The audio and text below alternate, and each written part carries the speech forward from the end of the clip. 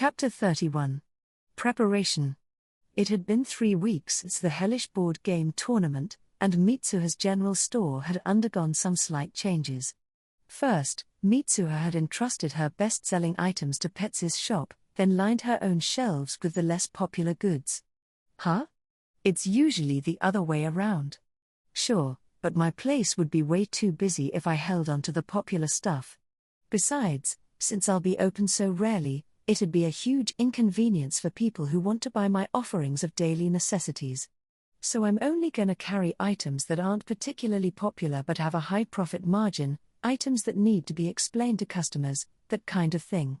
Mitsuha also decided to promote the folding bike trailer from a special order-only item to the status of regular stock. She did actually consider closing the store permanently, but couldn't bring herself to do it. She'd grown too attached. And, profit aside, she also got a kick out of watching Japanese products help people in this world. As soon as one of her items caught on, she would just transfer it to Petsy's store. And thus was born Mitsuha's General Store Mark II, which would open only rarely and carry nothing but expensive, unpopular items. Okay, I'll say what we're all thinking. What kind of a store is that? That wasn't the only change Mitsuha made to her store, or the Yamano clan capital residence, as it was now known. She also upgraded the security system by adding infrared sensors and wires that, when tripped, would automatically cause a transmitter to send a signal to Yamano County and set off an alarm. Mitsuha's domain was small enough that she would be able to hear it from anywhere within her own borders, and just to be doubly sure, her butler Anton would contact her via walkie-talkie. She would then pop over to the emergency arsenal she was renting at Wolf Fang's base and arrive at her store fully armed. Mitsuha decided against automatically fired arrows and the like, out of fear they would hit someone who meant no harm. The decision of whether or not to attack was one she needed to make personally. When Sabine was informed of these new defensive measures, she responded with disbelief. Mitsuha, just who do you think is going to attack your store? Shut up. Mitsuha also built a gun turret on the roof. It was an elevated mobile pedestal where she could install a heavy machine gun, giving her a full 360-degree command of the surrounding streets. The machine gun wouldn't be on the pedestal at all times, of course, she would just jump there with it in case of emergency. Are you at war with someone, Mitsuha? Sabine asked, aghast. Shut up, I said. I'm just a cautious person. Well, most of my classmates probably wouldn't buy that for a second, but my childhood friend Mikan would know what I'm talking about. I think. What if my capital residence gets besieged by bandits? What if I can't jump away for some reason? What if I need to protect the people of this city? I wouldn't be able to relax without these safety measures in place. Anyway, the remodeling on my capital residence is done, and I'm finally finished giving out the rewards from the board game tournament. It's about time to say, our true battle is just beginning. Oh, don't worry. This isn't about to get cut off like some anime that got cancelled just as the story was heating up. I swear. Mitsuha had taken care of all her business in the capital for the time being. Now that lightning corn shipments were arriving from Yamano County, the orphanage could continue their operation alongside mass-market sales, no problem. Others had begun to start their own popcorn endeavors, too, merchants who learned they could make their own lightning corn if they used the kernels grown in Yamano County, stall owners who had seen the orphan's success firsthand, even some juvenile delinquents who thought they could butt into the market. All Mitsuha could do was watch and see how it all played out. Just when Mitsuha was about ready to return to her domain, she received a message from Sabine. Father wants to see you. Guess I can't ignore a summons from the king. You summoned me, Your Majesty? Mitsuha said. Indeed, thank you for coming. I wanted to discuss our plan to warn the neighboring countries of the threat of possible invasion, the king began. Oh yeah, we did talk about that, didn't we? I kinda forgot. I intend to send envoys abroad soon, not yet to negotiate, but to inform the various countries of the situation and stress the need for unity. We don't know where the enemy will arrive next, and if we allow them ashore, the whole continent will be overrun. I want to spread word in preparation for a conference with the aim of forming an alliance for mutual defense. That sounds like a good idea, Mitsuha replied. He's really thought this through. Way to go, Your Majesty. And, if the participating countries are to take part in the joint development of new ships and powerful new weapons, they'll have no choice but to join the alliance. Whoa, nefarious. You're such a scoundrel, Your Majesty. Nonsense. I've got nothing on you, Mitsuha. The king had grown fond of some strange turns of phrase ever since Sabine started relating the plots of her favorite Mito Koman episodes to him, and he now used them at every opportunity. Mitsuha and Sabine were constantly having to create situations for him to get it out of his system. They didn't want him freaking anyone else out with his weird catchphrases. Who knows what kind of trouble that might cause? Damn it, Sabine, why'd you have to go and pollute his mind like that? We will select the envoys, aides, and guards from among the staff of the royal palace, of course, the king said. Meanwhile, I have another job in mind for you, Mitsuha, Viscountess Yamano. Is it to demonstrate the strength of our weapons and display my authority as the Lightning Archpriestess? Mitsuha asked. It is indeed. He went out of his way to correct himself and call me Viscountess Yamano instead of Mitsuha. That can only mean one thing: he's giving me this task not as Sabine's friend, but as his vassal. It's not an order I can refuse. I humbly accept thy command, Your Majesty. After departing the king's presence, Mitsuha returned to her domain. She needed to turn her mind to county affairs, but first she threw herself down on the bed to have a good think. Item 1. Her diplomatic mission. It was already a done deal that she was going now. The only question was how to travel. World jumping wasn't an option because she had never been to these countries before. Once she had, she would be able to jump there whenever she liked, but initially she would have to travel there by normal means. Come to think of it, this could be pretty useful down the line. The first thing Mitsuha needed to do was choose her mode of transportation. I want no part of the rattly, but murdering carriages of this world, and I don't want to get stuck talking to any dirty old men on the way, either. I like my older men refined, thank you very much. I mean it. I could take a royal carriage, but I wouldn't be able to fit much luggage, and I'd always have eyes on me, too. It'd make it hard to act freely. Should I use my personal carriage, then? I'd avoid the butt pain that way, at least. But it's small, with limited carrying capacity, and I doubt Silver could handle a journey that long all on his own. It may be a high-quality Earth-made carriage, but it could still break down after traveling on unpaved roads for a long time, and then I'd be screwed.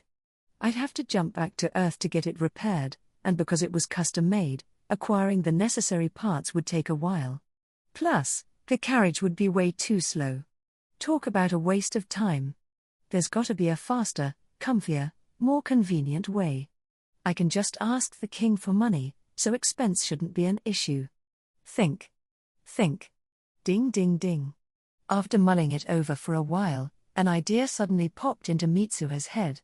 She would have to do a bit of checking, but it just might work. It would take a lot of money and time to prepare, but she hoped the king would agree to lend her some gold. In which case, time was the bigger issue. I'd better get to work. As soon as I take care of matters in my domain and confirm a few things, I'll begin preparations. Assuming everything's good to go, that is.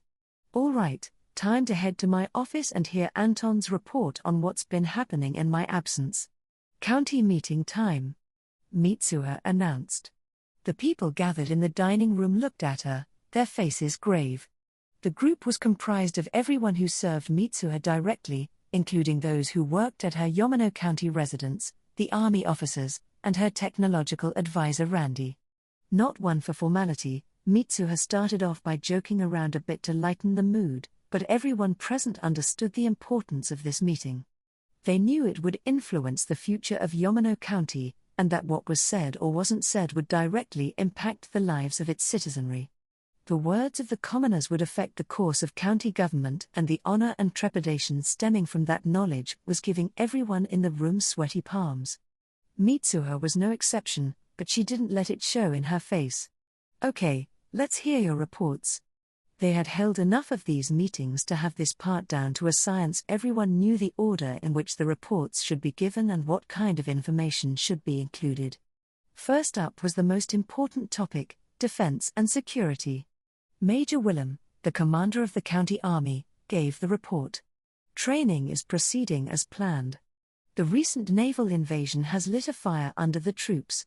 There are some who hope to be promoted to permanent status, and quite a few who participate in training even when it's not their time to serve. Morale is high. The 4 other officers, Sven and his group of former mercenaries, nodded. The biggest issue for the Domain's army was the development of new guns, but that was highly confidential, and there was no sense in bringing it up here. Mitsuha would deal with that later. Next up, the economy. Yes, my lady, Miriam responded. She was in charge of financial affairs. Agricultural production is largely unchanged from previous years, but that's to be expected since the results of our various reforms won't be seen until the next harvest. The new projects are going well, and there are no complaints from the farmers.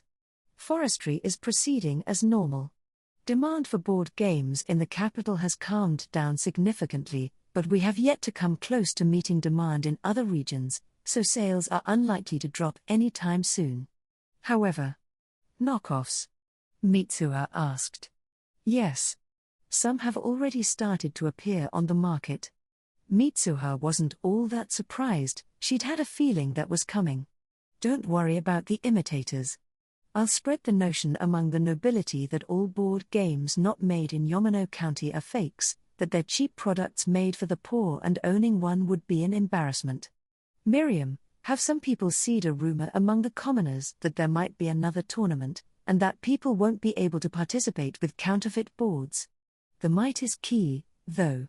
Be absolutely sure not to say there will be another one. Why yes, ma'am, Miriam stammered. Everyone else looked a little put off. They knew she had no intention of holding another tournament. Also, I want you to put it in people's heads that imitating Yamano County's special products might not be such a good idea.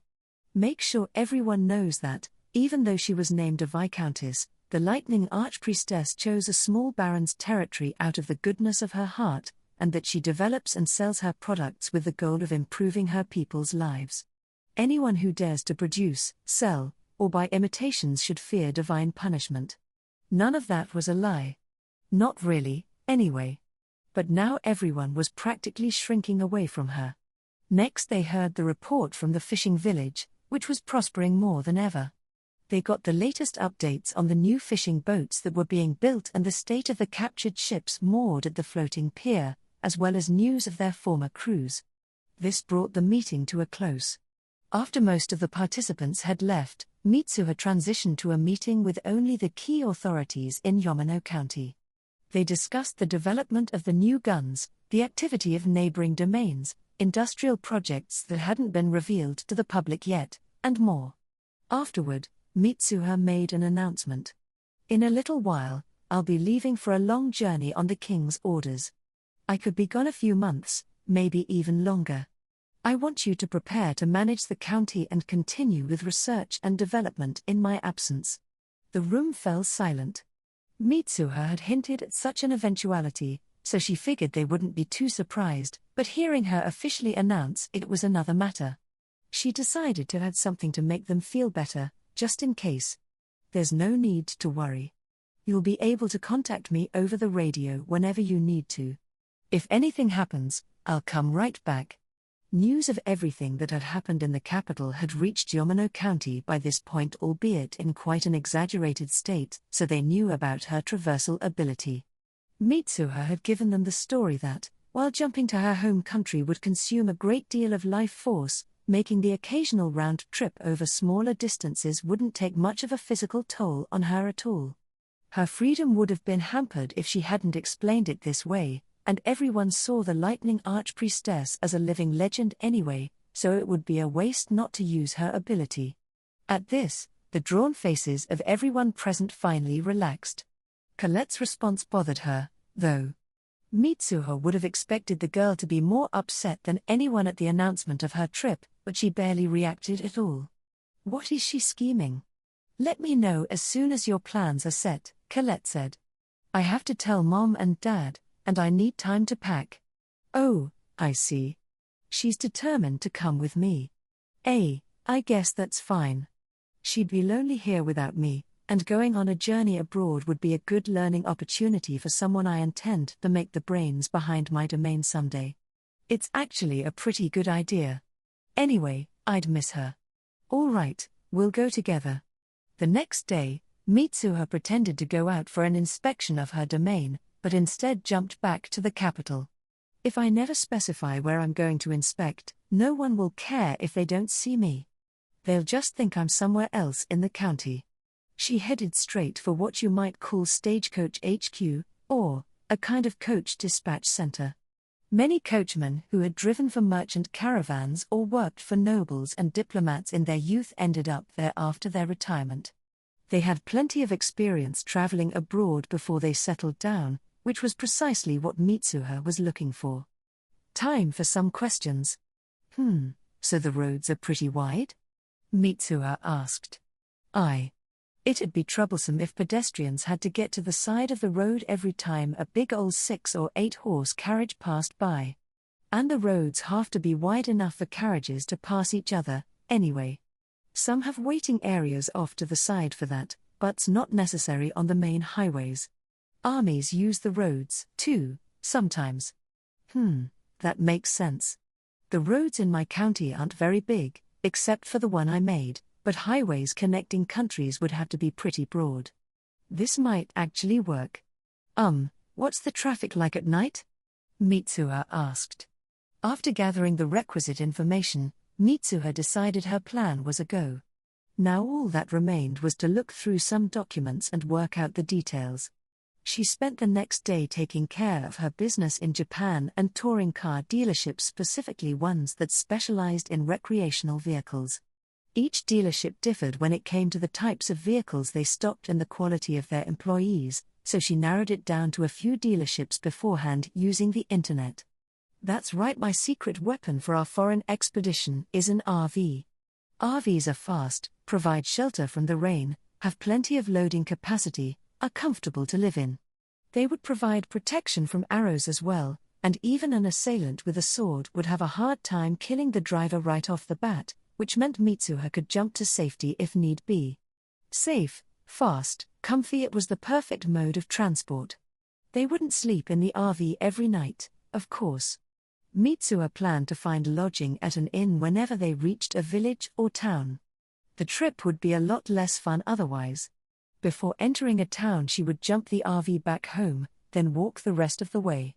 She doubted travelers paid much attention to the people they passed on the road, so there probably wouldn't be any trouble. Hopefully. If I were traveling alone, I'd be able to use the subcompact I have now and jump home whenever I needed to sleep or use the bathroom, but that wouldn't be any fun. It wouldn't feel like a trip at all. Plus, if Colette is coming, I want a proper home base. No, home base isn't quite right. I guess it'll be more of a mothership, like White Base or Zelena. They may look big, but anyone can drive an RV with a regular license as long as the gross vehicle weight is under 3.5 tons and the riding capacity is 10 or fewer. If it was only going to be 2 or 3 petite girls in the vehicle, Mitsuha didn't need something big enough for a whole family or anything. A larger RV might be too big and heavy for the roads, anyway. Mitsuha would have felt most comfortable buying Japanese, but she was leaning American for one particular reason: the toilet. RV toilets can be roughly divided into 3 categories: portable, cassette, and marine. There are also incinerator toilets and composting toilets, but I'll leave those out of this info dump. In portable toilets, the bowl and waste tank are combined into one portable unit. The big drawback is that the tank's capacity is fairly low, but on the plus side, you can put it away when it isn't needed.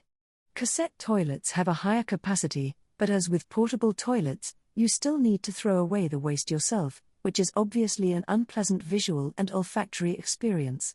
Marine toilets, on the other hand, are installed directly into the vehicle, and have an even larger capacity. The best part about them is that you dispose of waste by pumping it directly to a dump station through a hose, sparing you the sight. Easy peasy.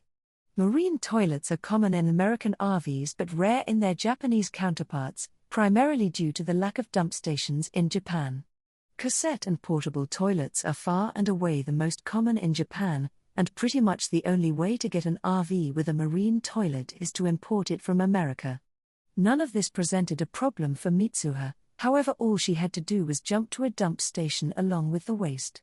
She would choose a dump station at an unpopular campsite somewhere in rural America, and jump the waste straight into the tank in the middle of the night. I'd better practice this with water beforehand to avoid an unspeakable tragedy. Mitsuha also wanted the water tank to be large and built-in, rather than being cassette-style, since the toilet and shower were going to consume a lot of water. She would use her world-jumping ability to refill the tank as well, of course. It would be annoying having to constantly refill a 20-liter plastic tank by hand, as would jumping home to fill it with a hose, which would require sanitizing the hose and so on. So an American RV suited Mitsuha better, in addition to giving her more options.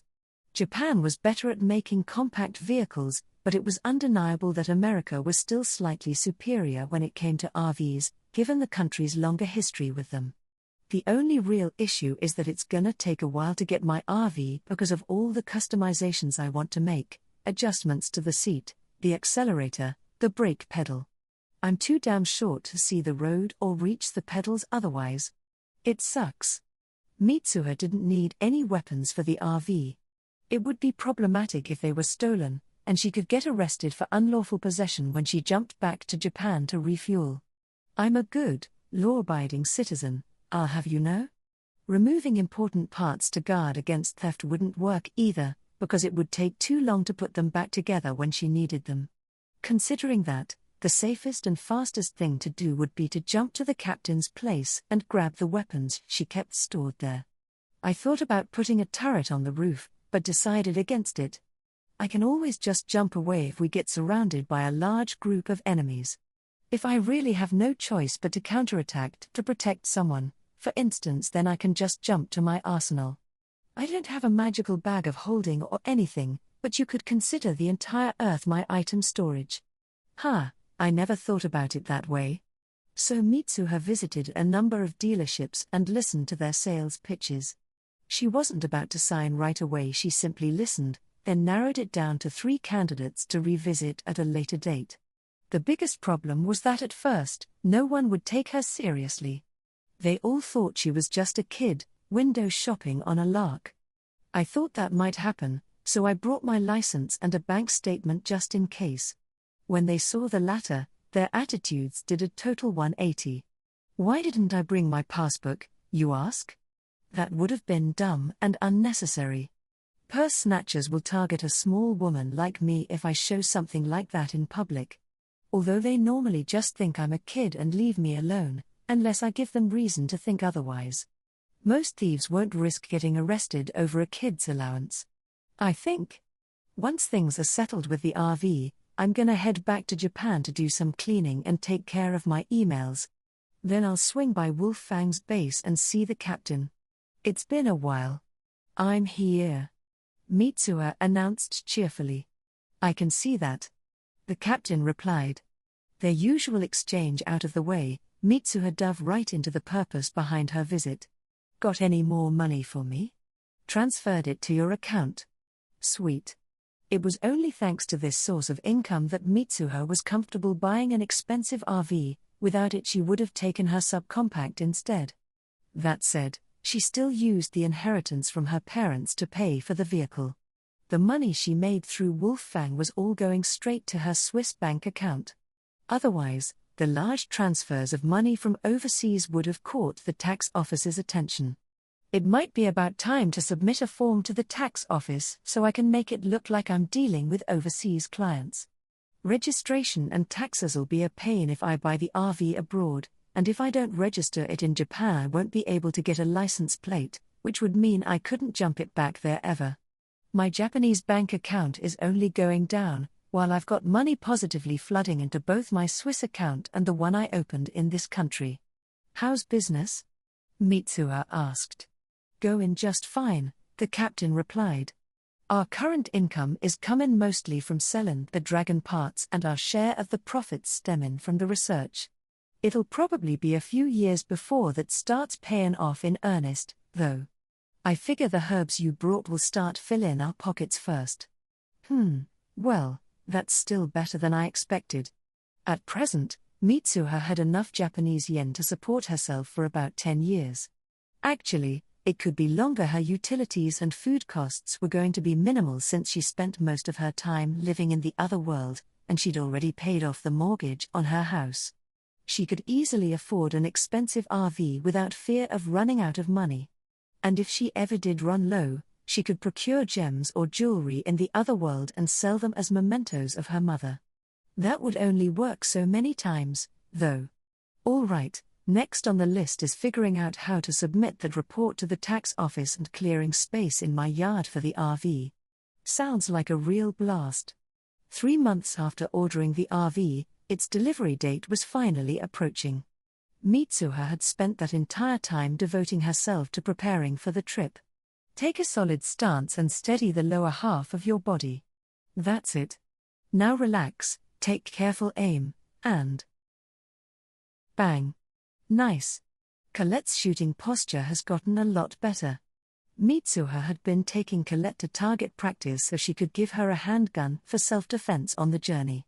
There was no telling what would happen while they were on the road, and Mitsuha was unlikely to be by her side the entire time, so she wanted Colette to be able to protect herself. She would surely need those skills down the line, anyway. She was a future chief vassal of Yamano County, and there was no doubt she was going to be a babe when she grew up. "You've got way more of a knack for this than the lil lady," the captain called from behind. "Yeah, I'm not dumb enough to try and teach an amateur how to use a gun when I'm still just a beginner myself." The mercenaries were taking turns watching Colette and giving advice, which Mitsuha duly translated.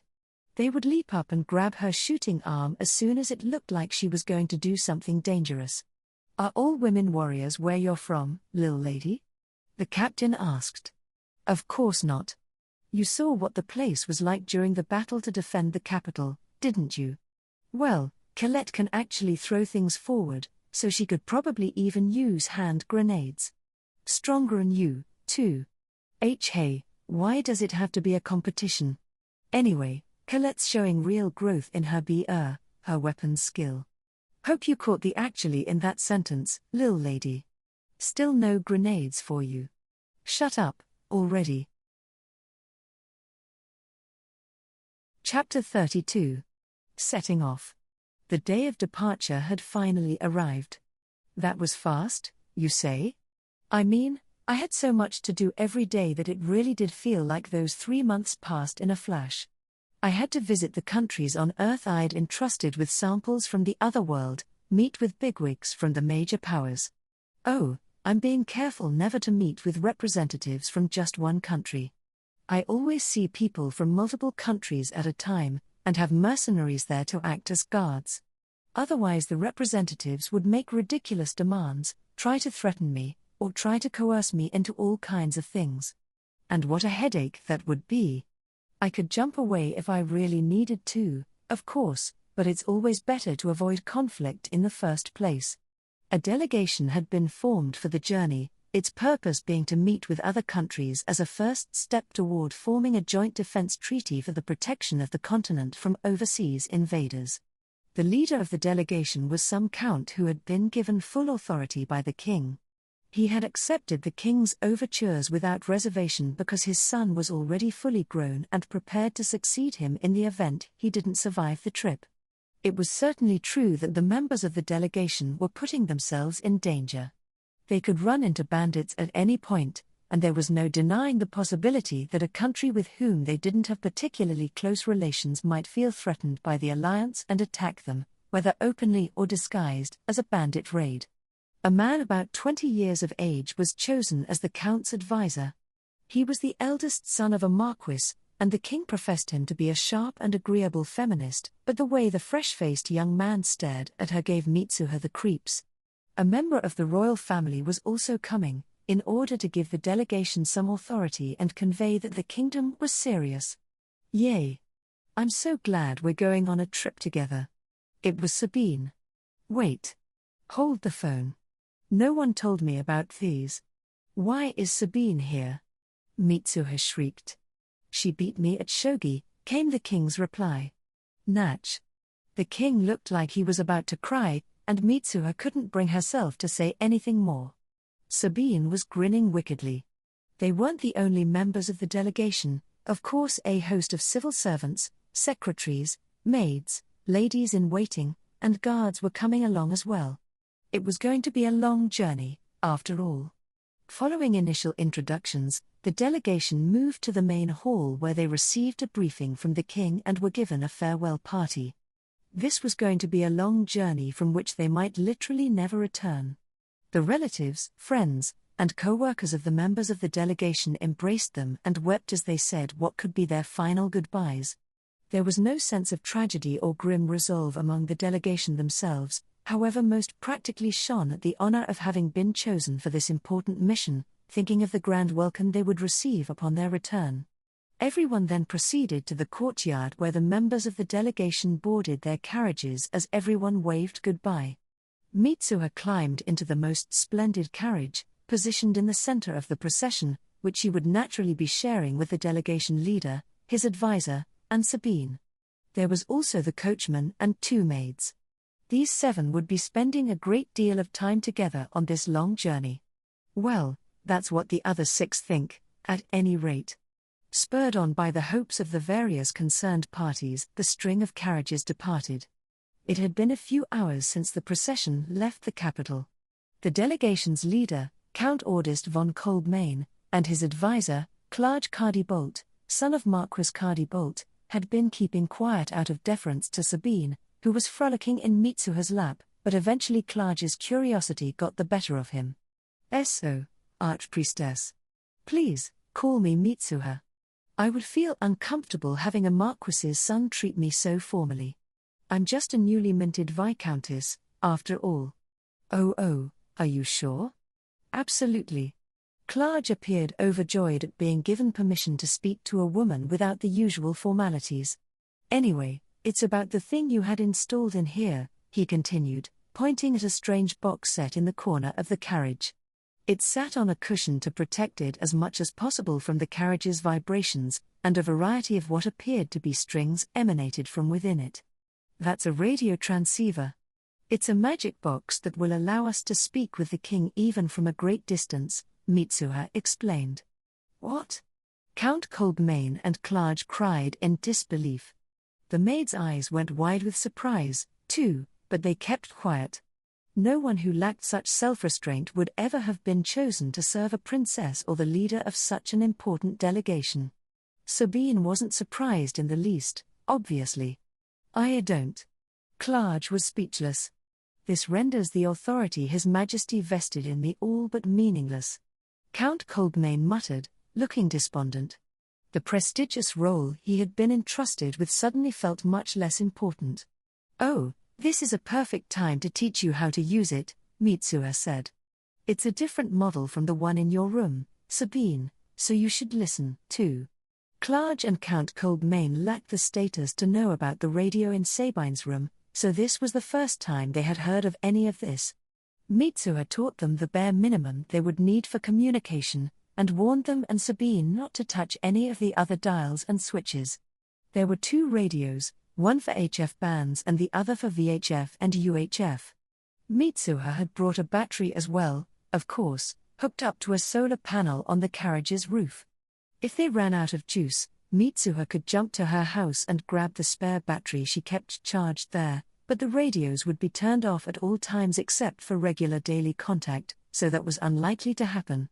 The antenna was a 7 to 430 MHz broadband mobile model. All 3 listened to Mitsuha's explanation with serious expressions, while the maids, peeking through from behind, desperately tried to remember everything she said. They would have to use the radios themselves if anything happened to the others. With that in mind, they worked hard to memorize the instructions even though they had received no order to do so. Mitsuha could see why they were chosen for this mission. Count Kolbmain and Clarge understood the gist of Mitsuha's initial explanation, but after a short break, She began to give them further instruction. This time she went beyond how to simply operate the switches and taught them basic troubleshooting, like what to do if the antenna was detached, the power cable came unplugged, or the frequency dial got turned accidentally. The endless parade of unfamiliar concepts and terminology seemed to overwhelm the men. Feeling exhausted, Clarge remembered the command that his father Marquis Cardi-Bolt, a noble with great influence among the royalists, had given him the day he was chosen to join this expedition. "I managed to get you chosen as a member of the diplomatic delegation. And as advisor to the delegation leader, no less, riding in the same carriage as him and the Lightning Archpriestess. You have no idea how many nobles and civil officials fought for the position. So listen up, Clarge. You cannot waste this opportunity after all the effort I went through to arrange it for you. Make sure you form a friendship with the Archpriestess, and get as much information out of her as you can. About her knowledge, the technology of her homeland, the secret art of traversal she uses to travel there in an instant, anything and everything. And most importantly," his father's eyes snapped wide, "woo the Archpriestess. I want her to join our family." And now the first day of the trip had finally arrived. Clarge had felt positively toward Mitsuha even before he met her. How could he not?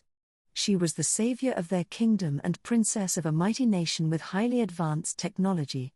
She'd had the bravery to jump in front of a marquis from a country not her own in order to protect him from an assassin's arrow. She used her secret arts to defend their kingdom at the cost of her own life force. And, from what he'd heard, she had faced an entire pack of wolves to save a lowly commoner in Boses County, wiping them out despite sustaining heavy injuries. Now, upon meeting her in person, he discovered she was bright, spirited, intelligent, charismatic, and cute. He was never going to be satisfied by a marriage proposal from your average stuck-up, entitled noble girl after this. It was difficult for a person to readjust their standards after being exposed to luxury, and that applied to a man's taste in women as well. Yes, offer up a prayer for Clarge, whose baseline expectations for his future wife just skyrocketed to unreachable heights. Clarge eventually managed to drag his head out of the clouds, but he was interrupted before he could address Mitsuha. "Sorry, can you please stop the carriage for a few moments?" "Already? Mitsuha, you should have peed before we left," Sabine chided. Hey, that's not why I asked. And don't say that in front of other people. You're supposed to say powder your nose. Anyway, that's not why. Seriously. Mitsuha turned beet red at Sabine's lack of tact in front of the men. Count Kolbmane gave the order and one of the maids passed word to the coachman, who whistled and waved a pennant to signal the procession to stop. Mitsuha jumped down from the carriage, dashed into some trees by the side of the road, and returned less than 10 seconds later. After she had resettled herself, the coachman signaled for the procession to continue. "Guess she really wasn't powdering her nose," Sabine muttered. "It's almost time," Mitsuha thought, a few minutes after their brief stop. She had investigated the first road the delegation would take out of the capital beforehand, which allowed her to jump ahead with a certain object in tow. She ended up making 3 round trips between this world and Earth to grab it and put it in position. Now the object in question came into view up ahead. The coachman at the front of the procession had probably noticed it a while ago, but it wasn't blocking the road, and an attack was unlikely so soon after leaving the capital. They might have found it strange, but they wouldn't stop unless ordered to do so. "Please stop," Mitsuha cried out again just as the lead carriage was about to pass it. Count Kolbmane assented and signaled the halt. They left the carriage and approached the thing, surrounded by mounted guards. "What in the world is that?" the Count asked Mitsuha. Totally reasonable question. "It's my personal horseless horsecar," Mitsuha answered. "Would you still call it a horsecar if it's not drawn by a horse?" the Count asked. "Damn it, I didn't think of that." "You are right. It's a car, a car. Should have just called it that in the first place. Anyway, we're going to go on ahead without you. Use the radio to let me know as soon as any audience is scheduled, and we'll meet you there. Sound good?" Mitsuha asked, grinning widely. Of course not, you fool. Count Coldmane yelled. Shoot, that really pissed him off. The veins on his temples are bulging. His Majesty entrusted me with plenipotentiary powers on this mission, which means I am responsible for anything that happens. It falls to me to ensure the safety of everyone involved. What would I do if something happened to Viscountess Yamano, the Lightning Archpriestess herself, after I let her go off on her own? I say this not out of fear for my life, but out of devotion to our kingdom. I will not lose my house or even my head because of the selfishness of one little girl. This is bad. He's too old to get worked up like this, he might have an aneurysm. Why, you don't have to worry about that. See, I'm not a member of the delegation. Mitsuha replied. Huh? Huh? Huh? Cries of astonishment rose from all and sundry. It's true.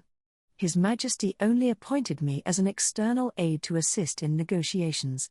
I'm not a member of the delegation and am therefore not tied to the chain of command. I have it here in writing, Mitsuha elaborated, before handing the Count the document she had prepared.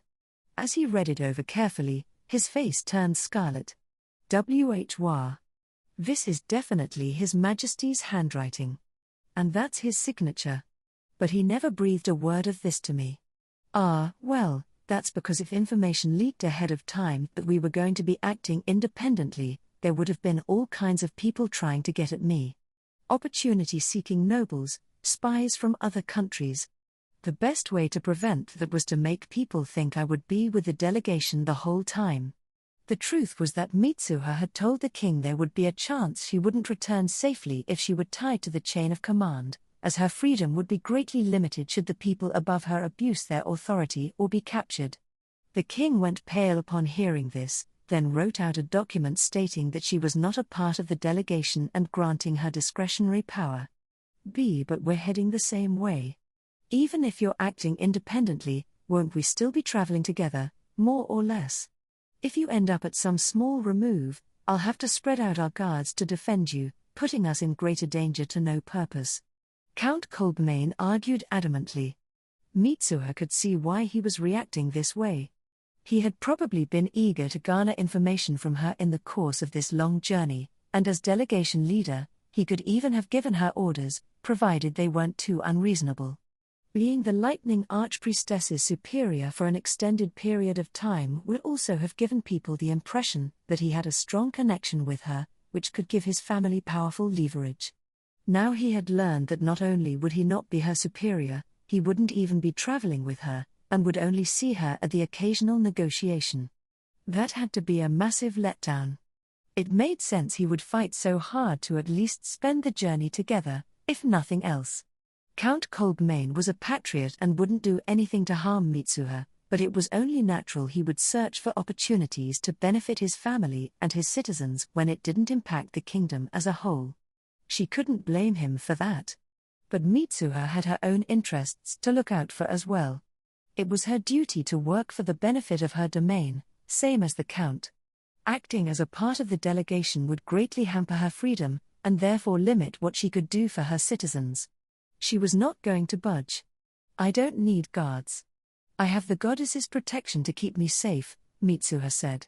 That was what she called world jumping and guns and anything else that was beyond the ken of the people of this kingdom. It was all much easier to explain that way. But you're right that we're going the same way. I don't mind traveling together. If you can keep up. Count Coldmane looked mildly relieved. He probably thought he could salvage something from this trip as long as they at least ate and lodged together, even if they were riding in separate vehicles. I feel kinda bad for giving him false hope. As Mitsuha was finishing up her discussion with the Count, the RV's door opened and Colette stepped out. What's taking so long, Mitsuha? Let's go already. She whined, clearly in a bad mood. Sorry. Give me 1 second. Mitsuha called, then turned back to the Count. It looks like my companion is tired of waiting, so we'll be going now. Oh, please use the radio in the event of an emergency. You'll be able to reach me any time I'm in my car. Turn it off by moving the power switch down whenever you don't need it. Otherwise you'll run out of the divine power from the sun, and then you won't be able to use it. That was why Mitsuha had given them a full explanation of how to use the transceiver, which would have been unnecessary if she was spending the whole trip in the same carriage. Mitsuha turned to Sabine. She was staring at the car and Colette with despair in her eyes, looking like she might cry at any moment. Whoops, sorry Sabine. What are you spacing out for, princess? You're gonna get left behind if you don't hurry up and get your stuff from the carriage. It took a moment for the meaning of Mitsuha's words to sink in, but then Sabine's face lit up. She rubbed the tears from her eyes and ran toward the carriage. Mitsuha's luggage was already in the RV. The small bags she'd brought along in the carriage were just there to keep up appearances. They were stuffed full of things she didn't need and wouldn't mind losing. Wah! Count Coldmain stiffened with surprise once more. His reaction was, again, perfectly understandable. It must have been a shock to lose the Lightning Archpriestess and Princess Sabine in a matter of minutes. But Sabine had never been under his command in the first place. It would have been absurd to make a princess follow the orders of a count. She was not a member of the delegation, but was accompanying them as a show of respect to the foreign royalty they would be meeting. The count had no authority to keep her from joining Mitsuha. In other words, he just lost his chance to get close to Sabine, who, despite being the third princess and therefore low in the line of succession, is adored by the entire royal family. Who wouldn't be bummed? But I've been saying we're going to be acting independently all along. Why did he think I was the only one leaving? Sabine returned quickly with her own bags, though all she'd packed was clothes and Mitsuha's dummy luggage. Oh yeah, makes sense she'd get my bags, too. She doesn't know I don't need them. Well, they wouldn't have thrown away my bags if I left them behind, so they'd just have taken up space for no reason. She was right to bring them along. Okay, all aboard, Mitsuha cried. Aye, ma'am. Sabine responded, repeating an English phrase she'd heard in a naval movie they had watched on DVD, and giving a playful salute. Members of the Japan Self-Defense Forces don't salute when they're bareheaded, but it's common overseas, so that's what she learned. Mitsuha, Sabine, and Colette piled into the front seat of the RV before Count Coldmain could return to his senses and object. It was a huge vehicle and they were all petite girls, so there was more than enough space for them to sit together.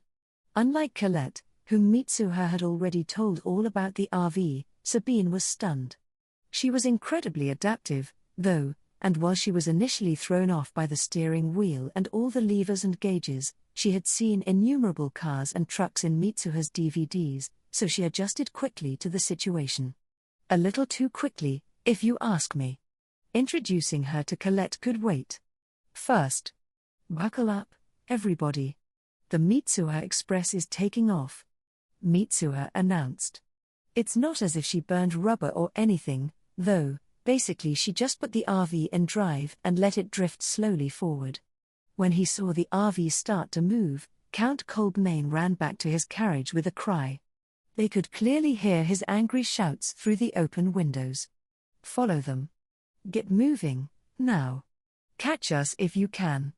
Since there aren't any horses, the Count probably thinks the car is being powered from the inside by smaller animals like wolves, deer, or boars, and that their carriages will be able to keep up easily. Sorry about this. Mitsuha stepped on the gas right when the delegation's carriages began to move behind them. Zoom. Mitsuha couldn't see the faces of Count Coldmain and the others, but she could easily imagine them. Adios, amigos. We'll be waiting for you in the capital of the next kingdom. Count Coldmain, his advisor Clarge Cardi-Bolt, and the rest of the members of the delegation watched in blank amazement as Mitsuha left them in the dust in seconds flat. They wore exactly the expressions Mitsuha was picturing. It took Clarge a moment to process what had happened. Mitsuha was gone, and so was Princess Sabine, who held such influence over her. He might see Mitsuha for a few days at a time in the course of diplomatic meetings, but they would obviously be staying in different rooms at the inn, and even if they ate together, he would be unlikely to get much out of Mitsuha or the princess with everyone else around. If he didn't figure something out before they returned home, he would have to face his father's disappointment and wrath. Clarge cradled his head in his hands at the terrifying prospect. The look in Sabine's eyes is really scaring me. Mitsuha had just finished introducing Sabine and Colette to each other. This is Sabine, the third princess. This is Colette, a candidate to become one of my vassals. We live together at my county residence. When Mitsuha introduced them that way, Colette stiffened and Sabine glared at the other girl as if she were a mortal enemy. Colette's reaction was understandable. She was common to the bone, as common as a commoner could get. Even the lowest-ranking noble lived in a different world than her, somewhere above the clouds. Incurring the displeasure of a noble or a royal was a good way to get your head separated from your shoulders for life. For life? More like for death. That'd kill you on the spot. Colette's village may not have had as much reason to fear such things. It was located in Bozes County, and the Bozeses weren't like that, but no matter how tolerant their lord might be, her parents had educated her about the dangers of offending nobles in general. It would be colossally stupid to expect other nobles to be as kind as the Bozeses. What about me, you ask? I'm different. I wasn't born to the nobility. I'm just a friend of hers who happened to attain the rank of Viscountess. In Colette's mind, I'm still the same Mitsuha she formed a bond with when we risked our lives to save each other. I just managed to get ahead in the world a little is all. That's how she can be afraid of barons and knights who rank lower than me, but then still treat me like a normal friend. Which probably isn't ideal for a viscountess and a potential vassal, now that I think about it.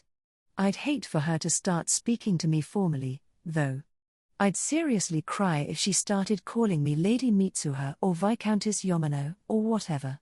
The problem here was Sabine, though Mitsuha also understood why she was upset. Colette got to ride in the RV before her, lived in Mitsuha's residence, and spoke to Mitsuha on equal terms. Sabine had initially wanted to call her mistress Mitsuha out of respect, and likely took it as a sign of how close they were when Mitsuha didn't allow that. Now she was meeting a common girl 2 years younger than herself who threw around Mitsuha like it was going out of style. There was no way she wasn't going to be jealous. This trip was going to be really awkward if Mitsuha couldn't get them to break the ice and become friends.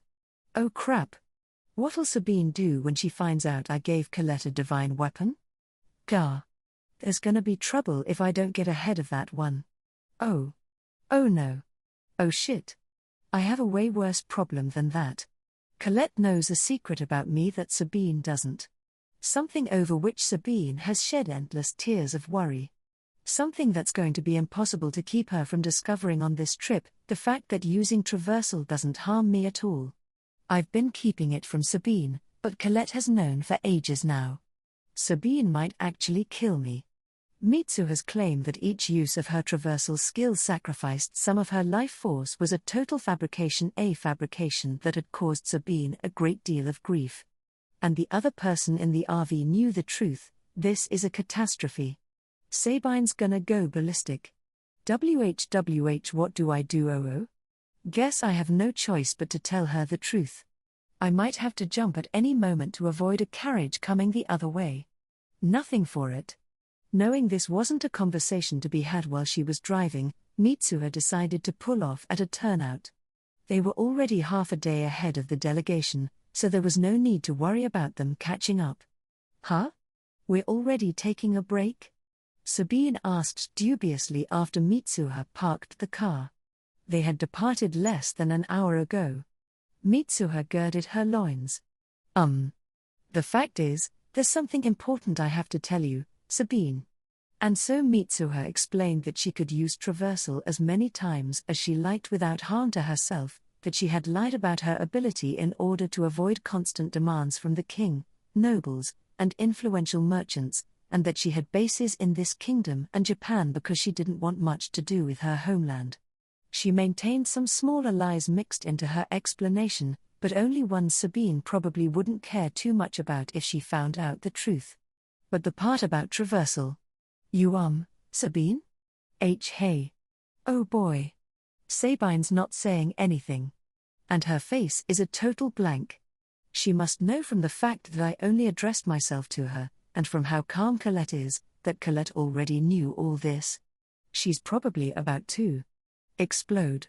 Wait, what? Are those tears in Sabine's eyes? That's hey, hey. Sabine began to sob silently and pound on Mitsuha's chest as hard as she could. Ow. That hurts. I don't have much defensive padding on my chest. Hey, you there, pipe down. I'm sorry, Sabine. I'm really sorry. Sabine's assault on Mitsuha's defenseless chest continued for a full 30 seconds before she finally calmed down. Listen, 30 seconds feels like forever when someone is beating the crap out of you. Trust me on that. Anyway, I think I'm through the worst of this crisis. That's a relief. Do you have any idea? Sabine began. Huh? Do you have any idea how much I worried about you every time you supposedly used up some of your life force? Oh. This is bad. Her thoughts just couldn't keep up with her feelings until now.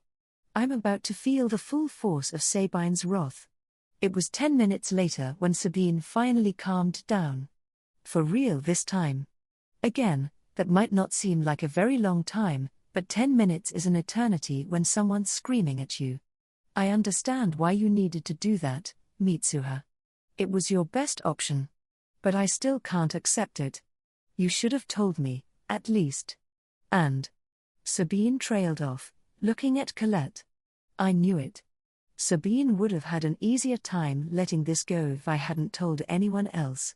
But I told a commoner girl, who's younger than her to boot. She probably takes that as a sign that I don't trust her. I can only imagine how humiliating that must be, and how sad she must feel. Normally Sabine would immediately start talking about what Mitsuha had to give her to make up for this, but she showed no sign of doing so. Getting back in her good graces wasn't going to be so easy this time. I'm truly sorry, Sabine. Please don't look at Colette like you want to kill her. The poor girl is terrified. Colette turned to Sabine and spoke in a quiet voice. Viscountess Yamano only shares what she deems necessary with the people she deems necessary to share it with, and only when she deems it necessary. It has nothing to do with how she feels about those people. Crook. Colette just called me Viscountess Yamano. Like a stake through the heart. Sure, they had been acting as lord and potential vassal outside of Mitsuha's official residence, but Colette was a little girl, so no one expected her to behave too formally. She had never treated Mitsuha so distantly before. It feels like Colette hates me now. This is so depressing. Wait, maybe she's just trying to help Sabine feel better by making it sound like I only told her because she's a servant of mine. That's just driving the stake deeper, though. Sabine looks like she feels kind of guilty, somehow. Maybe she thinks her attitude drove Colette to say that. Well, she'd be right. Colette and I were speaking as equals and friends until now, without regard for status. Sabine's way too smart not to realize that she made Colette speak to me like a servant, and how much that hurt my feelings. She should be able to relate. Sabine and I were princess and commoner when we first met. Hell, there's not much difference between a viscountess and a commoner when they're speaking with a princess. Technically, I should never talk with Sabine as informally as I do, even now. But how would it make her feel if I suddenly started speaking super formally to her? She must realize that Colette and I have a similar relationship. Sorry, Sabine said. Mitsuha didn't know who she was apologizing to or what for, but she didn't ask. She just gently patted Sabine on the head. You gotta be kidding me. Again? Yep. Why are you always bringing little girls with you? That all you got in your army over there? Hey, that's rude. I just happen to like little G. Nope, never mind. An awkward silence fell between them.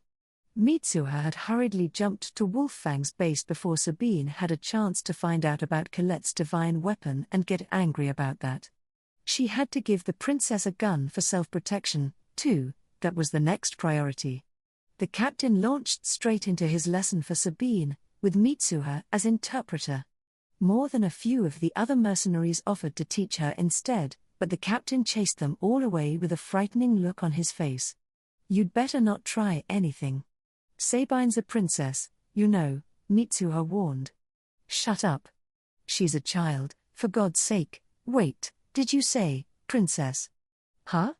What happened? The captain suddenly looks really uncomfortable. What's wrong? Why'd you have to say that? Guys like me, we got a soft spot for princesses and noble ladies.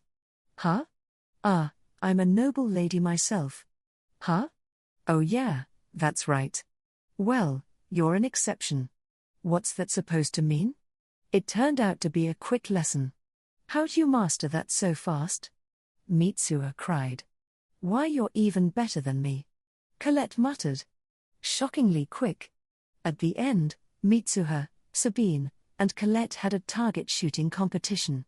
Sabine got first, Colette second, and Mitsuha did so poorly she may as well have come in fifth. How can I be so much worse than them? Mitsuha's shoulders drooped dejectedly. Don't worry.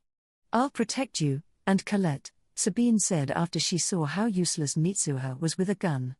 To prevent things from getting any worse, Mitsuha had taken Sabine to Wolffang's base right after sharing her traversal secret, so the princess was still feeling a little raw.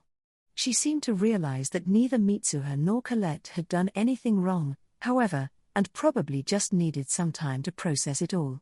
After all, she had thought Mitsuha was shortening her lifespan every time she jumped, which must have been a terrible psychic burden. Shoot, that's totally my fault. I had my reasons, but still. The fact that Sabine had included Colette in her offer of protection also seemed to be a sign that her anger was subsiding. At least one person had an objection, however. You do not have to protect me, Your Highness, Colette declared. I will be a shield to defend you and Viscountess Yamano from harm. Yeah, that's about what I expected. Sabine muttered. Huh? Please call me Sabine, the princess said, a little louder. What the hell? Colette's a commoner, with a capital C. There's no way she'll feel comfortable calling a princess by her first name. Sabine's just bullying her at this point. Cool. Sabine it is, Colette said. Wah-ah? Mitsuha was flabbergasted. You're a bigger fish than I thought, Colette, you girl genius.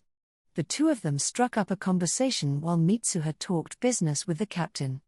There didn't seem to be any bad vibes, and Mitsuha felt a certain amount of relief when she saw them smiling at each other. Shortly afterward, still mired in despair at being far and away the worst shot among the three of them, Mitsuha grabbed both girls and jumped back to the other world. Oh, I jumped the entire RV to the mercenary base and back, naturally. The men asked me where I bought it and where I had learned to drive, but I just told them that with enough money, you could do anything, and that seemed to satisfy them. That's just the world we live in. Mitsuha decided to camp out that evening so she could further explain the RV to Sabine and Colette. Do you even call sleeping in an RV camping out? Oh well, whatever. This is the refrigerator. There's a toilet and a shower, too, like at my county and capital residences, but our water supply is limited to what we have in the tank, so don't waste any. The drainage also goes into a tank under the car that we have to empty later. This thing connected to the TV is Sabine's beloved DVD player. And this. Colette and Sabine had a decent amount of experience using various appliances at Mitsuha's residences, so the tour went smoothly. Mitsuha had also already shown Colette around the RV before the trip, and Sabine was a fast learner. How would they react to the next item, though? This is the greatest technological achievement from Japan, homeland of anime. It's called a video game console. Game console? Sabine and Colette repeated. Mitsuha had directed their attention to the May she had on the shelf. It wasn't the original model, though, but the redesigned May 101 that was released about a decade later. She knew they would have time to kill on the long trip, so she'd brought a game console from her parents' collection. They'd had the original May as well, but that could only connect to a TV via an RF switch, which modern TVs weren't built to accommodate. And May couldn't connect directly to an exclusively digital TV anyway, because it outputs analog video signals. That was why she chose the May 101. The newest game consoles would have been over the girls' heads, and if they started with modern games, they'd have a hard time going back to the older ones. So Mitsuha wanted to start with the older games and work up to the newer ones. She thought Wyvern Quest and other games from that era would be perfect for beginners. They would break the controllers if she gave them Super Olympics, though, so she skipped that one. Mitsuha would be overjoyed if playing video games helped them stave off the boredom and become friends. If only Mitsuha had known the repercussions of her actions. The next day Sabine and Colette got so immersed in the game they were playing that they spent the entire time in the back of the RV, and never even thought to come up front and keep Mitsuha company while she drove. Getting obsessed with the game wasn't the only thing that happened, they were also suddenly acting like the very best of friends. Mitsuha couldn't hear a word of their conversations, but they were like two commoner girls who had known each other their whole lives. What's going on here? To be fair, Colette has friends her age to play with at my county residence, but I doubt Sabine has ever had the same, or ever really will. Sheesh, I'd better not say that out loud. Well, guess we'll just see how this plays out. Sarah, and all that. Mitsuha heard them shouting in the back of the RV, why would you go into a cave without torches? You can't open that without a key. You don't have enough medicinal herbs. She kept on driving all alone, feeling left out. Mitsuha was teaching both Sabine and Colette how to read and write Japanese. It was important for the latter's future as her vassal so they could read the simplified text of the old video game just fine. How did we end up here? As Mitsuha was driving along all by her lonesome, a carriage came into view up ahead. Whenever someone came the other way, she either parked the car in a turnout or moved slightly off the road so they could pass. Unlike carriages, the RV could easily get back on the road after leaving it. The coachman stared at the vehicle in shock as they passed, but there was nothing to worry about. Mitsuha always made sure to put on a hat, sunglasses, and a mask. Oh, it's not the RV that's freaking them out, but my shady disguise? Whoops. This time, the carriage ahead of them was traveling in the same direction. Approaching and passing it from behind could scare the coachman or the horses and cause an accident. She couldn't approach the carriage without warning, and using the horn was out of the question. That only leaves one option. Zip. That was easy. Mitsuha used consecutive jumps to move well ahead of the carriage. She could jump anywhere she could see, so she jumped to Earth and back to this world with lightning speed, ending up way down the road. The jump probably felt like a slight tremor to Sabine and Colette if they even noticed. The carriage they passed would have seen at most a glimpse of the RV coming into view behind them before it vanished. The passengers might have been perplexed for a brief moment, but it wouldn't have stuck in their minds for long. Mitsuha could continue to use this method to warp or rather, leap through the landscape at astonishing speed, but she wasn't going to do that. It would be a pain, and it would totally ruin the atmosphere of the trip. Nothing fun or interesting about skipping the whole thing. Mitsuha turned around and yelled at the two in the back, still immersed in their game, "Spend some time with me. You're gonna make me cry." Sabine and Colette finally took a break from the game and joined Mitsuha up front after that. "I really will cry if they don't spend more time with me." The girls seemed to have talked a lot while they were playing the game and had become friendly as could be. Sweet, all according to plan. Just don't become such good friends that I get left out of the group. Sabine wrote down the password on a piece of paper, phew. But there will surely come a day when they taste the pain of writing down the password incorrectly, leaving them unable to continue. Mwahaha. It's almost time for the second bell of the afternoon, 3 p.m., so I'm gonna contact the Royal Palace, Mitsuha said, reaching for the HF radio. The RV powered the wireless radio as long as the engine was running, so she just left it on while they were driving. That way she would know right away if the king or delegation was trying to contact her. If they called while she wasn't in the car, they would just have to try again later. It was unlikely they'd ever have anything too urgent to tell her, anyway. And if not for the radios, the king wouldn't be able to contact her at all until she returned from the journey, so he would just have to deal. So while Mitsuha had established a regular contact time, it wasn't an everyday thing. She told them only to call when they had something to discuss. That meant she didn't always need to wait by the radio at the scheduled time, but it wasn't hard to be available. All she had to do was not take a shower or get out of the car to stretch during the appointed time slot. This was the first contact since their departure. Checkmate King 1, checkmate King 1, this is White Rook, over. This is King 1. You're coming through loud and clear. The king replied immediately. He must have been waiting eagerly by the transceiver. Is King 7 doing okay? We only left yesterday. There's no way she'd get sick or hurt that quickly. Mitsuha had drilled it into the king to use call signs instead of names while speaking over the radio. She had also changed the frequency she used to contact her county. It was unlikely calls would be intercepted anywhere other than the delegation carriage, but she didn't want any spies who might be listening in to know who was talking. She had removed the radio from her capital residence and brought it to her home in Japan, so there was no need to worry about that, at least. Mitsuha had instructed the delegation to turn off their transceiver when they weren't using it. She was unsure if the small solar panel on the roof would be enough to keep it charged, and it was highly unlikely she or the royal palace would need to contact the delegation while they were traveling. If they absolutely needed to contact Mitsuha but the matter wasn't that urgent, they could call her at regular intervals or call the royal palace, where the radio would be on at all times and there was always likely to be someone waiting by the transceiver. That person could then call Mitsuha continuously until she picked up. Mitsuha had made sure to tell them she would do her best to be in the RV and monitoring the radio around the second bell of the afternoon.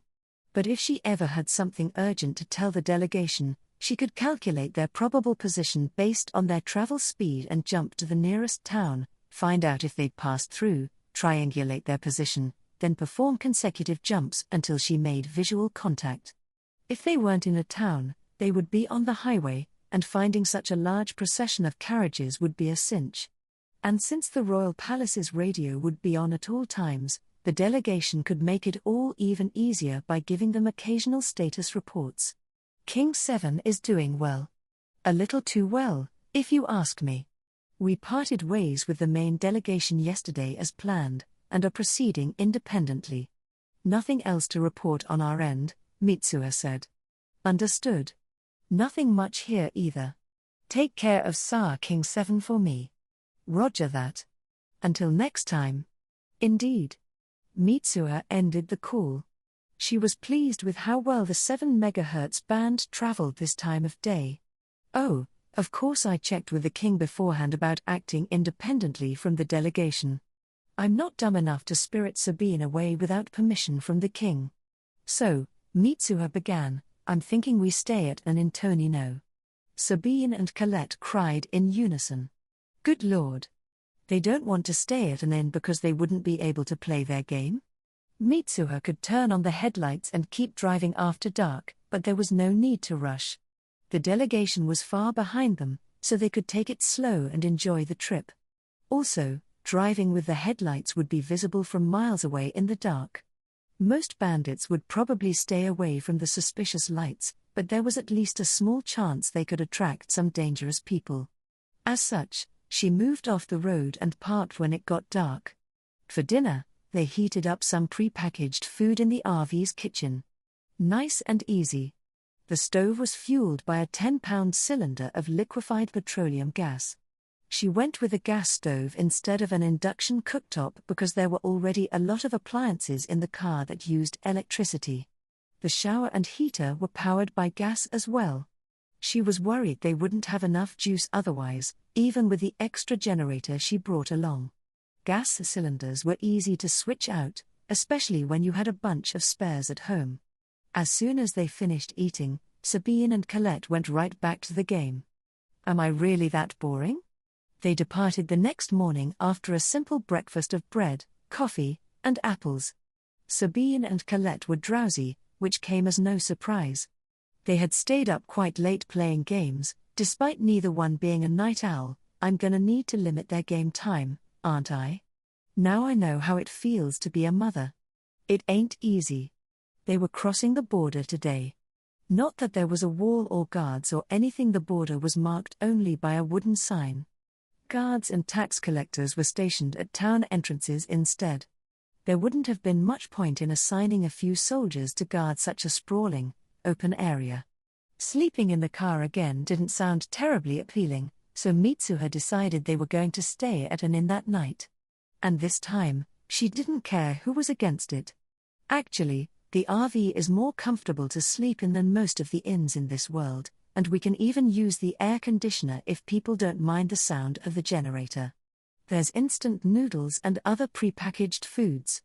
But I'm not letting the girls sleep in here every night just because they want to play video games. That's messed up. That would ruin the fun of the trip. They can play all the games they want in the privacy of their own homes. No, wait, they'll become shut-ins. Shit, I've done a terrible thing. As Mitsuha lamented the girls' budding gaming addiction, they passed the sign designating the border.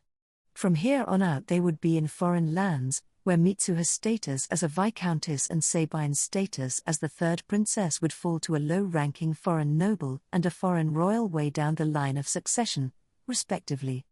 They wouldn't have much authority at all in the face of commands from the local royalty and nobility. They were likely to be treated courteously, of course. It would be a diplomatic scandal if any harm came to them, so under normal circumstances there wouldn't be much reason to fear for their safety. These could hardly be called normal circumstances, though. Mitsuha was a young lady bringing with her astounding new weapons and talk of a military alliance that any of these countries would be crazy to refuse, not to mention the fact that she was accompanied by a princess. There was no telling what someone with a certain amount of authority or someone who hungered for that authority would try. For that reason, Mitsuha didn't intend to flaunt their status when they were away from the delegation. If she did, they would constantly be targeted by kidnappers or local lords sending them invitations, which would spoil the trip. And while she may not have looked the part right now, Sabine was still a princess. Some villain could get a significant ransom for her or use her as a bargaining chip, and nobles might see a meeting with her as a perfect chance to form a connection with foreign royalty. Hiding their identities and treating this like a normal trip was the way to go. Huh? You think this trip lost all sense of normalcy the moment I chose to drive an RV? That's different. We're tabling the subject, permanently. That said, Mitsuha wouldn't hesitate to use Sabine's status if necessary. Power, connections, and money were weapons that were there to be used. That applied when someone simply inherited them from their parents as well. A parent's power and wealth could be wielded just as easily as one's own. And if someone called that unfair, well, it was easy enough to ignore them. I disagree with people who say large caliber guns are inhumane and shouldn't be used. Would it be more humane to shoot someone dozens of times with a .22 caliber pea shooter before they died? A 127mm rapid-fire cannon has a larger caliber than any rifle, but is anyone complaining about that? Everyone knows that in war you want more and more powerful weapons than your opponent. All weapons are unfair and inhumane. War isn't a duel between knights. Any weapon that hurts people and takes lives is inhumane. Even the Hague Convention respecting the laws and customs of war on land forbids using weapons, projectiles, and other materials that inflict unnecessary pain, but it says nothing about caliber. What's necessary pain, anyway? And if you do have to inflict it, what's okay to use? Whatever. It's fine to use weapons when killing is unavoidable. Damn, that was a real rabbit hole. Long story short, I'm a fan of anti-heroes who don't hesitate to do wrong for their own sake or the sake of justice. Mwahaha. That's the face Mitsuha makes when she's lost in some fantasy. She won't hear a word you say, so you have to either shake her by the shoulder or just wait it out, Colette explained. Got it, said Sabine. Shut up, guys. They drove off once more, chatting and laughing all the while. Just as Mitsuha was thinking they ought to stop for lunch, she saw a tiny merchant caravan up ahead consisting of just 3 horse-drawn carts. The caravan guards were defending the carts from maybe 18 men who surrounded them on all sides, swords drawn. It was clearly a bandit raid. There weren't a ton of bandits in this region, but some places are just too good to pass up like this one. If the bandits ran afoul of the authorities, they could just retreat across the nearby border, out of the law's jurisdiction. The mountainous terrain gave the bandits an elevated position from which to watch the road for prey, while simultaneously limiting the prey's visibility. The bandits couldn't risk being caught off guard by a large caravan coming along behind their victims, so they almost certainly had a scout watching the road, but the RV was apparently moving too fast for them to have seen it before they attacked. Mitsuha wasn't actually driving all that quickly. The highway was better maintained than most roads in this world, but it still wasn't paved. It also hadn't been very long since she'd obtained her license, so she wanted to be careful driving the massive RV, which felt totally different from the car at driving school and her own subcompact. She didn't want to be known as the first person in this world to cause a car accident, and it would be awful if she got Sabine or Colette injured. She would never be able to face their parents. All of which is to say, Mitsuha was only going about 20 or 25 miles an hour, but that was still astoundingly fast compared to horse-drawn carriages. If the bandits had decided no carriages would be able to disturb them until their business was concluded, too bad for them. I mean, this isn't even a carriage in the first place. What should we do? Sabine asked. Charge, Mitsuha said immediately. Figures. Sabine and Colette cried in unison. Mitsuha stopped the car and performed a series of split-second jumps. To Sabine and Colette, it probably only looked like her body blurred a little. One thing had changed, though behind the driver's seat there now sat one assault rifle, 2 SMGs, and belts of magazines for each. Mitsuha and the girls all had pistols strapped to their thighs and left sides for self-defense, with enough collective ammunition for 3 times as many bandits. They would be unlikely to hit with every shot, however, and pistols wouldn't be particularly intimidating to the people of this world. A person from Earth would recognize the danger, but larger weapons would be needed to scare these bandits. Mitsuha gave Sabine and Colette SMGs instead of assault rifles. These used pistol bullets rather than rifle bullets, so were smaller and lighter and the recoil was less intense. She also didn't want them killing anyone. They just had to spray bullets every which way to show the bandits they had no chance in a fight. If they actually needed to shoot anyone, Mitsuha would take care of it. The 3 of them hurriedly equipped their magazine belts and grabbed their guns. Mitsuha then bent the flexible microphone fixed over the driver's seat toward her mouth and pressed one of the toggle switches installed on the gear shift. Here we go. The scene at the caravan was deadlocked, due to a miscalculation on the bandits' part. Bandits tended to be fundamentally weak, most being people who failed to become soldiers or mercenaries but lacked the dedication required to get a normal job. The leaders of bandit groups were about as strong as your average mercenary, but aside from those who were forced to lower themselves to banditry by circumstances beyond their control, the rest didn't pose much of an individual threat. This was why they put their faith in numbers, only attacking someone on the road if they outnumbered the guards by at least double. The majority of guards would surrender in that situation, and even if it did come to a fight, the bandits would be able to avoid heavy losses. Lanchester's laws also supported that approach. This time the bandits' prey was a pitiful little caravan hardly worthy of the name, consisting of only 3 horse carts, which generally meant there would be perhaps 5 or 6 guards at most. There were in fact 6, and what's more, they were mercenaries, which made the bandits' job even easier by the rules of the mercenary guild. If the enemy numbers were at least twice theirs, they could choose to surrender without it being considered a dereliction of duty. This attack could and should end without a fight. Despite their reputation, bandits weren't fond of risking their own lives. And not just because they didn't want to die. Losing comrades made future jobs more difficult, so they did their best to minimize casualties. This time they outnumbered the guards almost 3 to 1, meaning this would be an easy raid with no loss of life. Or at least, that was what they expected. Why do they have almost a dozen fighters? The bandit leader yelled frantically. 5 additional people had joined the 6 guards to defend the carts, making 11 in all. Like multi-role combat aircraft that could engage in dogfights in addition to dropping bombs and torpedoes, the 3 teamsters were former mercenaries who could fight as well as drive a horse cart, and the husband and wife who owned the cargo were former mercenaries themselves. The 5 of them had been a team, saving money to retire and eventually open a small shop. The team leader and the lone woman of the group got married and became the shop's managers, while the other three joined them as investors and employees. There weren't many mercenaries who risked their lives every day and succeeded at earning enough money to leave the profession altogether, which meant they had been the best of the best. There was no way they were going to sit back and let bandits ruin the business they had worked so hard to start. The people they hired to guard the caravan were younger mercenaries they had taken under their wing back in their active days. The teamsters and the merchant couple were capable fighters, but any bandit who saw the caravan unguarded would think it defenseless, significantly increasing the chances of an attack. The younger mercenaries had been having trouble finding work, so they were grateful to be hired.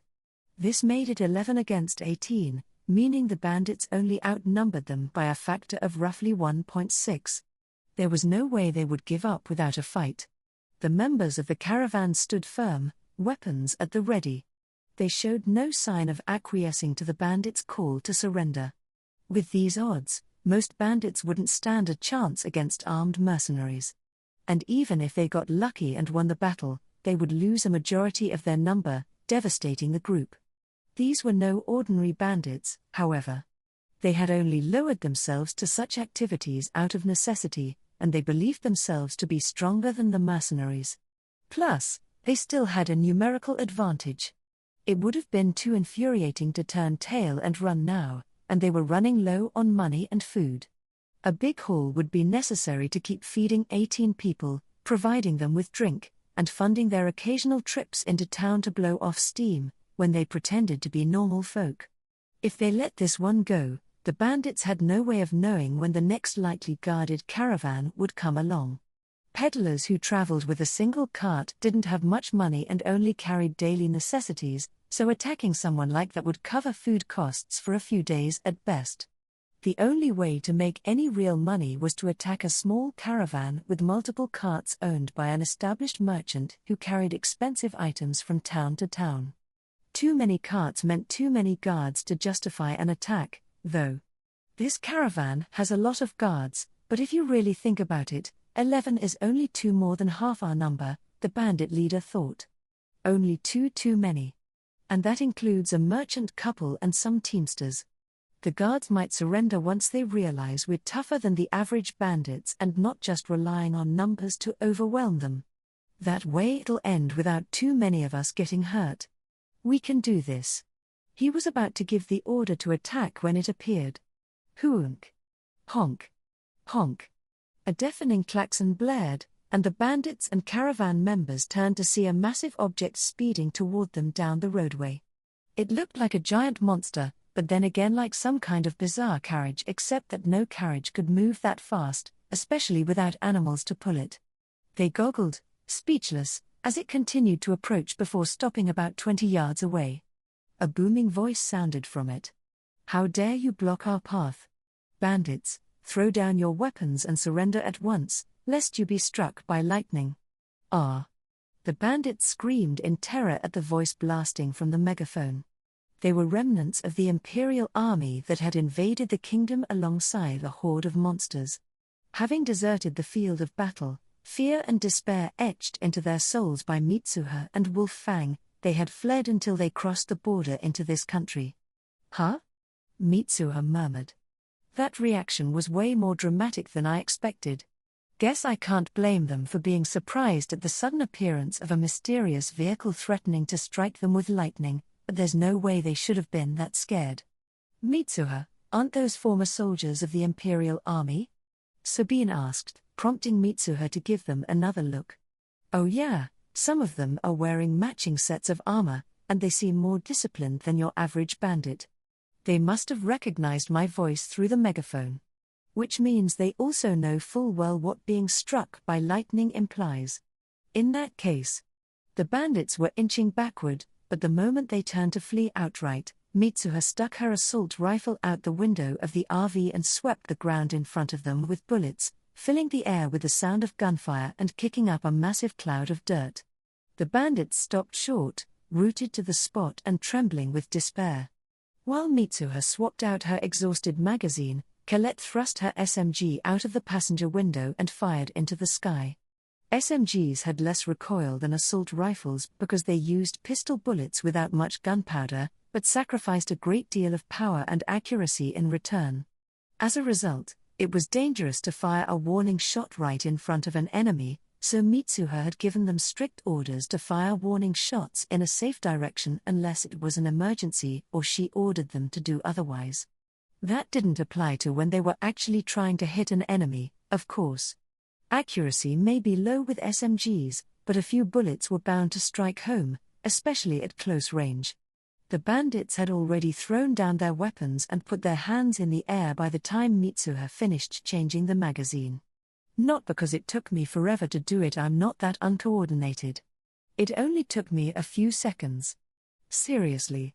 Caravan guards, please secure the bandits, Mitsuha said through the megaphone. The caravan guards all rushed over to the bandits and separated them from the weapons they had thrown to the ground. A few of the guards drew swords to keep the bandits in place while the rest tied them up with rope they must have had stowed in their carts. Mitsuha was impressed with their level of preparation. Once the bandits had no way of resuming their attack, Mitsuha pulled the RV up next to the carts and got out. The bandits might have picked up their discarded weapons and given fight if they saw that the occupants were just 3 young girls, so she waited until they were fully bound and immobilized. I'm used to people underestimating me because of my appearance, though I have plenty of experience taking advantage of it, too. In Japan I look like I'm 14 or 15 years old, while here people tend to think I'm only 12 or 13. Sabine is 10, and Colette is 8. Actually, she just had a birthday, so I guess she's 9. She even pestered me for a cake. Who would have thought this world would have the same birthday culture as Earth? Must be human nature. Anyway, I didn't want to give them the chance to underestimate us and try something. You can never be too careful. Mitsuha walked up to the caravan members and captive bandits. We are truly grateful to you for saving us from danger, Lightning Archpriestess, said a man who looked like a merchant, as he, a woman who seemed to be his wife, the caravan guards and drivers, and, for some reason, even the bandits bowed deeply to her. Guess I should have expected that reaction. Wait, I'm even famous abroad. Actually, this country is right next to ours, so it makes sense people would know about me. I just wanted to say that. It was about noon, so they decided to move off the road and eat lunch together. The bandits were not invited. The merchant said he wanted to offer food as thanks, but Sabine and Colette were opposed. I think it would be rude not to accept his show of gratitude, though that's not my only motivation. The girls, on the other hand, don't want to because they know what kind of food a caravan that's been on the road for days will have to offer. There's no chance of any perishable foods. Instead, they're gonna have hard-baked bread, dried meat, and gross broth consisting of soup stock mixed into hot water without any other ingredients, with maybe a few pieces of dried fruit if we're lucky. The girls would much rather eat pre-packaged foods and instant ramen, and to be honest, so would I, but rejecting their generosity would be a real no-no, and they probably have things they want to talk to us about while we eat, as do I. We need to join them. Mitsuha did her best to convince the girls. All right, how about Colette and I eat our own lunch over there, and you go eat with them? Sabine suggested. Mitsuha was irked. Is that what you want, too, Colette? She asked quietly. Her voice was quiet and kind, but the question wiped the mischievous smile right off Colette's face.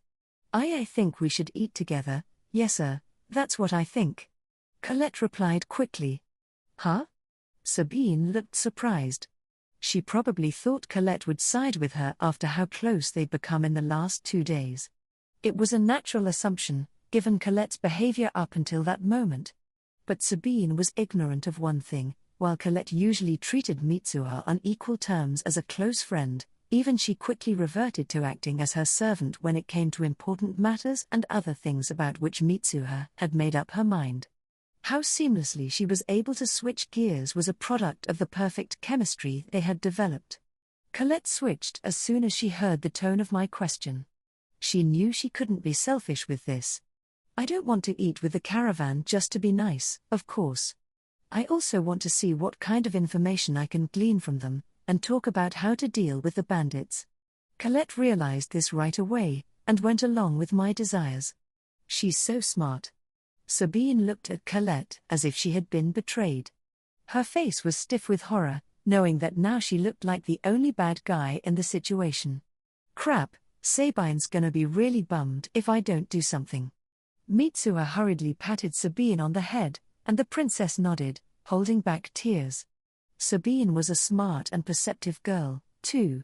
A little more prone to selfishness, maybe, given her royal upbringing, but no matter how brazenly she behaved, she never did anything that would truly upset Mitsuha. She probably would have relented just now if Mitsuha had told her a little more firmly to join, or if they had just talked about it a little longer. They'd had many such exchanges. She was only upset now because Colette had beaten her to the punch, giving in to Mitsuha before Sabine had a chance to come around. Don't worry about it, Sabine. It's all good. And that's the story of the time we accepted a lunchtime invitation from a merchant caravan in thanks for our timely arrival. It's showtime. Was that overkill? My bad. The members of the caravan separated the captured bandits into 3 groups, tied the already bound individuals in each group together with rope, and then tied each group to a tree a good distance from the others. Escape was impossible. They probably separated the bandits into 3 groups so they could connect one to each of their 3 carts, and to prevent them from getting their stories straight and giving false statements after they were handed over to the police in town. The carts obviously don't have space to carry 18 people, so the bandits are gonna have to walk along behind them.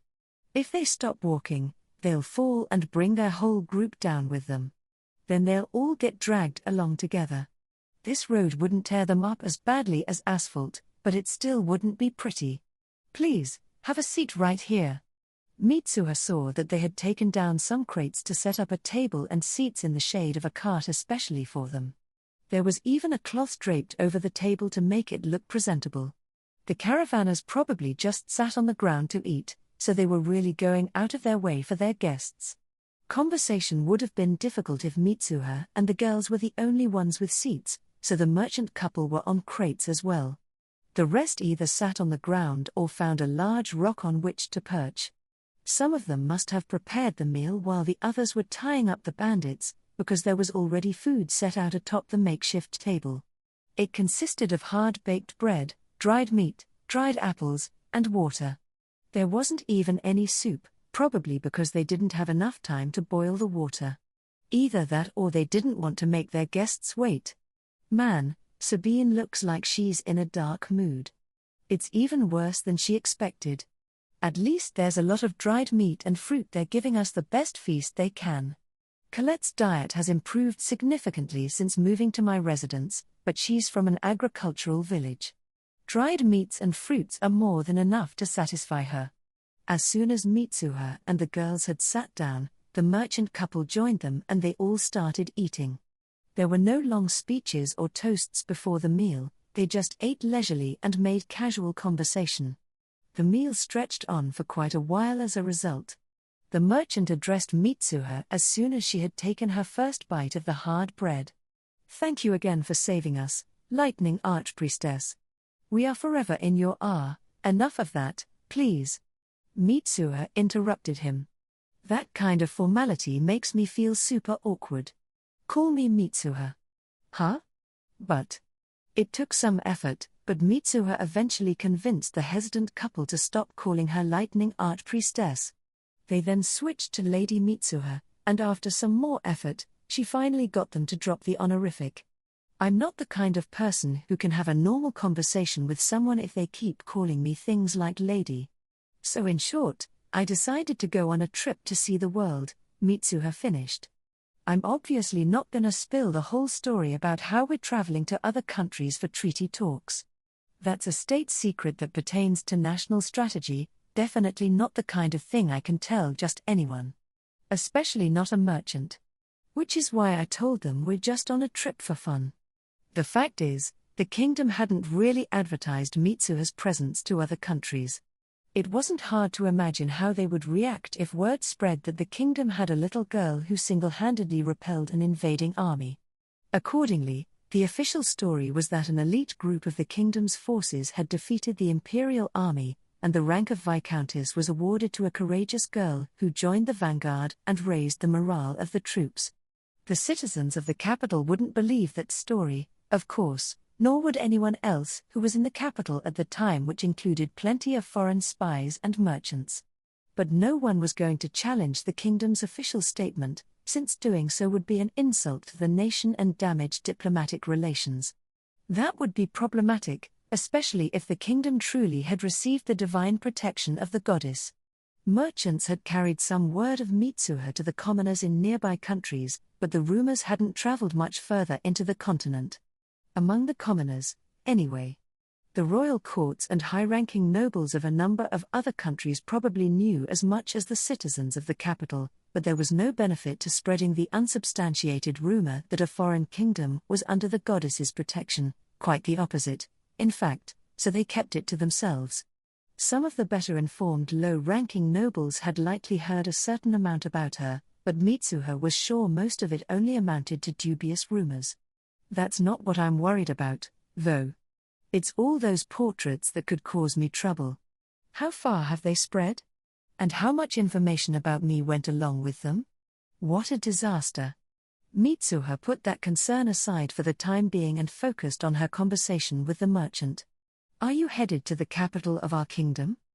The merchant asked. Yes, that's the plan. Tonight we'll stay at an inn in the first town we find on the other side of that big river, Mitsuha answered. Huh? But the Alum River is dozens of miles down the road. Then, glancing at the RV, he said, never mind. Yeah, he saw how fast we were flying down the highway. I can tell how badly they all want to ask about it, but it seems like they're gonna hold back.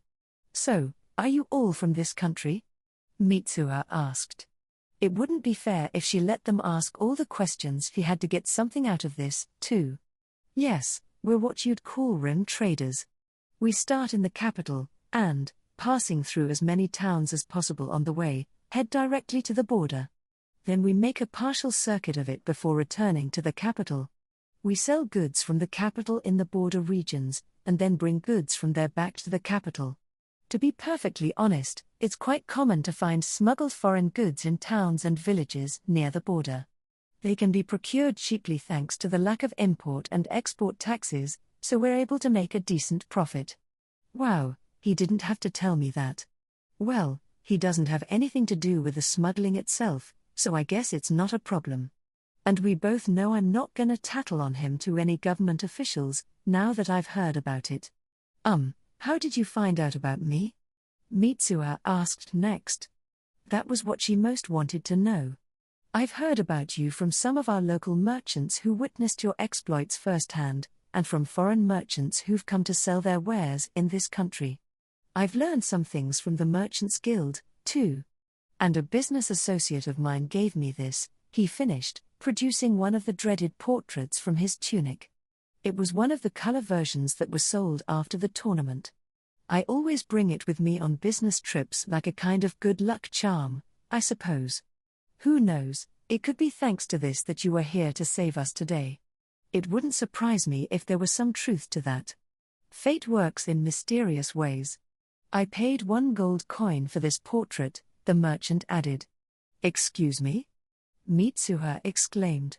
That was 100 times the original price, which was already questionable for a simple printout. I mean, come on. It was more than worth it. I need to thank that merchant the next time I see him. Supply and demand pushed the portrait to that price, and the customer is satisfied. I have no right to criticize. But I still can't get over it. A gold coin for one portrait. Whatever, good for him, but still. Mitsuha eventually learned from the merchant that the portraits hadn't circulated that widely outside of her own kingdom. Thank goodness. I would have broken down in tears if thousands of them had been sold at that price. I put a quick stop to selling the portraits as soon as I realized the danger they posed, so not all that many of them made it to the open market. And it seems like the people who bought them in the capital held onto them. Good thing I shut it down before merchants and resale houses bought them in large quantities. Pets sure did complain about it, though. What would you like to do with the bandits? The merchant asked, moving on. Yeah, we need to figure that out. Actually, I've already decided, and I doubt the merchant will oppose me. I entrust them all to you, to do with as you see fit, Mitsuha replied. Huh? But that won't do. We'll take them to the nearest town, but if you don't accept the reward money, the share of their sale into criminal servitude due to you for capturing them and our payment for saving us without request, our reputation will suffer. Ugh, what a pain. But it would definitely hurt their credibility as merchants if word got around that they hadn't paid what they owed. Still, we really can't travel at the caravan's sluggish pace. Driving the RV that slowly for a long time would be bad for the engine, particularly the spark plugs, and I wouldn't last very long before I lost my mind. Mitsuha knew just what to do. Then how about this? She said. I'll let you keep the money in exchange for keeping quiet about us. Consider it hush money. Huh? The merchant was taken aback. See, it would be problematic for me if word spread that I'm traveling alone. I'm paying you the money I would otherwise receive so that you won't tell anyone. That makes this a proper business transaction, so you should feel no shame as a merchant. And you won't have to worry about what other people say because we were never here in the first place. It's a perfect solution. Wah!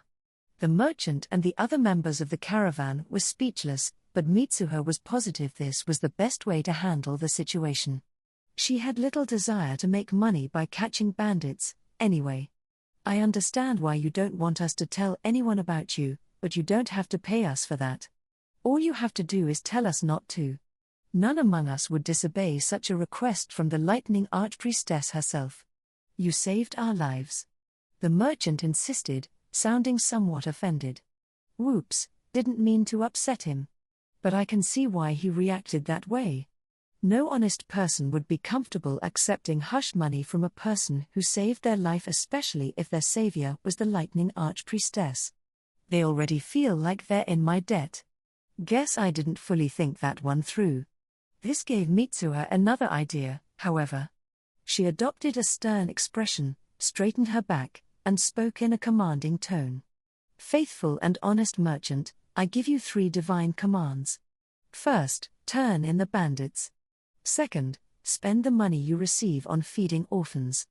Third, tell no one that you met the Lightning Archpriestess. Say it was you who caught the bandits, and make sure they themselves tell the same story. Explain to them that anyone who disobeys will be struck by lightning. That is all. The merchant couple leapt up from the wooden crates they were sitting on, took a few steps back, then fell to their knees and bowed their heads. The guards hurriedly followed their example. At the sight of this, Sabine spewed out the water she had been sipping in a vain attempt to wash down the hard bread in her mouth. Colette, for her part, didn't flinch. She was hardly ever disturbed by Mitsuha's actions anymore. She'd gotten used to it all by now. The royal palace and some of the nobles thought Mitsuha was older sister to the king of a faraway land, who simply knew how to use a somewhat odd secret art. They seemed to interpret the Archpriestess title as a position she had inherited in her native country. They hadn't shared this, correct, as far as they knew, information with anyone, however, so most of the people who were in the capital during the imperial invasion still thought she was some kind of messenger from the goddess, the belief transforming as it spread like a giant game of telephone. Mitsuha figured that at this point, most people who had heard of her believed she was a messenger from the goddess who appeared at the head of a force of holy warriors, and judging by how the members of the caravan had just reacted, she was probably right. To be fair to them, most merchants are too cunning to believe a rumor like that at face value. But they're also people who know how to prepare for the worst. There's no harm in behaving as if that rumor is true, because on the off chance I am a messenger from the goddess, it would be dangerous to offend me. Playing it safe was the best option. They've seen the RV and the guns, after all. And so it was decided that the caravan would do as Mitsuha said and turn in the bandits. Mitsuha spent the rest of the meal asking the merchant about this country and its capital, and once the extended lunch break came to an end, they all prepared to resume traveling. Since the merchants hadn't made a cooking fire, that didn't take them very long. What about us, you ask? All we had to do was hop back in the RV, so it took literally 1 second. Mitsuha drove slowly and waved back at the caravan once they returned to the road, then turned around and stepped on the gas. Full throttle, baby. Sorry, that's not true. I'm going 20 miles an hour. Even with brakes and moving off the road to let other carriages pass safely, they had traveled just over 60 miles by evening. Crossing the river as planned, the town soon came into view. All right, time to get out. Grab your things. Mitsuha called, making Colette and Sabine shoulder their overnight bags.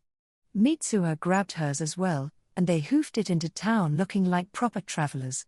Driving the RV into a town would be a terrible idea.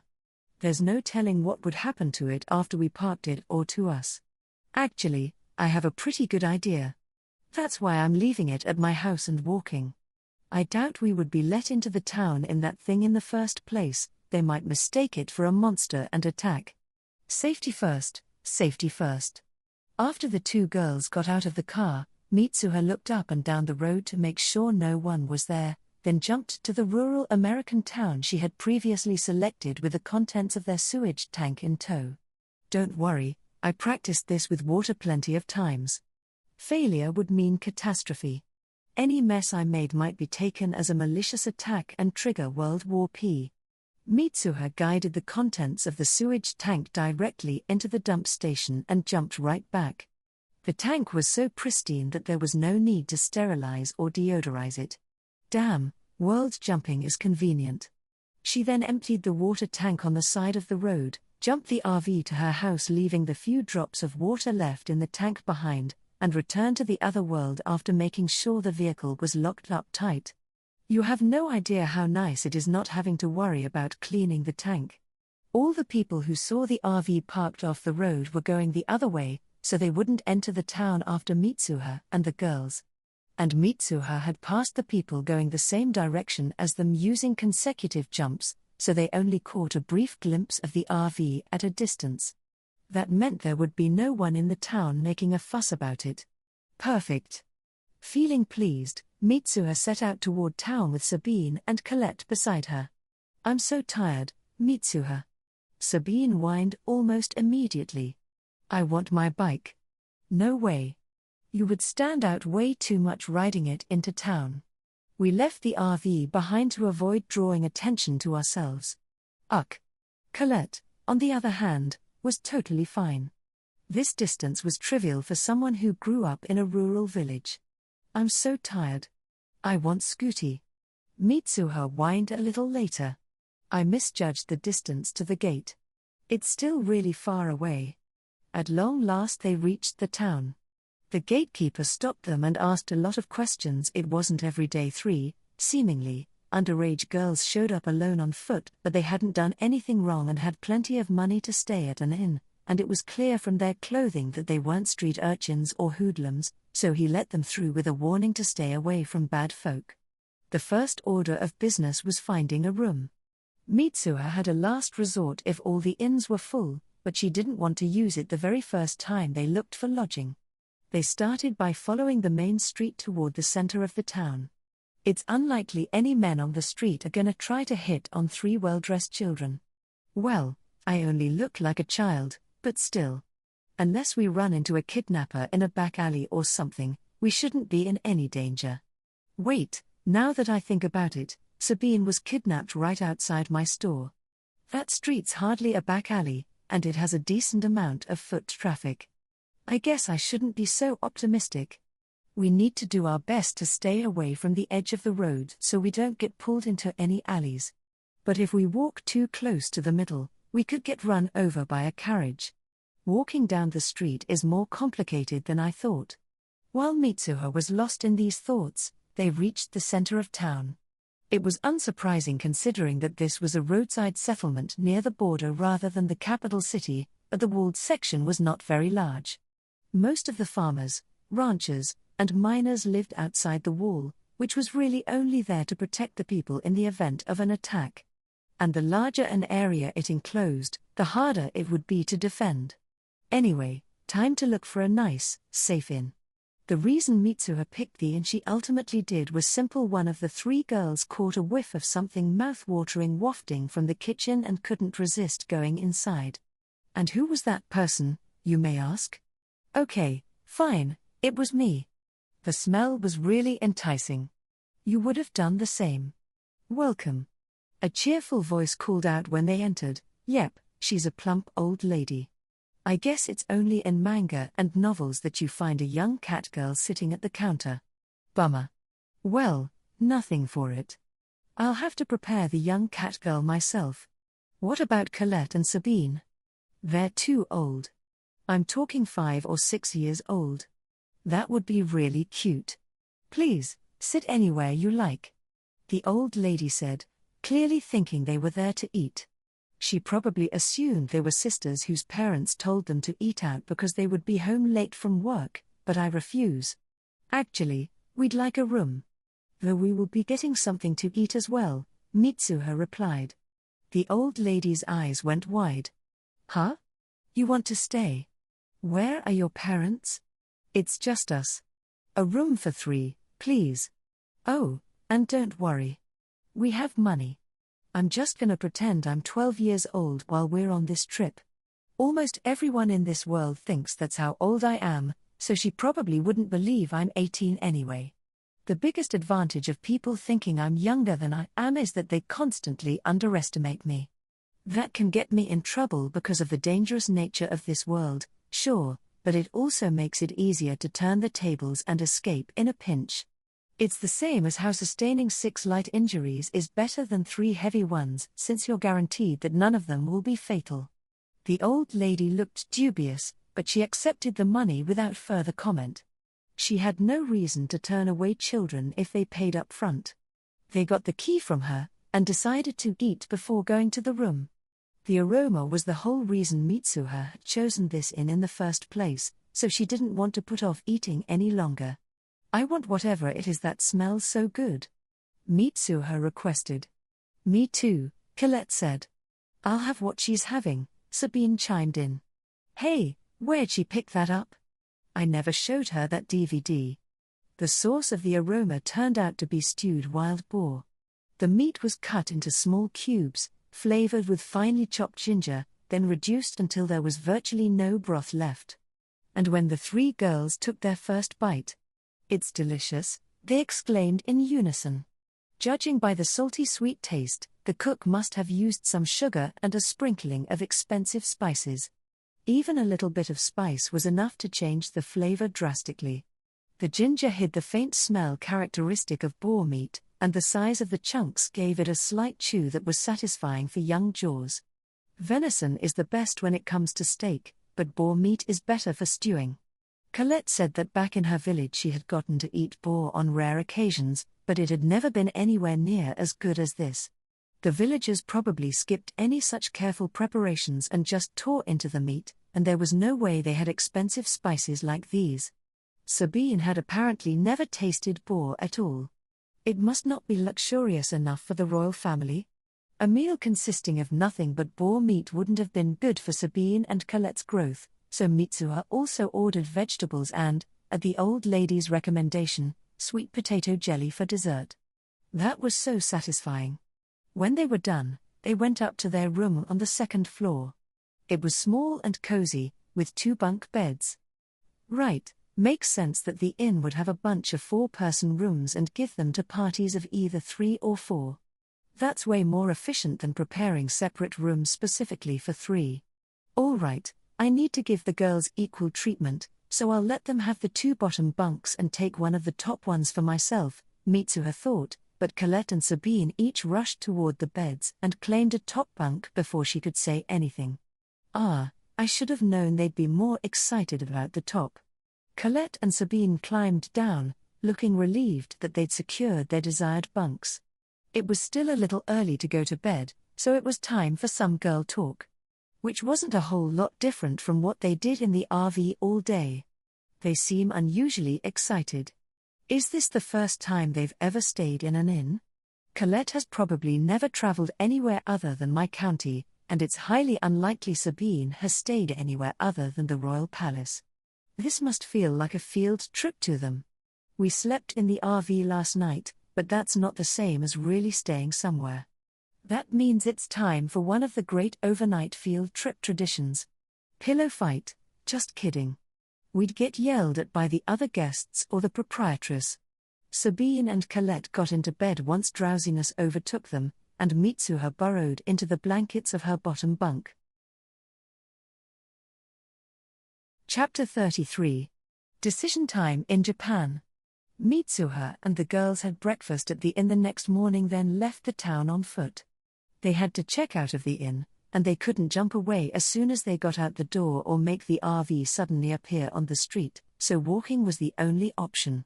They were once again stopped and questioned by the gatekeeper on their way out of town, but he eventually let them through.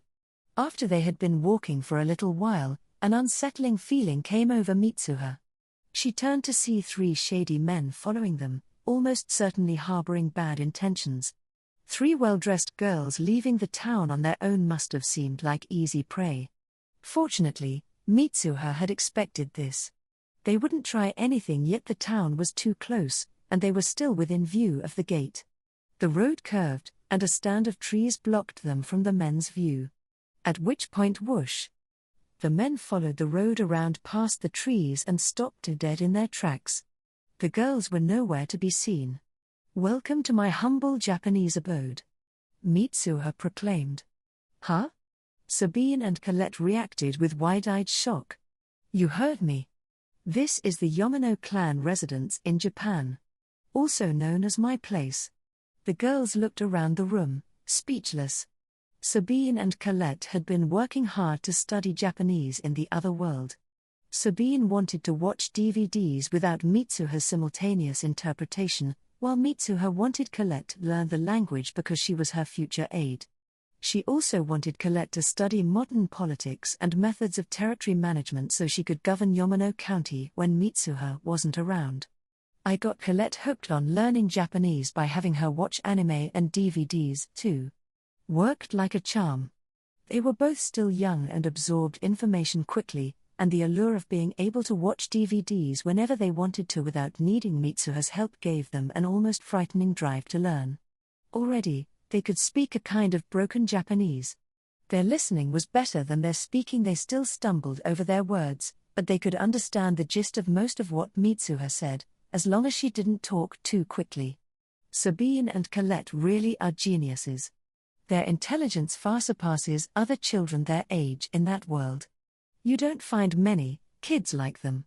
Images of the schemer girl at the orphanage, the boy named Loik who had made the stall, and his assistant Manon popped into her head. How are all the kids in that world so talented? Well, their civilization may be behind Earth's, but the people probably possess about the same level of intelligence. They just lack the knowledge we have. If you brought children from that world to study in Japan, they wouldn't turn out any different from the average Japanese person. Actually, given their physical strength and outlook on life and death, their general preparedness for life, in other words, they would probably far surpass us.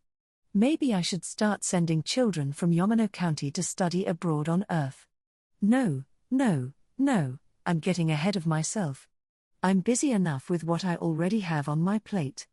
I'll revisit that idea another time. Sabine and Colette need my attention right now. This is my emergency safe house. And it's located in the country where the DVDs you're always watching come from.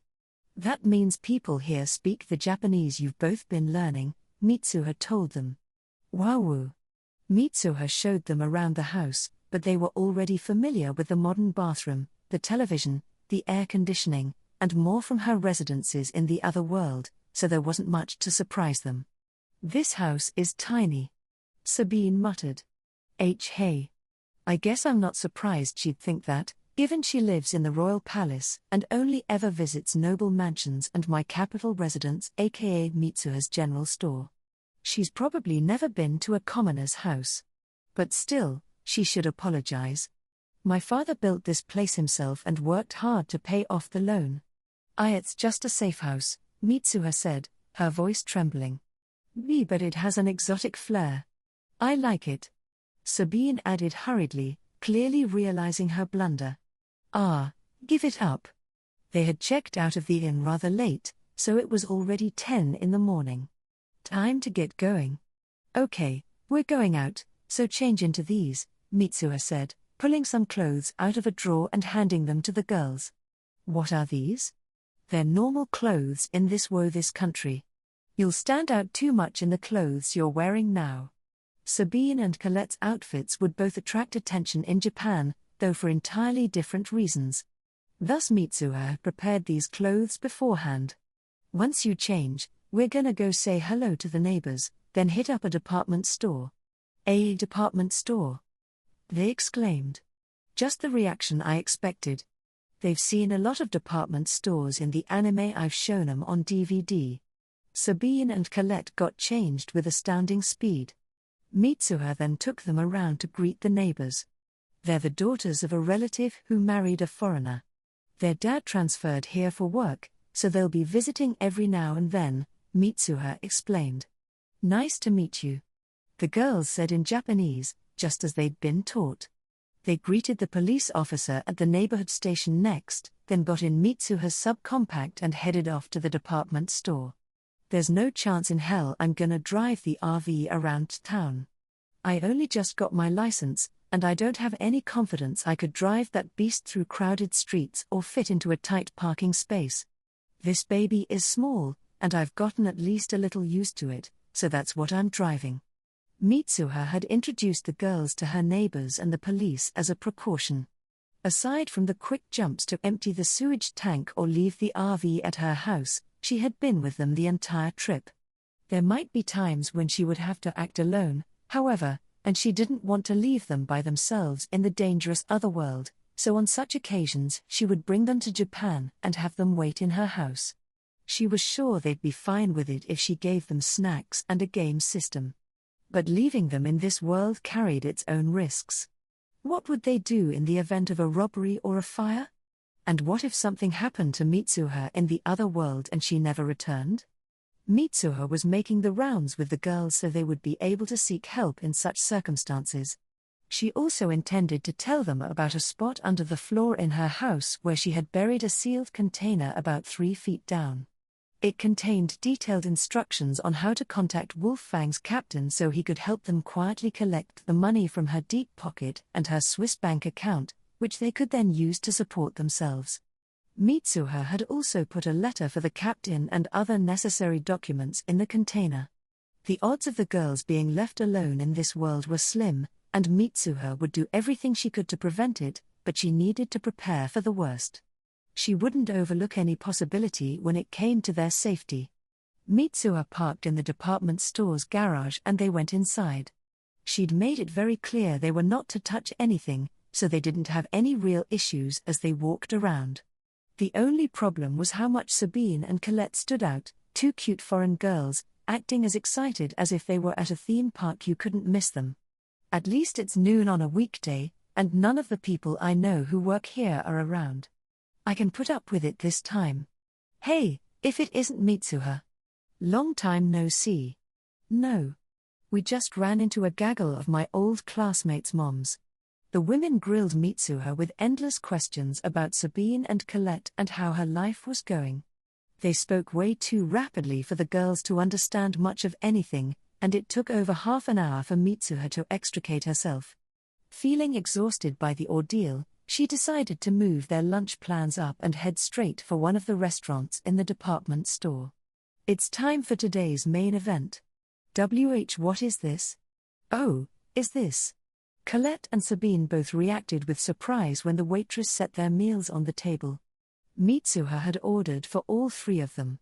It would have taken forever for the girls to order for themselves, and she was too tired for that. She knew what they liked. They still had children's palates and was positive what she ordered would satisfy them. That's right, I got them each a kid's meal. Mitsuha had once thrown together a makeshift kids' meal for Sabine at Paradise, the diner that had hired her as a consultant, but it couldn't hold a candle to the ones offered at this restaurant. Unlike the mass-produced frozen foods you found at many restaurants, this one offered juicy handmade hamburg steaks, perfectly cooked spaghetti, exquisitely fried shrimp and croquettes, smooth pudding made from scratch. But best of all was the omuris. It was properly coated with cheap ketchup instead of being violated with demi-glace, white sauce, stew, or cream sauce, and the egg itself was nice and thin, just like it was supposed to be, not some ridiculous fluffy creation. This is the real deal. Most kids' meals were made for toddlers through to kids in their first years of elementary school, but this paragon of omuris was made to be enjoyed through the end of elementary school, and it was big enough for an older kid as well. I've always looked young for my age, so I kept ordering this through my middle school years when I came here with my family, but I finally had to stop once I reached high school. I looked like a middle schooler at that point, plus I was scared that someone I knew might see me eating it. But now I have the perfect excuse for ordering it again. I'm just introducing Sabine and Colette to omuris, and getting the same thing as them since I'm their guide. Oh, how long it's been since I've had this glorious kids' meal. Mitsuha didn't think the waitress would tell her to get something else when she had two little girls with her and looked no older than 15 herself, but just in case, she decided to order by pointing at the menu, holding up 3 fingers, and speaking in the language of the other world. She was hoping that even if there was an age restriction on the kids' meal, the waitress would let it go because she didn't want to deal with trying to explain the situation. The plan worked perfectly when Mitsuha pointed at the picture of the kids' meal and spoke in some unrecognizable tongue. The waitress's eye twitched and she rattled off what seemed like every English word she knew. Oh, okay, Roger, yes ma'am. Before quickly retreating. Woohoo! Victory! The 3 plates or platters were delivered to the table not long afterward. This restaurant stuck a flag in its kids' meals, but didn't include a toy. They were traditionalists, and staked their reputation on the food alone. Mitsuha dug her spoon into her omuris, and Sabine and Colette imitated her. They attacked the meal with fervor, wordlessly wolfing down their food until suddenly all 3 plates were empty. Sabine and Colette then looked up at Mitsuha with imploring chihuahua eyes. Worry not. I'm thinking the exact same thing. Yoo-hoo, waitress lady. Come on back. Mitsuha burped. I ate too much. And Sabine and Colette looked like they're suffering even more than me. Maybe 2 kids' meals and 4 desserts was a little too ambitious. I bowed out after 3 desserts, and I still feel horrible. I was planning on taking them to a bookstore after lunch, but I think we'd be better off going right home. I can barely move, and, well, my stomach is telling me I'm in desperate need of the ladies' room. We need to hurry. Wait, crap. There's only 1 bathroom in my house, and there's 3 of us. Mitsuha. Oh, Sabine's not even gonna make it home. Actually, it's better this way. There are a lot more toilets here at the department store. Colette looks ready to burst, too. All right, to the nearest bathroom. Move out. Later that night, after the Battle of the Bowels, an impeachment trial began in Mitsuha's house. Sabine was the judge, Colette was the prosecutor, and Mitsuha was the defendant. She had no lawyer. She didn't feel like she had a chance in hell of victory. Why haven't you brought us here until now? Do you have any idea how much of our precious lives we've wasted? Sabine shouted. Yeah. Even if there was a reason you couldn't, you should have at least brought us takeout. Colette added. She was in friend mode rather than vassal mode, and wasn't holding back. Mitsuha could tell from her tone that she was genuinely angry. Mitsuha turned to Colette first, thinking she would be easier to convince. The lunch you ate today cost 2 small gold coins. Wah. Colette turned pale and fell silent. All right, that's 1 enemy ship sunk. Too easy. Colette had developed her sense of money in a small village where families didn't have much cash income. Spending 2 small gold coins would have been unthinkable for a family's last meal before they all committed mass suicide, let alone lunch for 1 child. If they had 2 small gold coins, there would be no reason for a family to kill themselves in the first place. 1 small gold coin is worth about 2,500 yen, so I'm not even lying. Mitsuha then turned to Sabine. Do you want to live here if anything happens to your home? What? This was a question Mitsuha needed answered. If the capital were attacked again like it was when the Empire invaded, but this time I couldn't bring a band of mercenaries, You know what would happen, right? The kingdom would fall. Why, yeah. Sabine's a smart girl. She knows exactly where I'm going with this.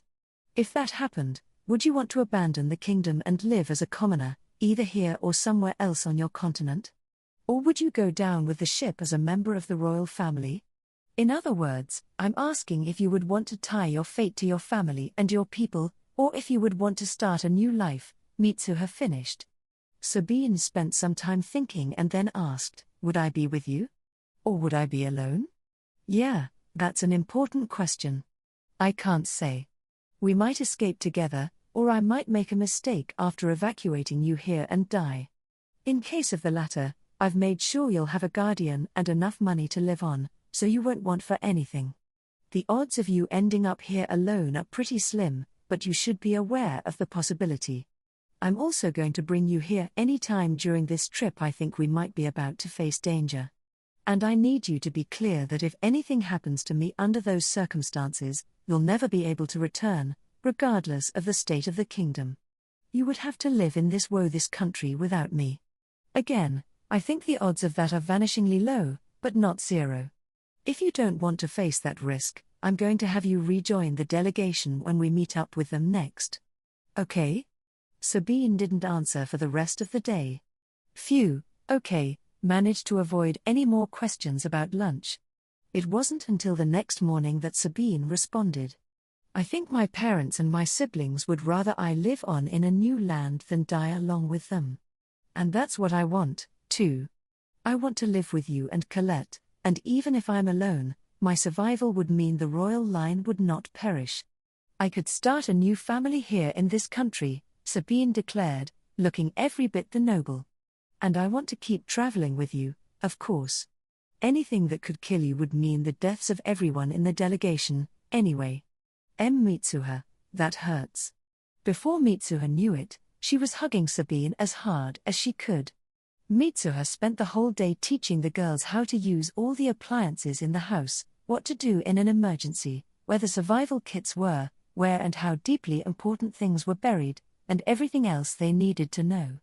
She wrote instructions for all the most important things, using the language of the other world so that people from Earth wouldn't be able to read them. People from the other world would, of course, but that didn't matter. They got pizza for lunch. Mitsuha was looking forward to their reaction, but they were no more excited than she had expected. Next she taught them how to place an international call to the mercenary captain, and showed them where she'd hidden a voice recorder with a message for them to play him over the phone. With it she left a letter, and showed them how to mail it internationally. There was more to teach them, but she could do it over time. Mitsuha took the girls to a yakiniku restaurant for dinner. It was a little pricey, not the all-you-can-eat kind. Taking a princess to a cheap place would have been a good way to sit through an hour of shit talking about Japanese meat. And more importantly, I can call this a business expense and invoice the king for it. Whoa, Colette exclaimed. Sabine chewed ferociously in silence, captivated by the taste. Behold the overwhelming might of Japanese meat. You are powerless to resist. I'm sorry about this, Sabine. I wanted to take you to a better place, but that would have been a little expensive, Mitsuha said with regret in her voice and a smirk on her face. Her words had no effect on Colette. The girl couldn't seem to process that more delicious meat could exist, but Sabine growled audibly. She realized that Mitsuha was only bragging about how good Japanese meat is. Mwahaha, wallow in your kingdom's inferiority. I'm not getting them any raw meat. It would have been safe to eat at this restaurant, but they could get sick if they ate it at some dubious place while I'm not around, or ordered a chef in the other world to make it without proper instruction. That's why I'm only letting them eat properly cooked meat. Yakiniku restaurants served more than just meat, naturally, so once they were done, they moved on to dessert. We may be full, but you know what they say, everyone has a second stomach for dessert. They ordered every flavor of ice cream on the menu. Ugh. They all groaned a little while later. Their stomachs rumbled audibly. Guess we didn't learn our lesson.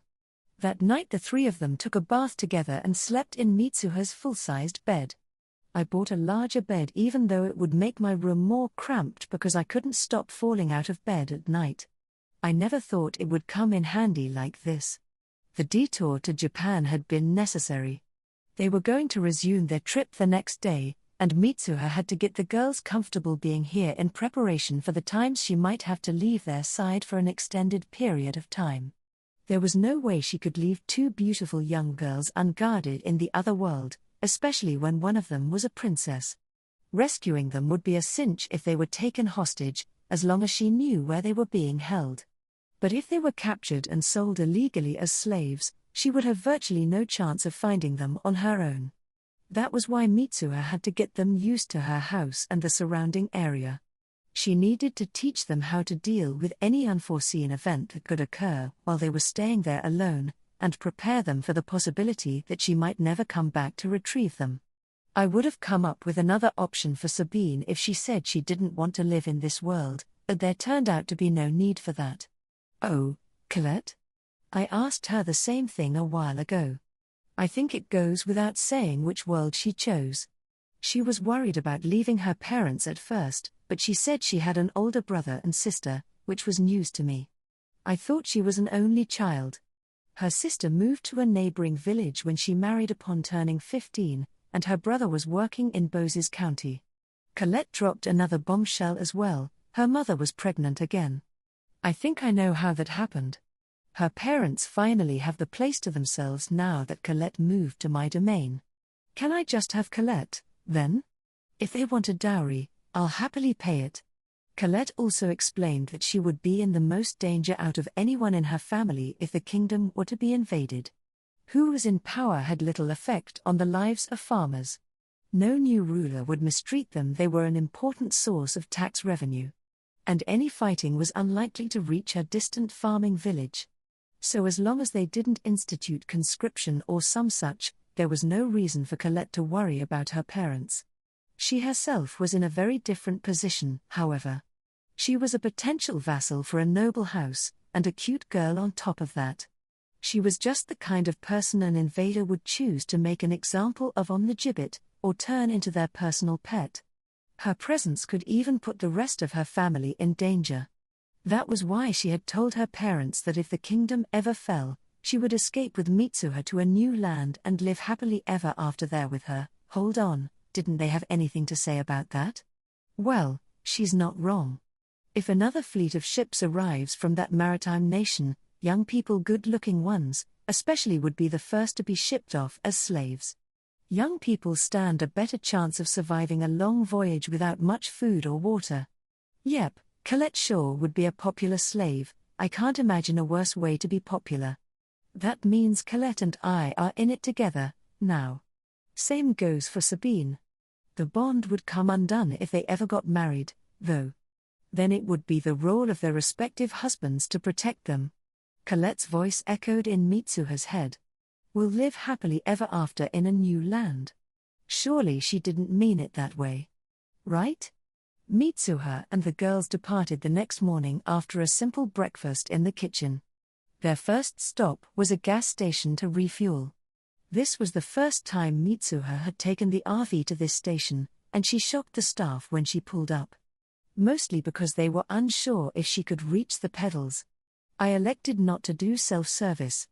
I'm afraid of doing something wrong and spraying gas everywhere, and if I got out and went about my business, a bunch of adults would probably come nosing around, thinking I was a middle schooler without a license who'd stolen my parents' camper. That even happens when I drive my subcompact, so I can't imagine how people would react if they saw me get out of an RV. That shouldn't happen here, though. I filled up my car at this station any number of times. Now I just have to convince them I can reach the pedals. Could I just fill up cans of gas and bring them to the other world? No. That wouldn't work. The RV's tank is way too big. I'd have to find a secluded place to make umpteen round trips with a 20-liter gas can. Not only would carrying it be a pain, buying that much gas would probably get me reported to the police for violating fire prevention laws. Wait, isn't it illegal to use a self-service stand to fill a gas can anyway? Man, that was close. I could have gotten in big trouble. Once the tank was full, Mitsuha drove to a supermarket parking lot, waited until there was no one around, and jumped. Jumping while they were moving could be dangerous. She didn't want to drive the massive vehicle on anything smaller than a main road, so it was hard to guarantee that their arrival would go unobserved. She then jumped back to the water treatment plant in her town and jumped again with water from the reservoir water that had been filtered and disinfected with chlorine and was about to be distributed to the town, in other words in the perfect shape to fit the RV's tank. This is the easiest and most hygienic way to get water for the RV. What? You think I'm stealing? Ugh. I'll make tons of money and pay plenty of municipal taxes, I promise. White Rook, this is King 1. The king's voice was the first thing Mitsuha heard when she jumped the RV back to the other world. The alternator powered the wireless radio while the vehicle was running, so Mitsuha just left it on all the time. This is White Rook, Mitsuha answered. What have you been doing? I was beside myself. I explained to him over and over again that I wouldn't be calling him every day. I have no way to reach him when we're in a town and away from the car. White Rook, this is White Home. What happened? I've been so worried. Count Coldmain chimed in on the delegation's radio. He must have been waiting by it with the power on. Mitsuha had told him that transmitting would consume a great deal of divine power, so he probably left it to the king to actually raise her. Oh, White Home is the call sign for the delegation. I'm using white for allies, black for enemies, and grey for anyone I'm unsure of. I chose home because the delegation is the home base of this trip. I didn't use the base part because the white base in Gundam ended up getting shot down, which seems like bad luck. Superstitions are important. Mitsuha worked to calm the king and had Sabine explain to him all over again that they were only going to call occasionally, rather than every day. Once they had him convinced, they repeated the explanation to Count Coldmain. There was no way he could reject what the king had already accepted, especially when the king was listening. But we already went over all this, and they were okay with it then. Well, they can't complain about it anymore. Not after Sabine was the one to explain it to them. Not even the king is a match for her. Wait, is Sabine the most powerful person in the kingdom? We will be arriving in the capital city of Mathrika in 3 days' time. I will call you on the radio at noon the day before to give you an update, so please be ready, the count said. Understood. I'll talk to you at noon in 2 days, Mitsuha responded, and ended the call. Any number of things could go wrong while traveling by carriage: broken axles, rain-muddied roads, bridges washed away, landslides, you name it. Messengers had been sent ahead to give forewarning of the delegation's arrival, but because of the unpredictability of travel, the schedule for the talks would be decided only after they reached the capital. As such, there was no real point in calling Mitsuha in 2 days to give an update on their progress. He probably just wanted to make sure Mitsuha and the girls would be waiting in the capital when they got there. I keep my promises, I'll have you know. The first set of talks were to take place in Mathrika, the capital city of the Kingdom of Delisson, a friendly neighboring country that had already been informed of the foreign ship's arrival. Many popular reports had surely reached their ears already, and it was also likely they had dispatched agents to collect information in Boses County, Yamano County, and the capital. The delegation wasn't visiting every nation on the continent. They would skip those that were too far away, as well as some of the bordering countries. The king had sent special messengers to the latter or invited members of their royalty or nobility to the capital instead, and apparently tours of the captured ships were being prepared for those who were interested. This meant the delegation was only visiting distant but not too distant countries that were friendly, or at least neutral. There was no reason to go out of their way to teach hostile nations about the new weapons the kingdom was developing. What if the foreign ships land in one of those countries, you ask? They'll get ransacked and ask our alliance for help, which we'll grant by sending a multinational force, but only after they sign a lopsided treaty. Politics and war aren't child's play, I mean, come on. The delegation was also prioritizing coastal nations. Landlocked ones would probably reject the alliance because they weren't in immediate danger, and it would be difficult to convince every country to join on the first attempt anyway. The powerful countries would want to claim leadership of the alliance, and would definitely try to monopolize the new weapons. The best thing will be to wait for those countries to approach us and beg to join the alliance. Landlocked countries have no reason to build ships anyway, and they probably refuse an order to contribute funds for doing so. We can't give them the rifled breech loaders and cannons in exchange for a little pocket change. That's the advice I gave the king, anyway. The ultimate decision was up to him and the other leaders, so it was the will of the kingdom. I'm not in charge here. Chapter 34. Mathrika. Mitsuha and the girls arrived at the capital city of Mathrika just past noon. The delegation was making good time, but a car could do in a few hours what took days for a procession of carriages, even with Mitsuha driving at a leisurely pace. She emptied the sewage tank and left the RV at her house like last time, then each of them grabbed a backpack and a flask of water to hang at their hips. All right, we've got 3 days until the delegation arrives, let's see what this city has to offer, Mitsuha cried. Okay. Sabine and Colette cheered in response. Are you 3 girls alone? The old gatekeeper asked, looking at them suspiciously. Yup. They were used to this skeptical treatment by now. Our guardians are a little ways behind us. Grown-ups are such slowpokes, so we went on ahead. We're gonna have fun in the capital till they catch up. Mitsuha explained cheerfully. The gatekeeper looked flabbergasted.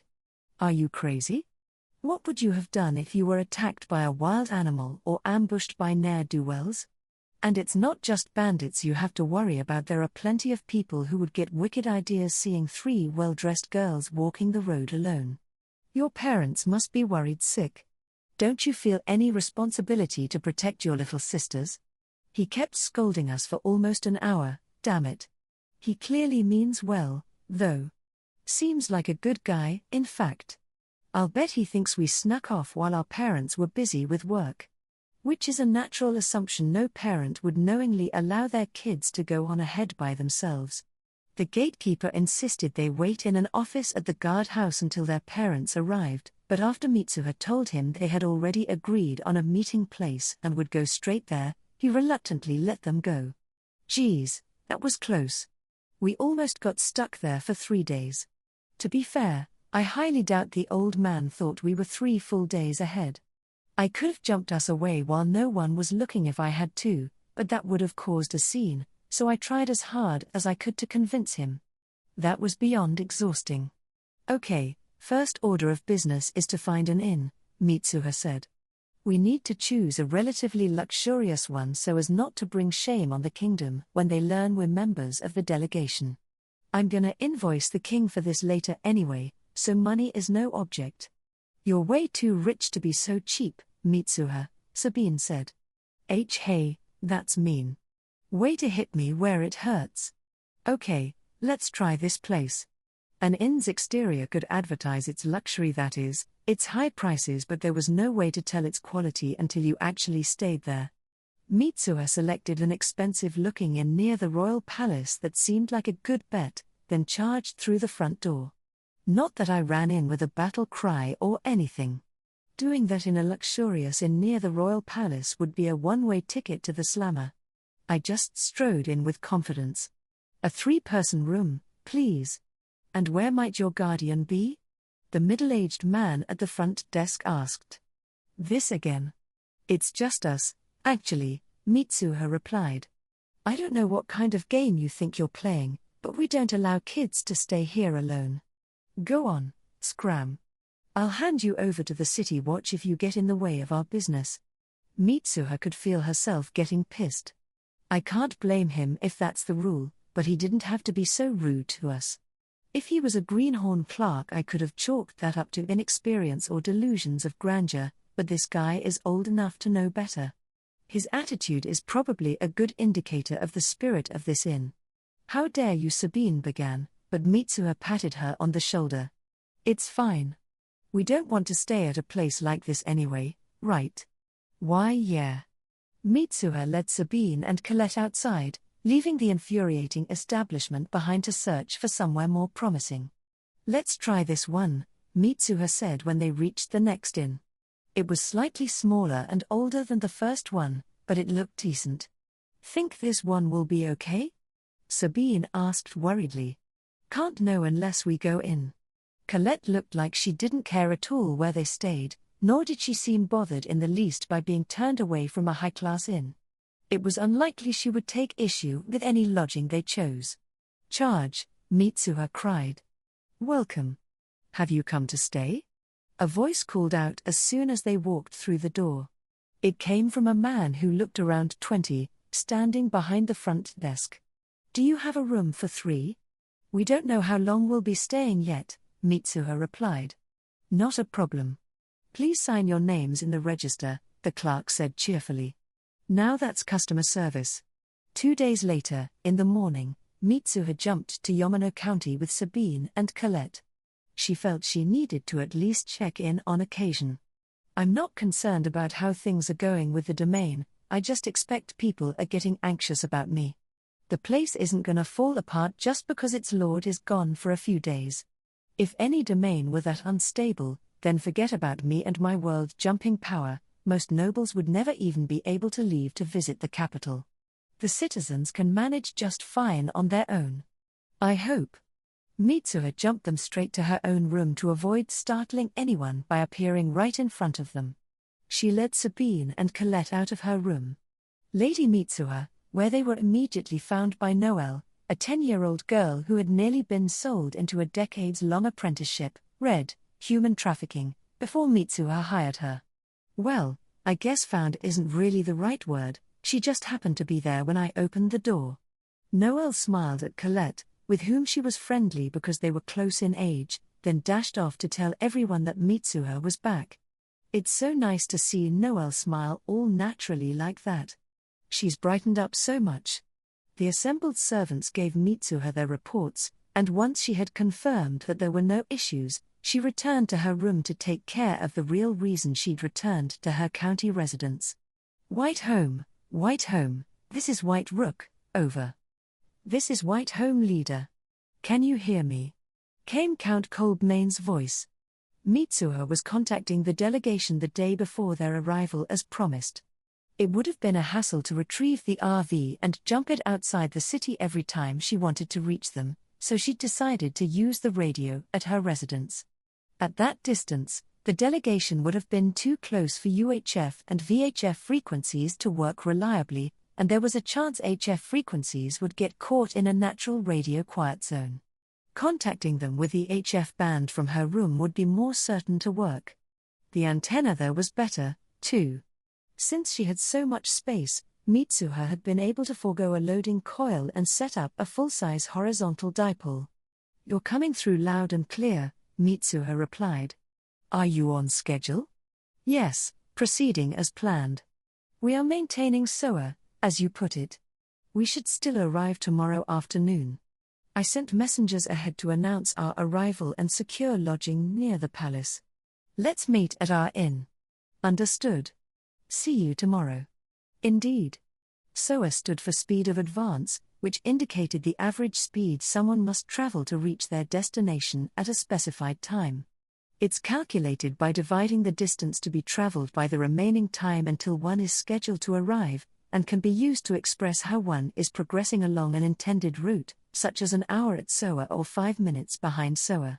After Mitsuha's call with Count Kolbmane, Sabine joined Colette, Noelle, 12-year-old Ninette from the fishing village, and the 4-year-old apprentice maid Leah, who together made up the Yamano Munchkin maids for some playtime. Actually, I think Leah is 5 now. And Colette's not a maid, but let's not split hairs. I introduced Sabine not as a princess, but as a candidate to become my vassal in the capital, putting her on the same level as Colette. That's what Sabine herself wanted. I doubt she gets many chances to shed her royal persona and play with friends as equals. It would have been impossible for her to act like a maid, of course, and Colette was already treating her as a friend, so it was definitely the right call. And she fit in just as well as I thought she would. She really is something special. About ready to get going? Mitsuha asked, thinking they should return to the inn soon. Or? Sabine looked dejected. She must have really enjoyed playing with the other girls like she was one of them. Don't worry, you can come back anytime. Sabine was mature for her age. She did grumble on occasion, but she could judge when it wasn't the time or place to throw a tantrum. It was also likely she didn't want to embarrass herself in front of the younger girls. Once they said their goodbyes, Mitsuha jumped to the inn with Sabine and Colette to wait for the delegation's arrival the next day. What about the 3 days in the capital? It was fun, but we didn't do anything particularly noteworthy. We just did some sightseeing and ate at some food stalls. You know, normal touristy stuff. Delicon is just the next kingdom over, so it's not all that different. There's no way something dramatic like getting kidnapped or pickpocketed or harassed by an obnoxious young noble is gonna happen every time we go out, especially when we all look like we're around 10 years old. In 6 years Sabine will be 16, Colette will be 15, and I'll be a 24-year-old who looks 12. Arg. Just past noon the next day, Mitsuha and the girls had finished their meal at a restaurant and were wandering the streets. They needed to find the delegation as it arrived because it would be difficult to discover where they were staying after the fact. People would probably be suspicious of 3 little girls sniffing around for the whereabouts of foreign envoys, so it was unlikely that the staff of any inn would volunteer that the delegation was staying there. They might think the girls were trying to hassle their guests by begging for money or employment, which would reflect poorly on the establishment. That was why Mitsuha wanted to find them before they checked in. A little while later, the girls spotted multiple employees walking out of a luxurious inn to wait by the entrance. They would only do that for special guests, such as the aforementioned foreign envoys, for example. "Hey, they're over there," Mitsuha said, pointing. The delegation was approaching the inn, led by a man they had sent ahead to contact the royal palace and arrange their lodging. Count Coldmane's carriage stopped in front of the inn's entrance with mounted guards in front and behind. Guards then jumped out of the nearest carriages to secure the area. The coachman signaled once everyone was in position, and the carriage's door opened. The 2 maids got out first to make sure it was safe, followed by Count Coldmane and Clarge. Mitsuha and the girls waited until they had gotten out, then approached. "Get rid of them." A middle-aged clerk barked at some of the younger employees, who hurried dutifully toward the girls. "Shoot, I'd better do something or they're going to keep us from reaching the Count. Not that I really care, but I'll lose it if they so much as lay a finger on Sabine or Colette." "Count Coldmane, we've been waiting for you," Mitsuha called out as the employees rushed to bar their way. Guards from the delegation drew their swords and quickly stepped between the girls and the inn's employees. There was no way they were going to let commoners harm their princess and a viscountess. Wah! The hotel crew was shocked to see the guards defending not the members of the delegation but the 3 girls. Their bared steel and menacing attitudes froze the young employees in their tracks, and left the middle-aged clerk at a loss for words. "Hey, I remember him. He's the jerk who kicked us out the other day. Don't move. Our guards will cut down anyone who takes so much as a single step toward them," Count Coldmane said sternly. "We may be foreigners, but nevertheless, I cannot overlook any insult to a princess of the realm and the head of one of our noble houses. Had you behaved the same way toward this delegation, I suspect there would have been no repercussions even had we slain you on the spot." Did you say princess?" The middle-aged employee was stunned. He must have had a position of some authority, given the way he had ordered the younger staff around. "Your Highness, Viscountess Yamano, are you not staying at this inn?" the Count asked. "No, we're not. We wanted to initially, but that man threw us out, so we went elsewhere," Mitsuha replied. "Is this where you'll be staying, Count Coldmane?" The Count glared at the clerk and answered dispassionately. "No. We'll be finding another inn." "Yep, saw that coming. Hold on. The delegation was supposed to stay with us," the employee protested desperately. "And you are?" the Count interrupted. My apologies. I am Golfon, assistant manager of this inn." "Wow, so he's not just a clerk. I guess that makes sense. They wouldn't send just anyone to welcome a foreign delegation. It's actually weird the manager isn't here. Oh, maybe he's waiting inside to greet them. It must have been a coincidence that the assistant manager was at reception when we tried to get a room." Either way, his behavior reflects on the inn as a whole. I could have given the place a second chance if it was just a young clerk who treated us that way, but this is more than enough reason to refuse to stay here. I would have felt bad about harming the inn's reputation because of one new employee's mistake, but now I don't need to hold back. The princess and viscountess clearly have no desire to stay here, which means we of the delegation cannot do so either. It is our duty to accompany the princess. Or do you have some reason to separate us from her? No, not at all. We would be honored to have the princess and her companions join you at our humble inn. The assistant manager was nearly frantic. Huh? But earlier, you turned us away without a second thought, Mitsuha put in. That was because I was ignorant of your status. You kicked us out based purely on our appearance, without giving us a chance to tell you who we were. I don't want to stay at an inn that operates that way. Do you, Sabine? Not a chance, Sabine declared with an exaggerated grimace. Not like there was any other possible response. All right, we're going back to our own inn. Will you all stay here, Count Coldmane? Mitsuha asked. Of course not. We'll stay at the same inn as you. Please, lead the way, he responded, sending the assistant manager into a full-blown panic. Please wait. Please. This will cause great harm to our reputation. Why should that matter to us? We are staying elsewhere because you insulted our princess and a noble of our kingdom. It's as simple as that. There's nothing unusual about it except perhaps for the fact that we didn't kill you for such an affront. Eek. The delegation followed Mitsuha, Sabine, and Colette away from the inn. It wasn't far, so Count Coldmane and Clarge joined them on foot. The mounted guards and carriages trailed behind. Mitsuha heard a fuss erupt behind them, but it wasn't her problem. Glancing back, she saw someone who might have been the manager grilling the assistant manager about what had just happened. Sucks to be him. Excuse me, our companions just arrived. Is it okay if they stay here, too? Mitsuha asked. The clerk at reception was the same 20-ish man she'd spoken to the day they arrived. Yes, of course. How many more will be staying with us? He responded. How many are in the delegation again? I'll have to leave this to the count. Sorry, you're going to have to do the rest yourself, Mitsuha told Count Coldmane. Oh, I see. We number, he began, before an attendant burst through the door and raced toward them. Please, my lord, stop. You should leave such trivial tasks to us, he cried, fixing Mitsuha with a fierce glare. I am a viscountess, you know. Well, I guess that was my bad.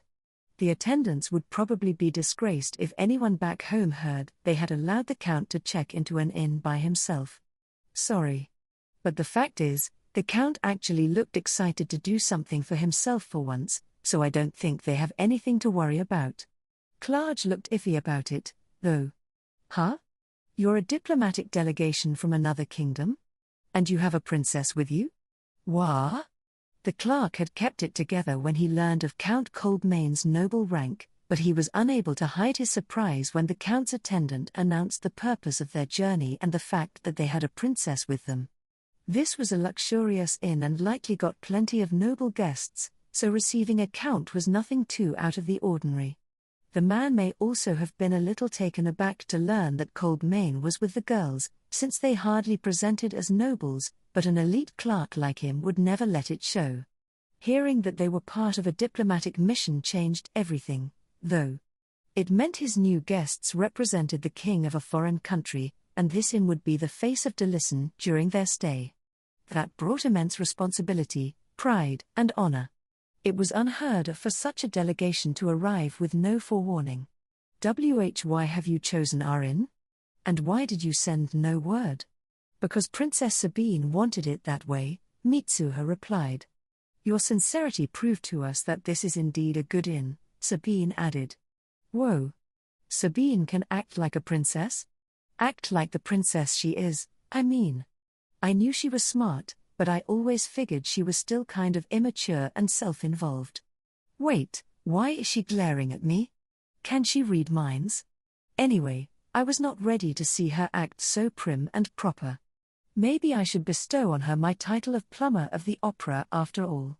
The clerk blushed as anyone would after being praised by a smiling princess, even if she was only 10 years old. Being the professional he was, however, he quickly regained his composure. "Why you honor me with your generous words," he said, and rang the bell on the counter to call for support. He struck the bell in an odd pattern. There were probably different signals he could send depending on how he rang it. Mitsuha suspected that this one meant all hands to battle stations. The door opened within seconds to reveal an elderly man at the head of a troop of employees. The man was the inn's manager. He regularly came out to greet the guests as they ate, so Mitsuha remembered his face. The bell must have been signaling a state of emergency, but he was perfectly calm. "This inn continues to impress. These guests belong to a foreign diplomatic delegation. Please prepare their rooms immediately," the clerk said, explaining the situation quickly and concisely. The manager caught his breath. The bell had surely given him some idea of what to expect, but he couldn't have predicted anything like this.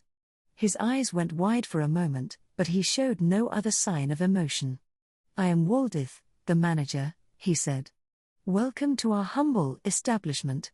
He entrusted Count Kolbmane and Clarge to a bellhop, then began to give out rapid-fire orders. He didn't want to make high-ranking nobles like them wait even a moment. It was the inn's top priority to escort them to a special room that was always kept ready for such occasions. The delegation's attendants busied themselves with unloading luggage from the carriages and preparing for dinner and tomorrow's meeting.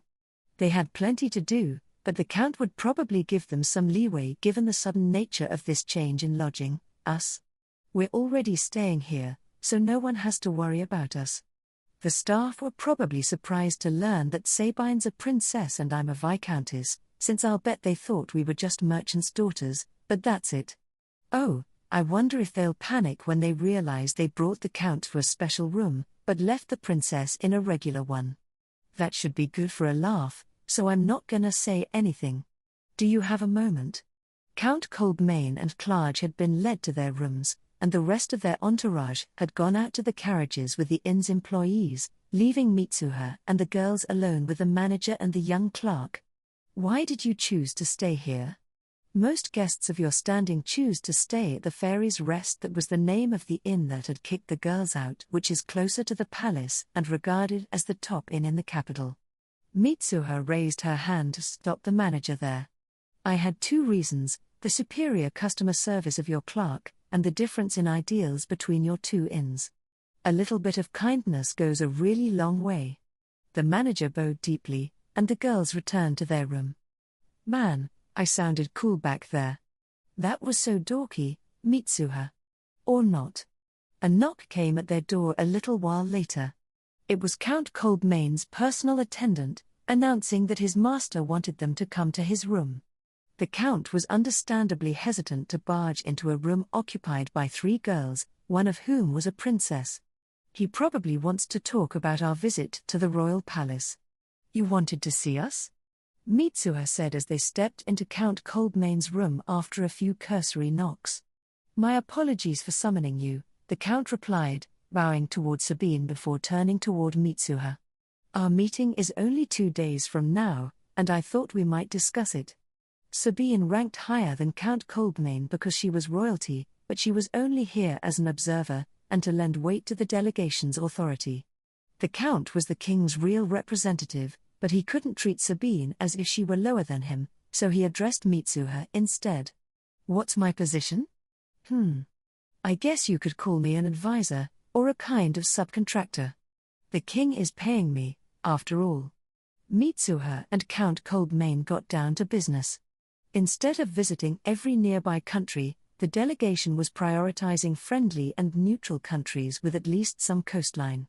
They were also going to visit an appropriate selection of friendly landlocked countries and major powers that weren't too far away. "We'd have to be crazy to try to do a circuit of every country on the continent. Sabine and Colette would be adults by the time we made it back home, and I'd be past marriageable age. Maybe that's an exaggeration, but it would take a really long time." And there wouldn't be much point in signing treaties with countries located too far from our kingdom anyway. Expert diplomats are being sent to countries with particularly ticklish issues, and the king decided it would be most effective to invite representatives from the bordering countries to show them the ships and cannons in person. We're only negotiating with a small selection of countries, then why were we assigned to visit delegation, which does in fact border our kingdom? First of all, it's along the delegation's route, so it's not costing us much time. Second, their proximity to our kingdom probably means they know a fair amount about me. They might take it as an insult if the great Lightning Archpriestess passed through their country without a word. And finally, the current de facto ruler of delegation is a young princess. The king of delegation is bedridden with illness, and his eldest daughter, Princess Remia, is taking care of affairs of state on his behalf. However, there are forces trying to elevate the first prince, yet but a small child, and thus steer the country in the direction they desire, Count Coldmane explained. I see, Mitsuha murmured. The queen was already dead, and delegation could very well descend into chaos if the king didn't recover. Such disorder in a friendly neighboring country would be less than ideal, especially under the present circumstances. There was a chance other countries would take advantage of delegation's turmoil to meddle in its affairs, and the conflict could even spill into neighboring countries. So we should help strengthen the princess's position? Mitsuha asked. Exactly. You catch on quick, Count Coldmane said, exhibiting a rare smile, startling to see on his usually stern face. Clarge looked impressed, too. Oh, stop. You're making me blush. Mitsuha and the girls ate dinner with the delegation afterward. They were in a room reserved for only the chief members, so the maids and guards were not present. I can tell Count Coldmane, Clarge, and the others are excited at this rare opportunity to socialize with Sabine. The king is extremely soft on her, and I do mean extremely. Plus, she's cute, smart, and level-headed as hell. She'll marry a high-ranking noble or a foreign royal when she grows up, maybe even some crown prince or something. So getting in good with her could have huge benefits down the line. Viscountess Yamano, has it not been difficult traveling separately from the delegation? Perhaps you should rejoin us. You're free tomorrow, right, Mitsuha? We should go sightseeing. My lady, I have an enticing proposal regarding the sale of local specialties. The subject of finding a spouse for the Count's son has come up. You know, I could put in a good word for you. Would you like to play shogi later? Ooh, that's smart. Shogi would be a great way to monopolize my time for an extended period. Wait a second. It's me thereafter, not Sabine. Mitsuha spent the rest of the meal pleasantly chatting with the other attendees. I might be traveling separately, but we're still working together. There's no need to make waves if I can avoid it. I'm perfectly capable of socializing like an adult. The fundamental Japanese skill of making no commitments or definitive statements and always forcing a smile really comes in handy. Mitsuha and the rest of the delegation had breakfast with the maids and the guards the next morning. Count Coldmane and the other dignitaries were visibly unhappy about it, but they had to relent when Mitsuha told them Sabine wanted to eat with the common folk. This wasn't a lie, but there was another major reason Mitsuha and the girls wanted to eat breakfast with the whole crew, to keep the members of the delegation from asking about their plans and offering invitations while they ate. The trio rushed back to their room as soon as they had finished eating, and Mitsuha jumped them out of the inn so they could explore the capital on their own. Anyone who did go so far as to look for them in their room would find it empty. Our disappearance isn't going to worry any of the staff of the inn, though. I told the nice clerk on the day we arrived that we'd be eschewing the main entrance to avoid anyone who might want to follow three pretty young girls, so he shouldn't panic if we suddenly disappeared from our room or seemed to reappear out of nowhere. I said we'd be leaving through the back door, climbing out the windows, maybe even crawling under the floor or through the rafters. He took it as a joke, but said we could do as we pleased because we had paid in advance. He did tell us not to complain if we got mistaken for robbers and arrested, though. Time to go, Count Coldmane said with a sour expression. He had been unable to find the three girls at all the previous day. Clarge looked just as cranky. We didn't take any chances yesterday. We ate dinner out, then jumped right back to our room when it was time for bed. The gifts the delegation had brought from the kingdom were loaded into the carriages. Sabine and Colette didn't have to carry anything at all, while Mitsuha just had a rifle case slung over her shoulder which, as the name implied, held the rifle she would use to demonstrate the strength of their new weapons. She had intentionally chosen an old model, showing them the latest assault rifle would have been beyond overkill. All three girls had pistols equipped in holsters on their thighs and under their left arms. They decided against knives, since it wouldn't do to be discovered wearing recognizable weapons in the presence of royalty and nobility. They had to wear skirts to hide the thigh holsters. Sabine wore a frilly dress she had packed in the delegation carriage, while Mitsuha and Colette opted for similar but Japanese-made ones. Dresses made in this world for nobility are absurdly expensive, and you can find dresses just as nice in Japan for way less money, though Sabine and Colette were horrified by the panties the first time I had them try on Japanese clothing. They're definitely less protective than the Bloomers girls wear as undergarments here. Anyway, the members of the delegation are gonna take care of the negotiations and the gifts and whatnot. My only job is to demonstrate the rifle and answer questions as the delegation's technological advisor. All Sabine has to do is be present and smile, and Colette just has to melt into the background and not draw attention to herself. All right, let's move out. Welcome to Delison. I trust your journey was an easy one. Princess Remia was a beautiful girl with sharp features and clear eyes who looked to be around 16 years old. Sure, she looks much older than me, but that's because she's white. She somehow looks beautiful, dignified, cute and sweet all at the same time. What would be the best way to describe her? I guess she looks like the textbook definition of a princess. It's uncanny. Count Kolbmane and Sabine knelt before Remia where she sat atop a dais in the throne room. Sabine was also a princess, but Remia was the first princess, second in the line of succession, and was currently acting on behalf of the king. By contrast, Sabine was the third princess, fifth in the line of succession, and a good deal younger and less experienced. She was also a visitor seeking audience in Remia's land. She had no choice but to defer to Remia's rank. Mitsuha and Clarge were a little way behind them, with 4 attendants at their back. The rest of the delegation was waiting in a different room. Some of the guards had been stationed in the carriages to prevent anyone from Delison fishing for diplomatic documents or the captured weapons, not that anyone in the delegation was foolish enough to leave those behind. The radio's in there, I guess, and we wouldn't want anyone finding that.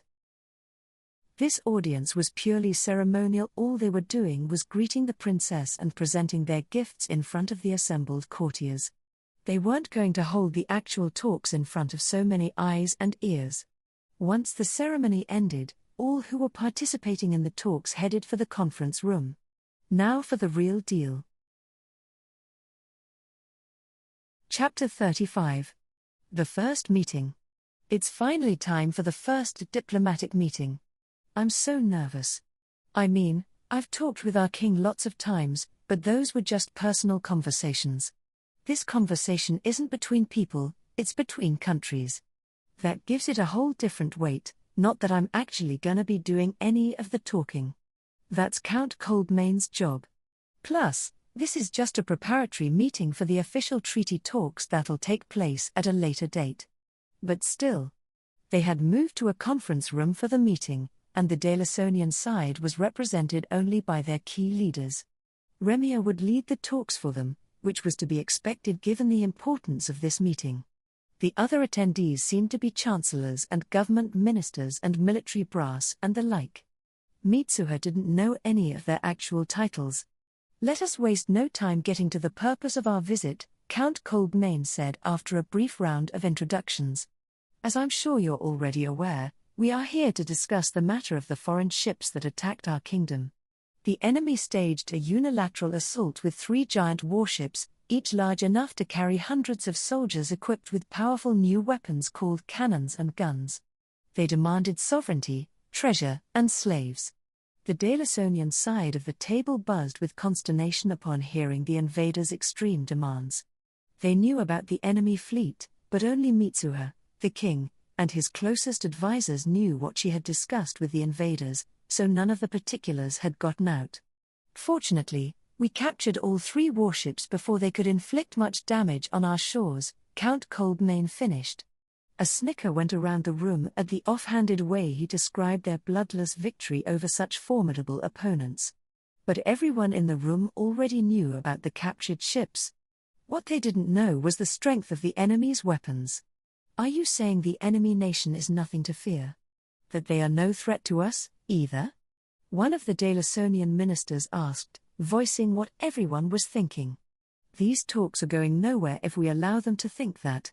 Well, they are nothing to fear, if you happen to have the goddess's protection when the enemy attacks, Coldmane said. Had the goddess not saved us, the invaders would be carrying off treasure and a great many slaves even as we speak. We would be a vassal state, trembling in fear as we awaited the arrival of our new governor-general. Cries of astonishment filled the conference room. The delegation leaders never expected to hear those words from a kingdom with an army powerful enough to repel an imperial invasion with minimal losses, killing 2 ancient dragons and driving another off in the bargain.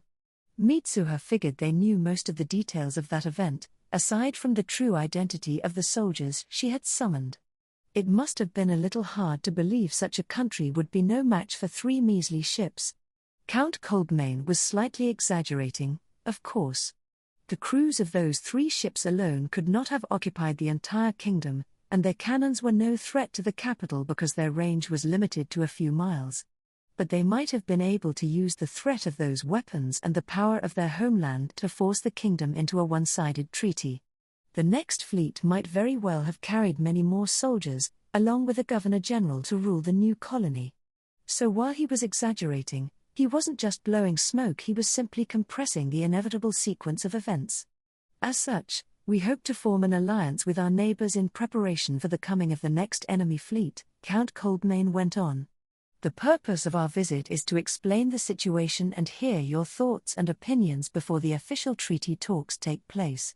So your kingdom intends to initiate the talks and serve as mediator? Someone scoffed.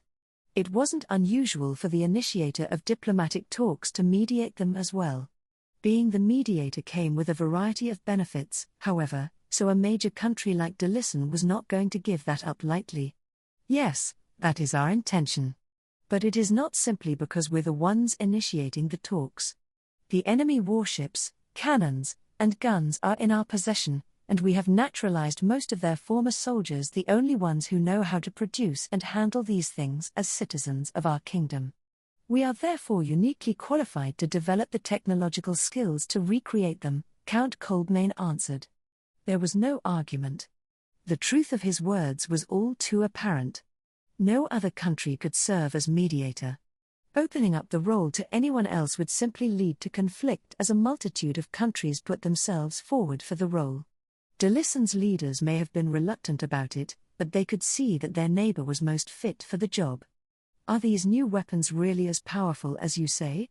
Your soldiers easily defeated the enemy forces, did they not?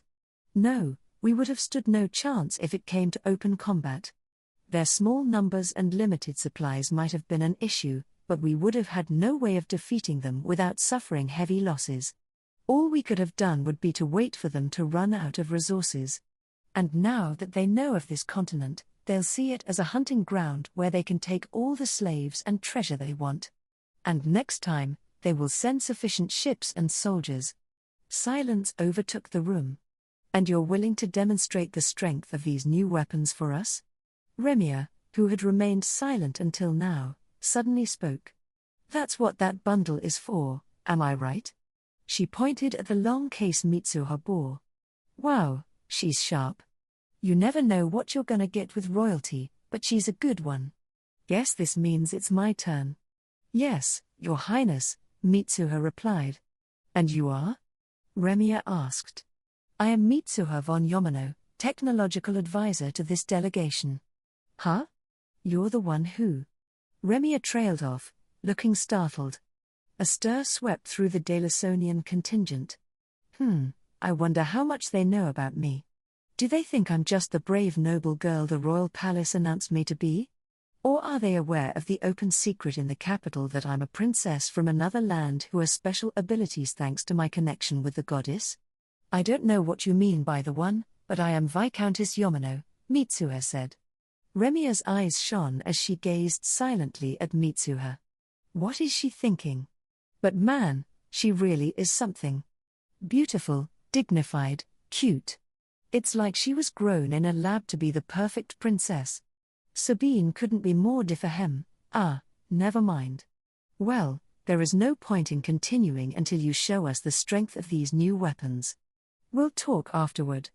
At the princess's eminently reasonable suggestion, the meeting was suspended for the time being. That's fine with us. We expected they would want to see a demonstration first. The attendees filed out of the conference room and headed toward an arena in the courtyard. Arena might be pushing it. It's just a grassy area no bigger than an elementary school classroom, for entertaining contests of strength during garden parties or whatever. No building or seats for spectators. They did set up a man-sized wooden figure and put armor on it, though. They sure are prepared. An audience was waiting for them when they arrived in the courtyard. This demonstration wasn't openly advertised, but it was a rare chance to see the unveiling of a powerful new weapon, so people of authority from the royal palace and the army were gathered there to watch. Of course people want to see it. This weapon could change the course of war in this world forever. Remia, Count Colbane, and the other attendees stopped at the edge of the small field they called the arena.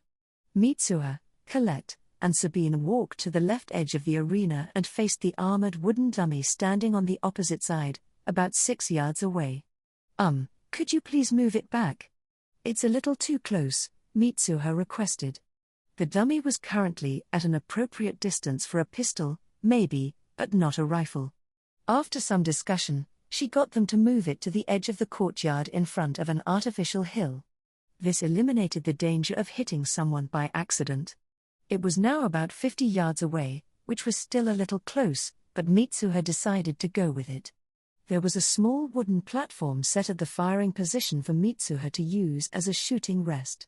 I'm tiny, which means I have small palms. I don't have a lot of muscle, either, so the older American gun I'm using is both too big and too heavy for me.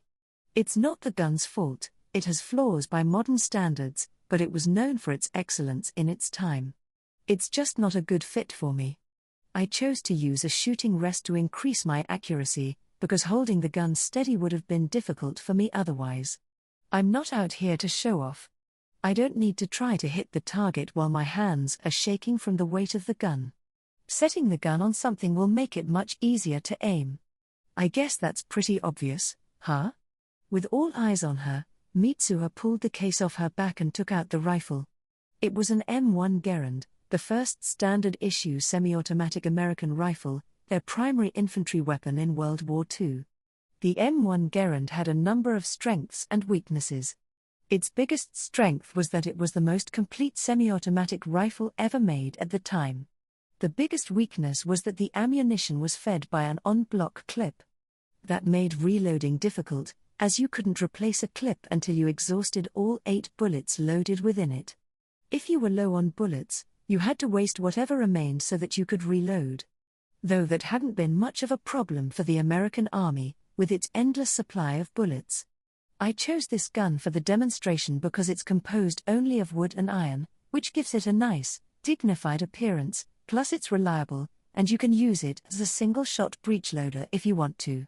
It would have been way over the top to show them the full capabilities of a semi-automatic or automatic firearm. Remia, Count Colbane, and the rest of the spectators were about 3 yards off to Mitsuha's right, while Sabine and Colette had taken up a position about a yard diagonally behind her.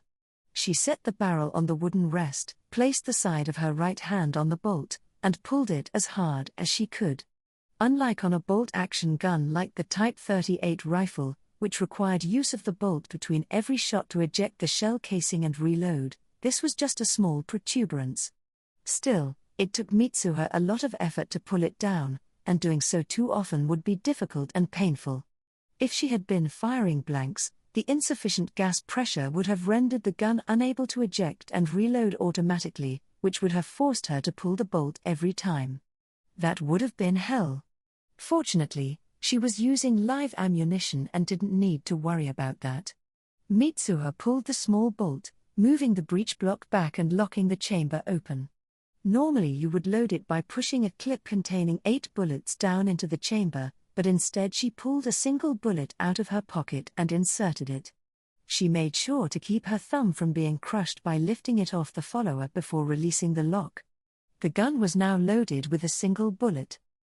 By the way, this isn't the model that uses .30 to 06 Springfield bullets, but the later one produced in small quantities for the Navy, which uses 7.62 mm NATO bullets.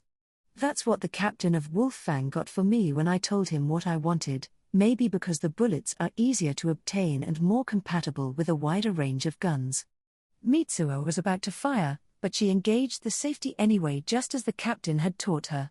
She planted her feet, got into the proper stance, and took aim.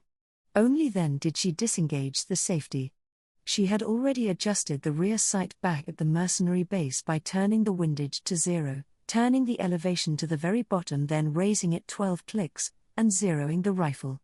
The first shot would be slightly less accurate because the barrel was cold, but she didn't have to be precise. All she had to do was demonstrate that she could hit the armor from 50 yards away, and that would be a walk in the park.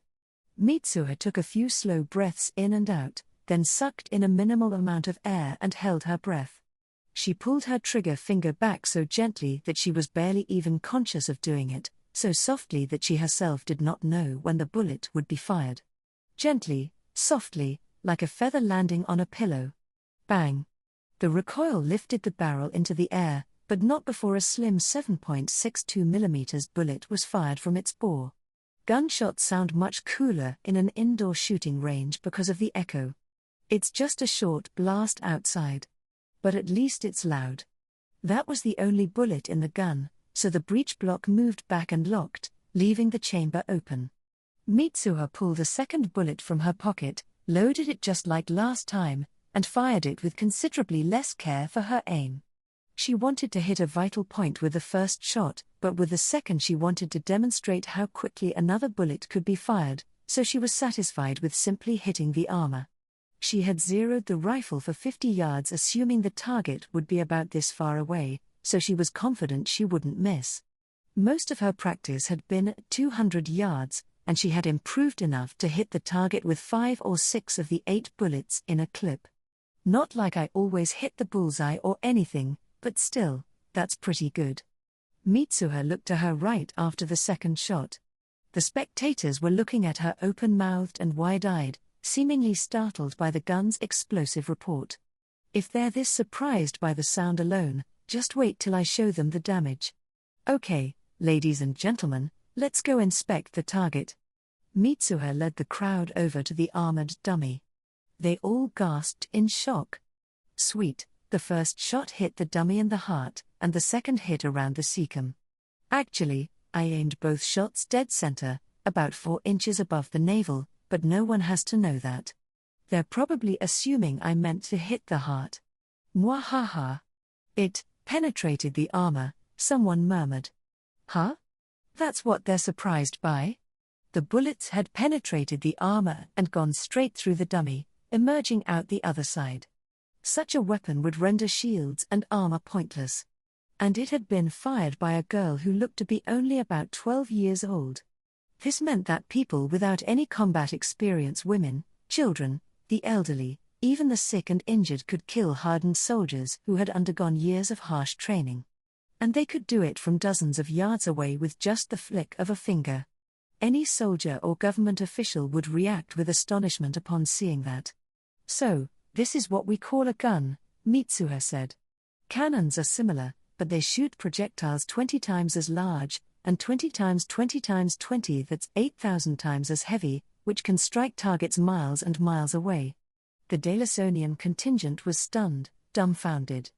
Only half the people in the armies of this world were combatants. The other half made up the supply train, which was tasked with transporting essential goods and supplying other types of support. What they call logistics in the modern military. A vast number of civilians also supported the army by working in research, manufacturing, transportation, and a variety of other fields. An army of 10,000 required at least thrice that number of citizens to support it. Soldiers put themselves through years of training, made possible only by taxpayers' labor and hard-earned money, but faced with a foe carrying this new weapon, they would be dead in seconds. And if the enemy weren't just soldiers? If every woman, child, and senior citizen were armed with one? That's never actually gonna happen, but after seeing me, a girl so petite I could enter a competition for world's weakest person, do what I just did, that nightmare is definitely screening in Technicolor in all their minds. They would have been scared enough if a seasoned soldier had performed the demonstration, and they were rendered speechless when Mitsuha claimed there were weapons far stronger even than this. The goal of the treaty we're proposing is to build a unified front against the invaders, who possess weapons like these, and to work together to create even stronger weapons for our defense. This is only a preliminary conference.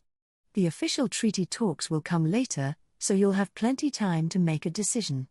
But if you decide not to join us, you'll have to fend for yourselves when the enemy returns.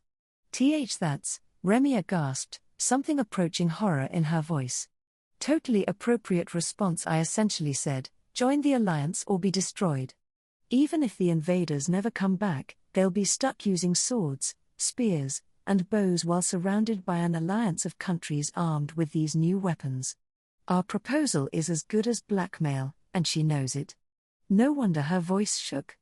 But that's how diplomacy goes in this era, gunboat diplomacy, blackmail, it's all fair game.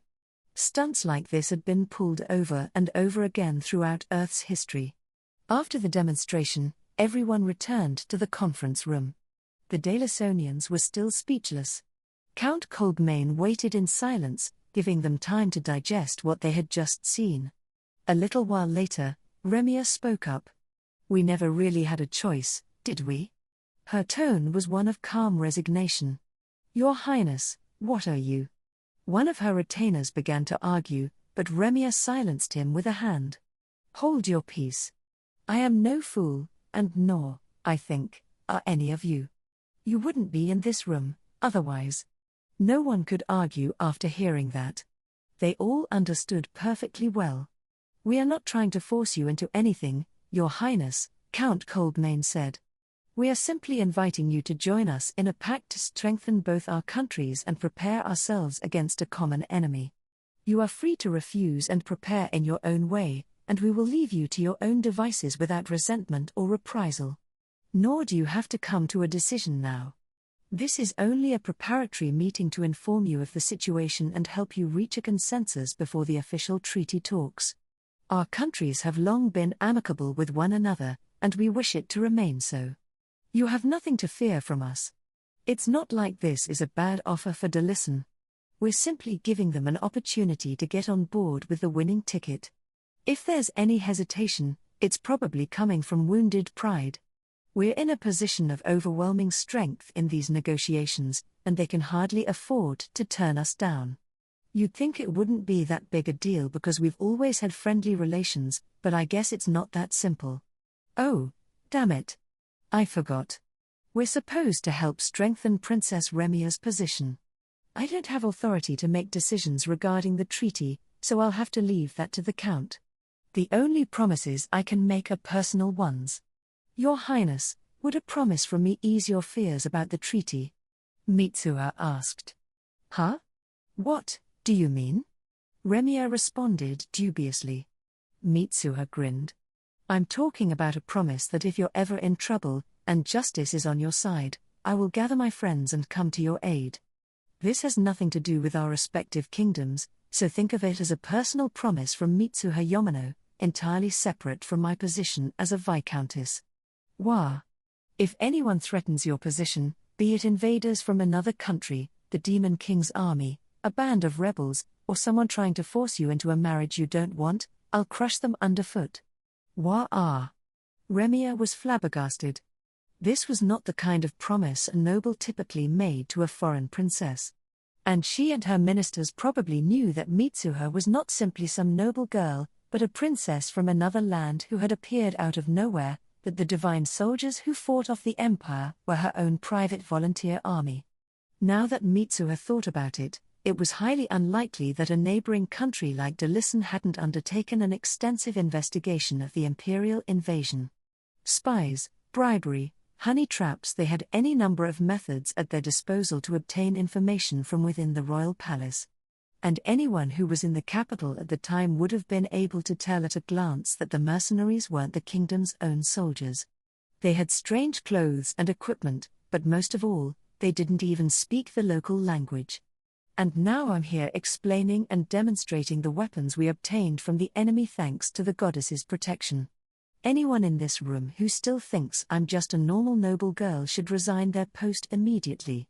It wasn't hard for those in the know to see the implications of Viscountess Yamano, who was more or less single-handedly responsible for repelling the imperial army and the ancient dragons, offering Remia her personal support. Mitsuha hadn't exactly been subtle in threatening anyone who tried to rebel against the princess or marry her off to their son. Remia may have been taken aback, but some of the other attendees looked aghast. This was bad news for anyone with devious intentions. What? Viscountess Yamano, you can't just make promises like that without telling me first. Count Coldmain muttered, looking troubled. The delegation will lose its authority if I don't say something. There's nothing for it. As the official representative of our king, I pay tribute to Princess Remia, the legitimate proxy of the King of Delicen, by promising to prioritize her kingdom when deploying the equipment we develop, so long as our countries maintain the amicable relations we have long enjoyed as neighbors, and so long as Princess Remia remains free in her position to represent the kingdom. Whoa, that was vicious. Count Coldmain's statement was a death knell for anyone plotting to bring down Princess Remia by elevating the young prince and using him to control the kingdom. As he was the rightful heir, Remia would likely step aside and give the prince the throne if and when he grew to be worthy of it, and a new agreement could be made at that time. But if anyone tried to force Remia out and turn the prince into a puppet, there would be hell to pay. No one with Delicen's best interests at heart could think of betraying Remia now. Any rebels who put Princess Remia in danger would do so at the risk that I appear out of nowhere inside the royal palace with my divine soldiers in tow. And no one would be able to accuse our kingdom of interfering with Delicen's domestic affairs. Either I'd be acting as the Lightning Archpriestess, apostle of the goddess, sent to protect the king's legitimate proxy and uphold justice. The rebels would automatically be enemies of the god's evil, in other words. No one could hope to seize power after making an enemy of me. Delicen's leaders probably had at least some idea of Mitsuha's status and abilities as the Lightning Archpriestess. Plenty of witnesses had seen the divine soldiers appear and disappear. Even if she didn't end up taking forceful measures to ensure Remia remained on the throne, the moment any rebellion succeeded, Delicen would lose its privilege of receiving the new weapons and equipment before anyone else, and even worse, it would be seen as an unstable country with a puppet regime, and therefore unfit for the alliance. Anyone who tried to undermine the princess would be treated as a traitor and suspected of conspiring with another country. This should stabilize Remia's position for a while, at least until the prince grew up, became able to make decisions for himself, and demonstrated that he was pure of character. Mitsuha glanced over at Count Coldmain and saw that he was smiling. Hell yeah. Mission complete. Princess Remia, would you like to be my friend? Whoa.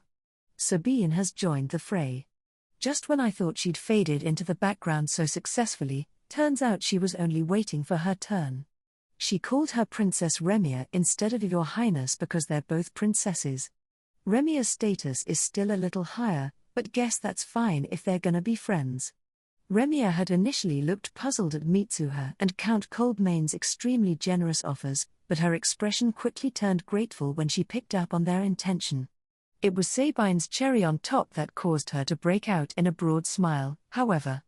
As a royal of a neighboring kingdom, Remia had to know how much Sabine's family fawned on her and how advantageous this friendship could be. With pleasure. But how about instead of my friend, you become my little sister? Remia asked. She had a little brother but no sisters. Sabine shook her head. I already have a lot of older sisters. I want more friends. Remia responded with a wry laugh.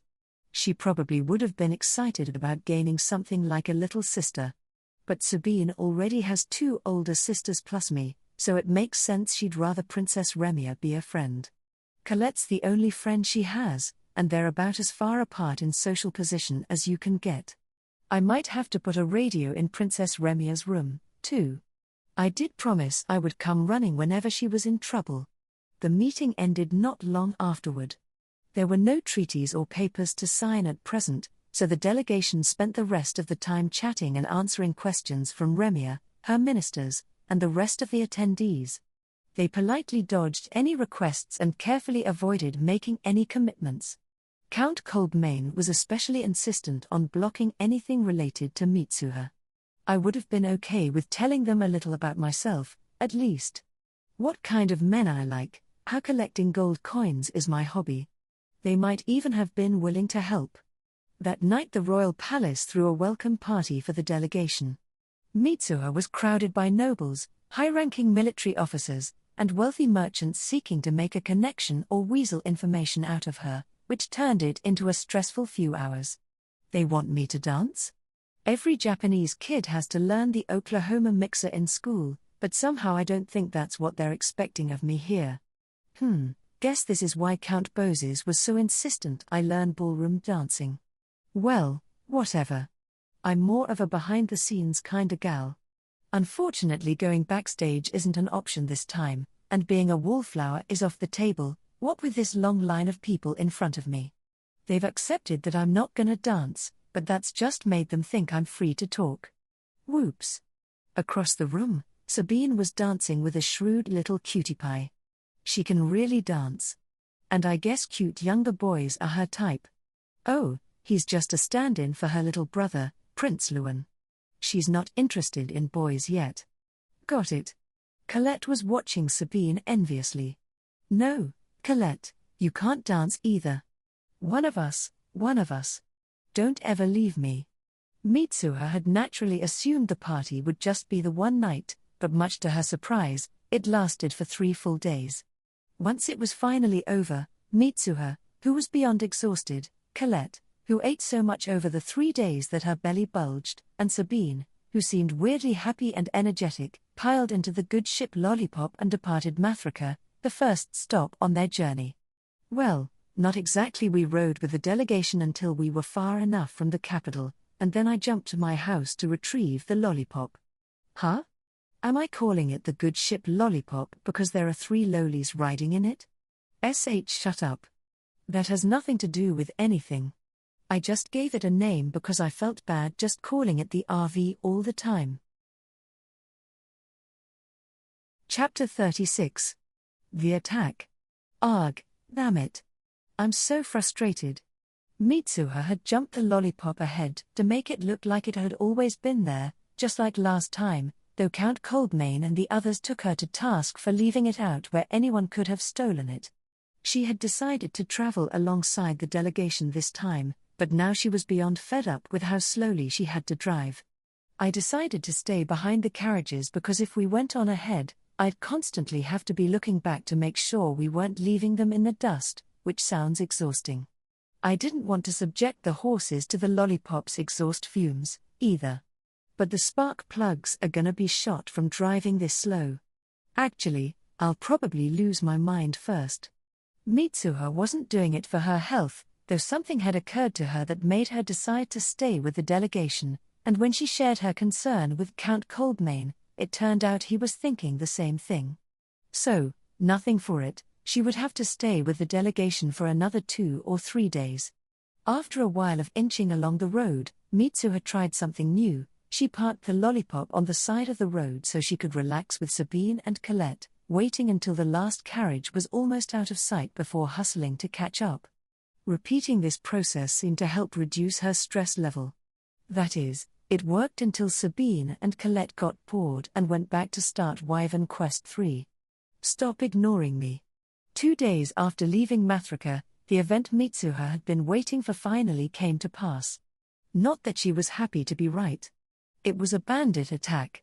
As the delegation was circumnavigating the foot of a mountain, The brigands appeared suddenly at a bend in the road where visibility was particularly limited.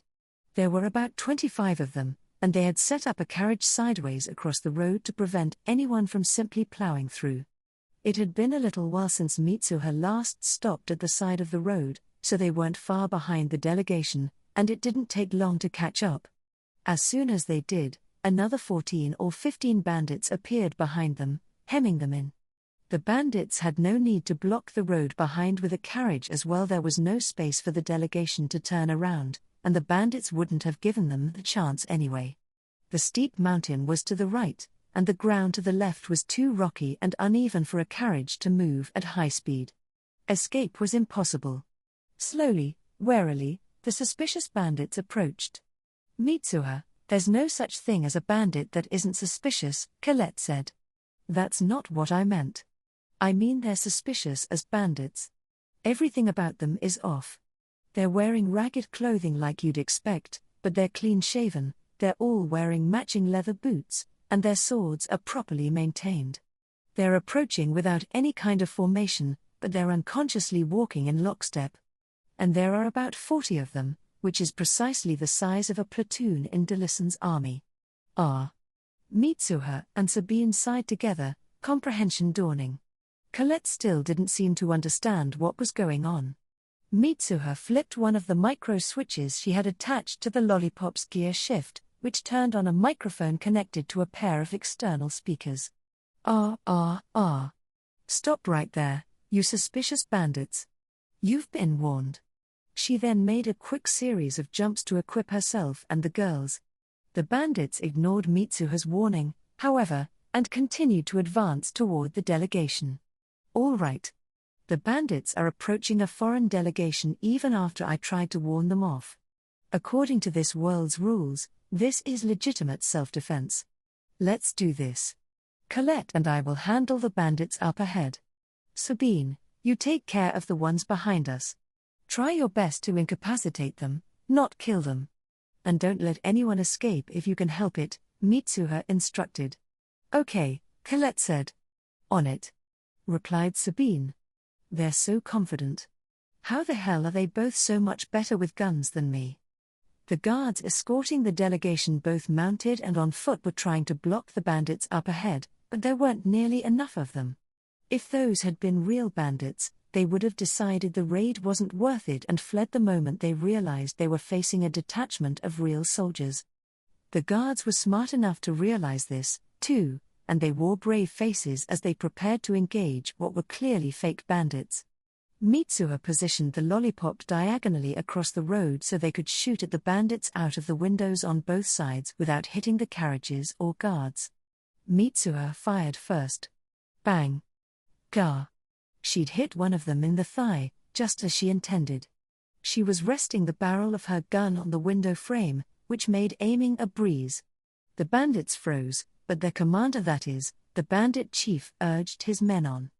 "It takes a while to prepare that weapon for another attack. If we close the gap during that time, she'll only be able to use it once, maybe twice more before we reach her. And her aim will waver with the panic." Cha bang. Arg. Colette fired the second bullet. "Yep, it's common sense to aim for the person giving commands. Good job. Now's our chance. Forward." "Whoa, he's giving commands even after getting shot in the leg. That's some admirable determination. Too bad it's pointless." Bang. The third bullet missed, but the bandits were clearly shaken. So they have two weapons. This changes nothing. Charge. Bang. Bang. Bang. Bang. Grr. Ugh. Huh? Mitsuha and Colette increased their rate of fire, incapacitating more of the bandits. The chief fell silent, overwhelmed by this unexpected turn. Mitsuha switched her gun to fully automatic. Da-da-da-da-da-da-da-da. Gah. A scream rose from the entire bandit troop. "You didn't think I would use the old-fashioned and heavily flawed M1 Gerund in actual combat, did you? I chose this because it's smaller and lighter than an M1 Gerund, making it easier for Sabine and Colette to use. Plus, it has a 30-round magazine. The gun Mitsuha had selected was an M4 carbine. It had less recoil than the M1 Gerund because it used smaller 5.56mm bullets, but the force of impact was almost the same because of the higher initial velocity. It might not be effective against ogres and the like, but it was more than sufficient for bandits in leather armor. Mitsuha swept the gun at the bandit's feet, but everyone present knew she'd done so on purpose, and realized that she could wipe them out if she so desired. She switched the microphone on again. Throw down your weapons, put your hands in the air, and approach the carriages slowly. I'll shoot anyone who attempts to flee or shows the first sign of resistance. You will be arrested and handed over to Princess Remia, who will have you beheaded as bandits who attacked a foreign delegation once you've been identified. Your corpses will be displayed in a public square and your friends and families will be arrested and investigated on suspicion of conspiring with your villainy. Anyone discovered to be a member of the military will be branded a traitor and a rebel, and their entire family will be hanged. However, if you are just a soldier following the orders of an officer, that officer will of course take full responsibility and you will likely be released without charge. Any attempt to run or resist will be treated as a confession that you willingly took part in this assault. You will be seen as a traitor and a coward who fled before the enemy, earning you the contempt of friend and foe alike. The bandits froze. The chief, or rather, the commander pretending to be a bandit chief, had ceased shouting, and simply lay still where he had fallen. All was silent behind the lollipop as well. Sabine had been firing at the bandits in that direction, and they could hear the speakers just as clearly. A bandit at the rear of the group began inching slowly backward so that no one would notice, then suddenly sprinted off. Bang! Mitsuha's shot caught him in the right shoulder with such force that he somersaulted once before coming to rest face down on the ground. Silence. Then, a moment later, there came a cacophony of steel on steel as the bandits threw down their swords and spears, put their hands in the air, and slowly approached the delegation. Prepare to arrest them. Mitsuha called, and the guards hurried to the carriages to grab rope and anything else they could use to bind the captives. Your Highness, we need your help. Huh? Viscountess Yamano? Remia and her attendants were startled at Mitsuha, Sabine, and Colette's sudden appearance. No, of course we didn't just jump right into the conference room. I got Count Coldmane's permission to go back to the capital, drove the lollipop out of sight, took it back to my house, then jumped near the capital with the girls and we walked from there. The gatekeeper recognized us, and guided us to the royal palace after I told him the delegation had been attacked and I needed to report to Princess Remia right away. Bandits attacked the delegation. It's a disaster. We request that you deploy a force to arrest them as soon as possible. That wasn't a lie. The attack was a disaster, for the bandits. A clamor filled the conference room as everyone started talking at once. A foreign delegation being attacked within their borders was a huge problem, even if it was by bandits. Delegation could still find themselves on the wrong end of an international incident, and they had a lot to lose if the delegation was wiped out before they could return home and inform their king of the promise they made. Worst-case scenario, it could even lead to war. Prepare the first company of the Royal Guard for emergency departure, Remia commanded. I will go personally. No one objected. Given the long and amicable relationship between the two countries, it was unlikely this incident would give rise to war, but it wasn't impossible. At the least, this incident could worsen their relationship or lead the delegation to alter their agreement such that it was less favorable for delegation. They needed to display maximum good faith in this situation, and the princess riding personally to the rescue would help immensely. Where did the attack occur? Remia asked. Oh, about 2 days from here by carriage, Mitsuha replied. Huh? But that's... Remia trailed off, at a loss for words. The others in the room just stared. Oh right, we left the city 2 days ago. If we got attacked 2 days from here, that means the attack occurred today. It shouldn't be possible for us to have returned yet. Remia glared reproachfully at Mitsuha and the girls. Me and my big mouth. How can I explain this? Mitsuha racked her brain, but struggled to come up with anything. It's 2 days' travel from here, Colette confirmed, backing Mitsuha up. That's right, 2 days' travel, Sabine added. The conference room descended into a tense silence. "I see," Remia said eventually, sounding like she had given up on getting a real answer. "Ready supplies so that 2 of the platoons can protect the delegation before returning to the capital, and the other 2 can hunt down the bandits. We need carriages for escort and sufficient medical supplies. The dignity and honor of our kingdom ride on this. I will not tolerate any negligence. We will depart as soon as preparations are complete. Get to work." Remia's attendants dashed out of the room. The intensity on their faces showed that they knew exactly what was at stake. She had said immediate departure, but this level of civilization was not capable of the speed of a modern rapid reaction force. While 2 days down the road might have been considered a short distance, it would take at least a few hours to prepare supplies and gather the medical personnel. In which case, this is a good opportunity, Mitsuha thought. "Your Highness, I have something I would like to discuss with you. Would it be possible to go to your chambers?" It didn't promise to be anything good, but hoping to save some face for her country and avoid negative repercussions from this incident, Remia nodded darkly and guided Mitsuha and the girls to her room. 30 minutes later, Remia's orders had reached all pertinent parties. Everyone worked as fast as they could to notify those who were to accompany the princess on the journey and prepare the necessary supplies. In the end, preparations took over 3 hours. Can't blame them for taking that long.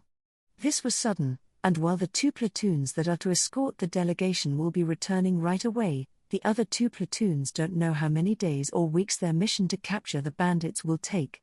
Besides, readying a horse and carriage takes a lot more effort than filling a truck with gas and turning the key. This is also a military expedition led by the king's proxy herself.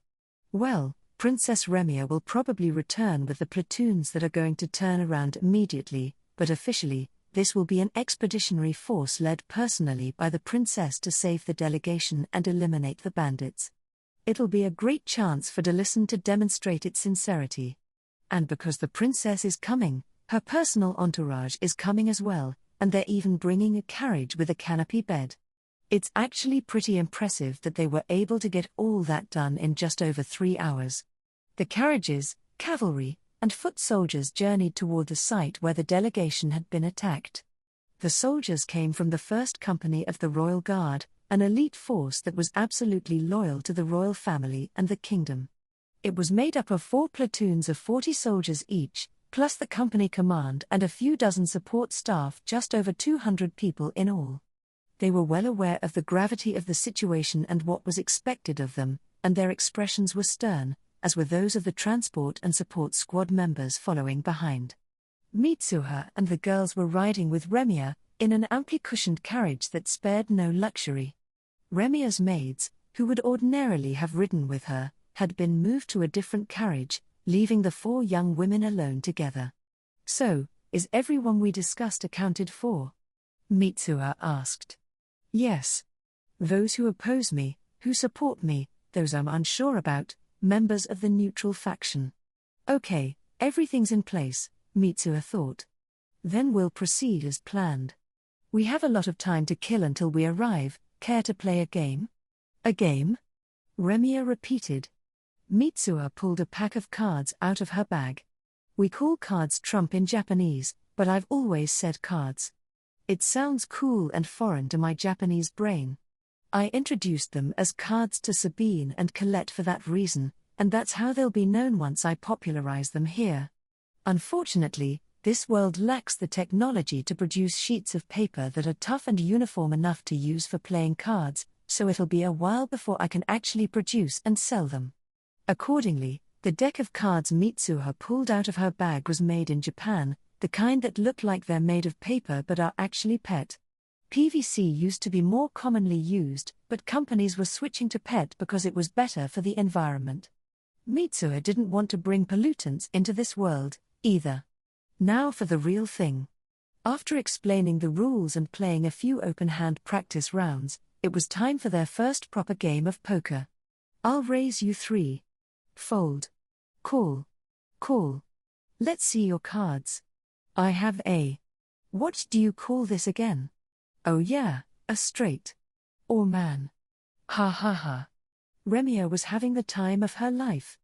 This was partially due to the game itself, but mostly it was because she was getting to immerse herself in a fun experience without having to worry about her position or the things she said. She'd probably never had an opportunity to hang out with other girls on equal footing in all her life. Sabine knew exactly how Remia felt, and was equally invested in the game. Colette played just as hard, too, though without any such thoughts. I knew Sabine would be a natural, but I had no idea Colette would be so good at the high-level mental warfare that is the game of poker. Me? I'm getting freaking creamed, damn it, I've made a grave error. Princess Remia had gotten completely and utterly hooked on poker. And she was good. She'd learned the rules shockingly fast, and already won all the Japanese sweets Mitsuha had brought along for the 2-day journey. You need to do something, Mitsuha. Sabine muttered, looking genuinely distressed. I know. I'll find a chance to jump back and get more next time we stop to rest. Re-upping their candy supply was of the utmost importance. That's not what I'm talking about. Well, we need sweets, too, but, look. Sabine pointed surreptitiously.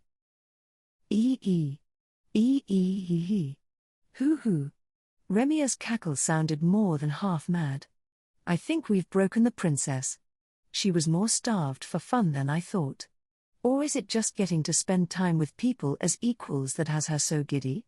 How can I fix this? Kakakakakaya, is there even any human left in there? 2 days later. Straight, Sabine cried confidently as she revealed her hand. Pair, Colette sighed, throwing her cards down in frustration. Get flushed, Mitsuha shouted excitedly, revealing a flush. That's, what I say when I get a flush. I regret nothing. Anyway, a flush is when you have 5 cards of the same suit. It beats a straight, even though it seems like it should be easier to get. This means I win. Mitsuha's exultation was short-lived, however. Full house. Are you kidding me? Hayuk. Remia's victorious laughter filled the carriage. What kind of laugh is that? She's creeping me out. Numerous carriages came into view, pulled to the side of the road up ahead. They had finally reached the site of the bandit attack. We've arrived. A mounted outrider called back. Bring us up beside Count Coldmane's carriage, Remia commanded, her expression and voice snapping back into princess mode in the blink of an eye. Eek, how'd she do that?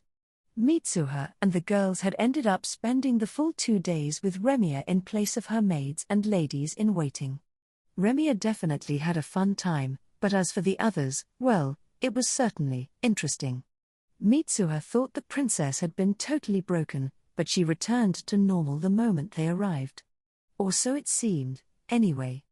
After the carriages were parked, the girls waited for the guards, both those on horseback and the ones who had been riding in carriages, to secure the area before stepping out.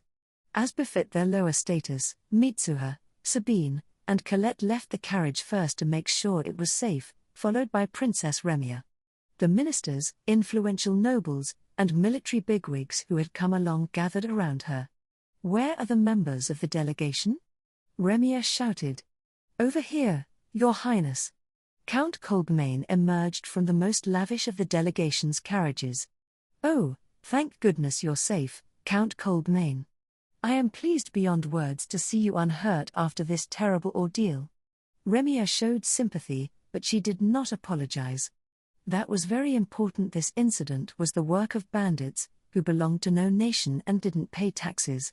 They could very well have come over the border from elsewhere.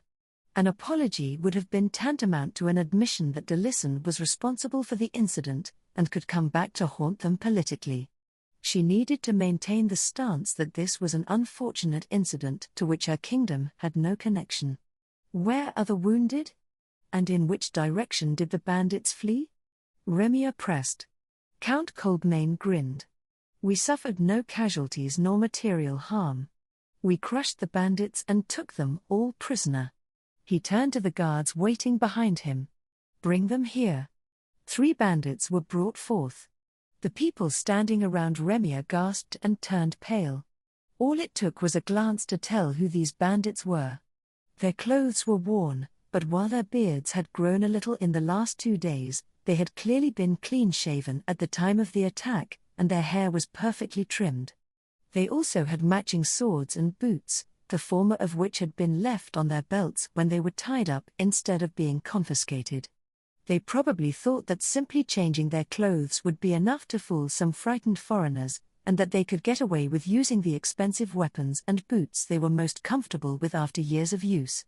But to any of Delison's courtiers or military personnel, it was obvious who they were: Delisonian soldiers. "We will take these prisoners back to our kingdom and torture them until they tell us everything they know.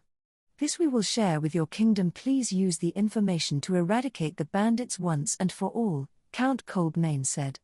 While his words seemed to make everyone from Delison uncomfortable, a few were especially agitated. Everyone knows you can't trust a bandit's word. We should execute them right now." One of the ministers cried suddenly. "I agree. We don't want them escaping and returning to their murderous ways. We'd be doing the world a service." One of the military officers shouted. He and a few of his colleagues went to draw their swords, but the delegation's guards moved to block their way.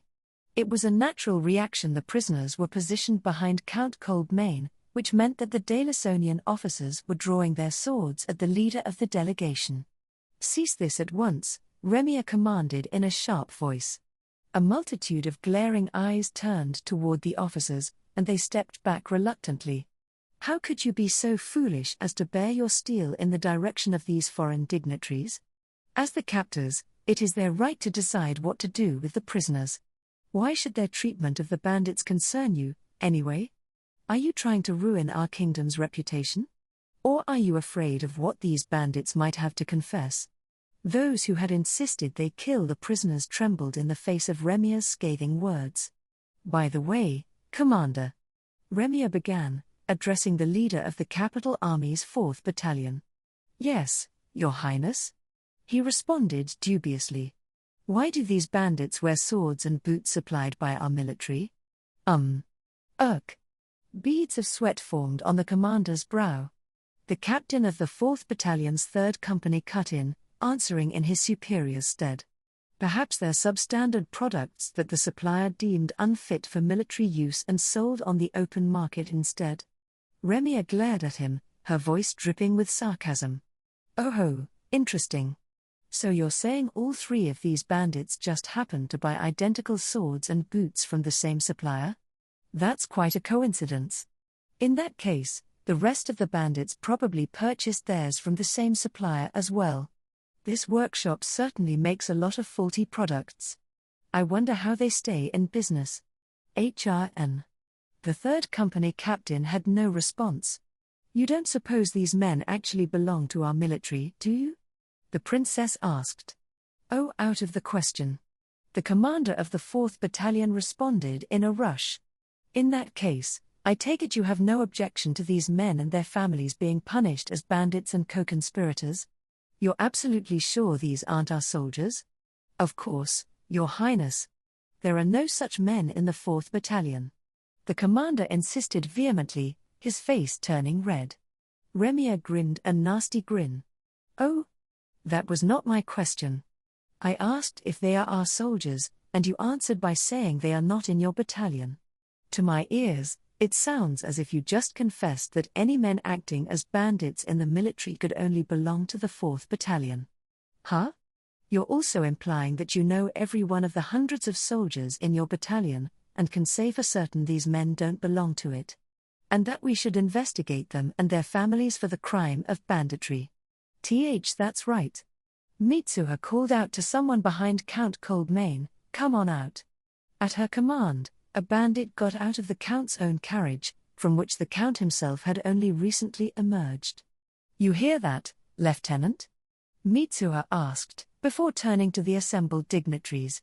"May I present the commander of the 2nd Platoon, 3rd Company, 4th Battalion of the Delisonian Capital Army." The entire contingent from Delison, save only Princess Remia, gaped wordlessly in shock. The platoon commander glared at his superior officers and at one of the ministers with undisguised anger and contempt. "We said we'd taken prisoners, but we never said there were only 3 of them. The minister and commanders had probably thought the platoon commander, who knew the particulars of the mission, was dead, and that they could get out of this by insisting that the captured men were just bandits claiming to be soldiers in an attempt to save their own necks. Who would believe a bandit over a high-ranking military officer?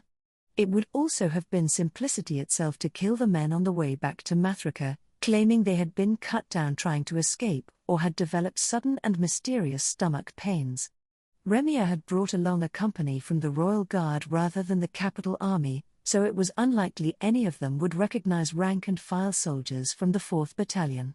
The conspirators could have cut up the men's faces, smashed them into rocks, or set their carriage on fire to make their corpses unidentifiable.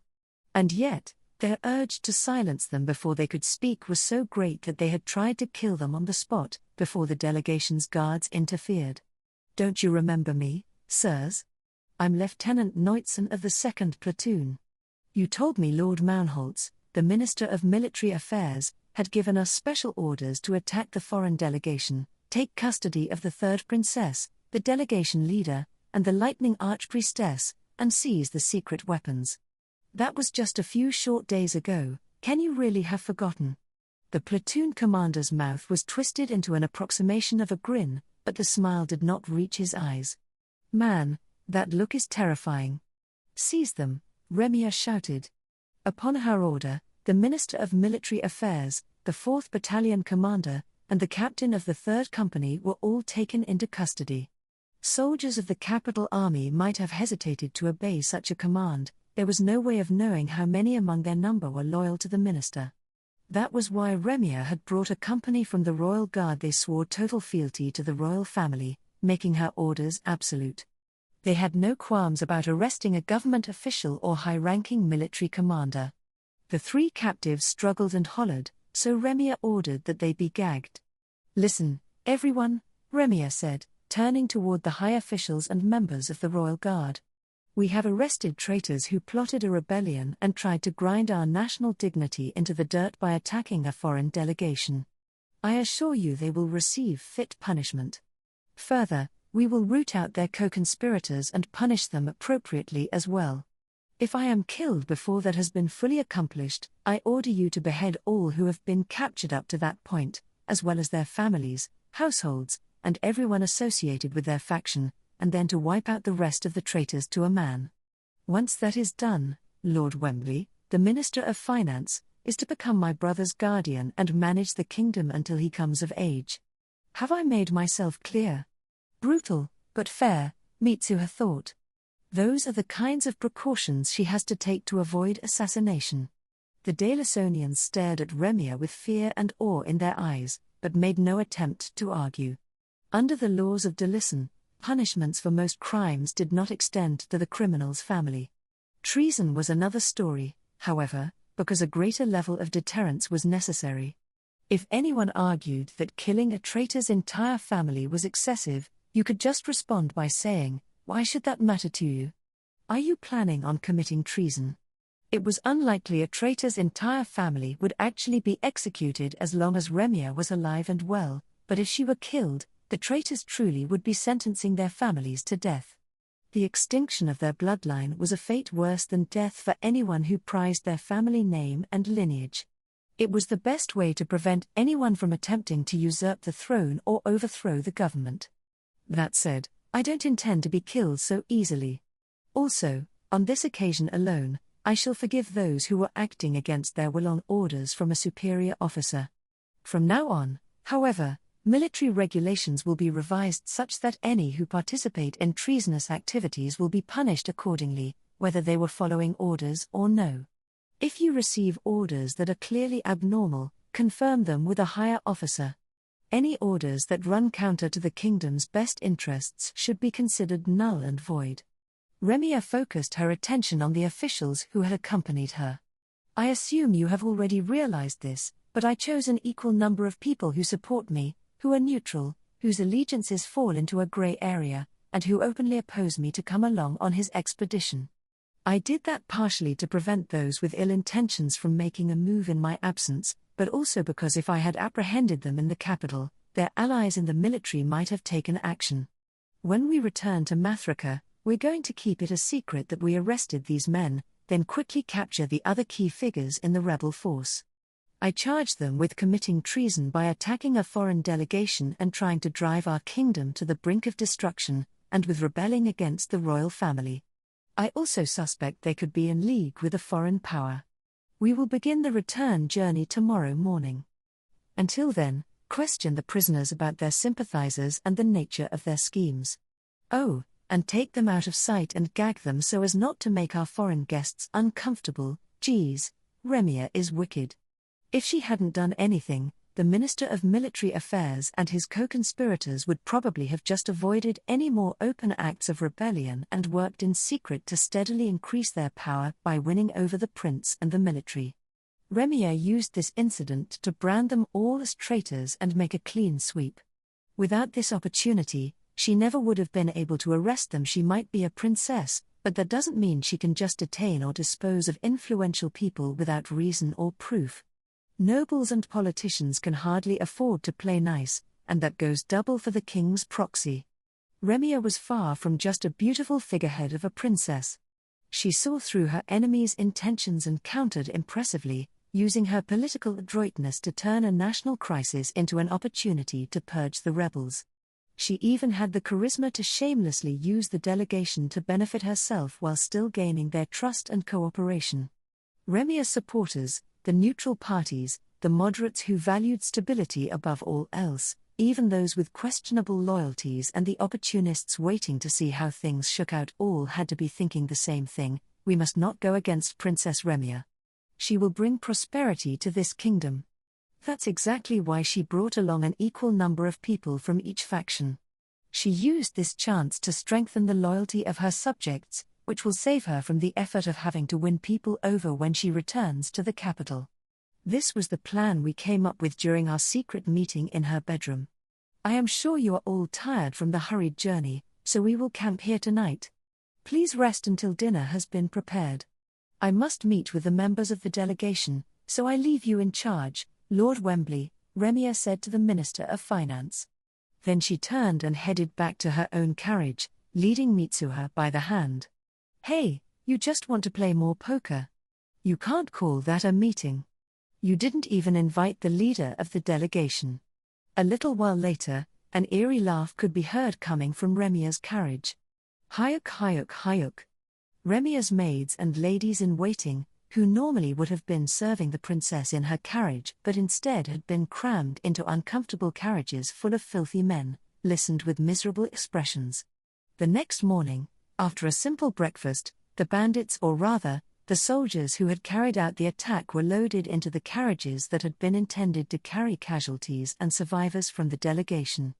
They were followed by the Minister of Military Affairs and his fellows, and with that, the Delasonians were ready to hit the road. And the delegation is good to go as well.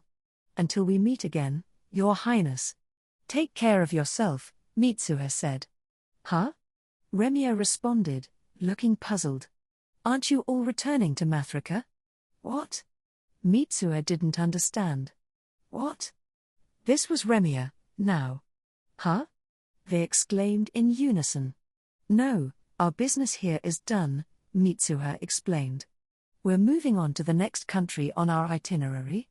What? Remia stood stock still, paralyzed with shock. I mean, we don't have any reason to go back. We suffered no injuries or damage to our carriages, the traitors were all arrested, and there were plenty of witnesses. You don't need us. Crook. Remia looked anguished. I know you just want to play cards on the way home, damn it. Anyway, you need to get started on cleaning out the rebels, right? Mitsuha said. I'd think the presence of a foreign delegation would only cause problems. Ugh. There's no reason for the delegation to go back to Mathrika, and she has to see that. She probably just doesn't want to admit it to herself. Well, it's not like I don't understand how she feels. Fine.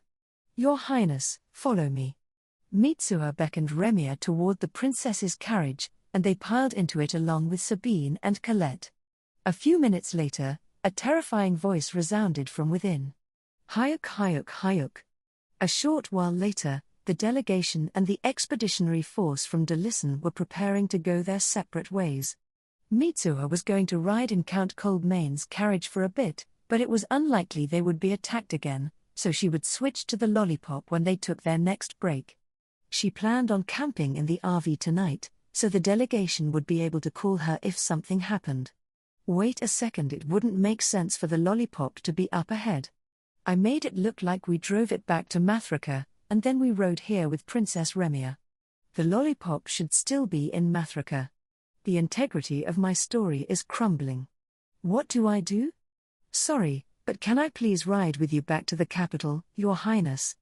Mitsuha asked, dejected. Remia's satisfied smile spread from ear to ear. Hayuk, hayuk, hayuk. The faces of the maids and ladies in waiting who had been about to climb into Remia's carriage, however, stiffened in despair. Can't blame them. They were probably looking forward to spending a few uninterrupted days attending the princess, and now because of us they're gonna have to spend the whole miserable trip exposed to the leering gazes of a bunch of dirty men. Oh, I know. Your Highness, let's let them ride with us. Mitsuha suggested. Huh? But Princess Remia, who had wanted to spend the entire trip playing games, was clearly unhappy at the idea.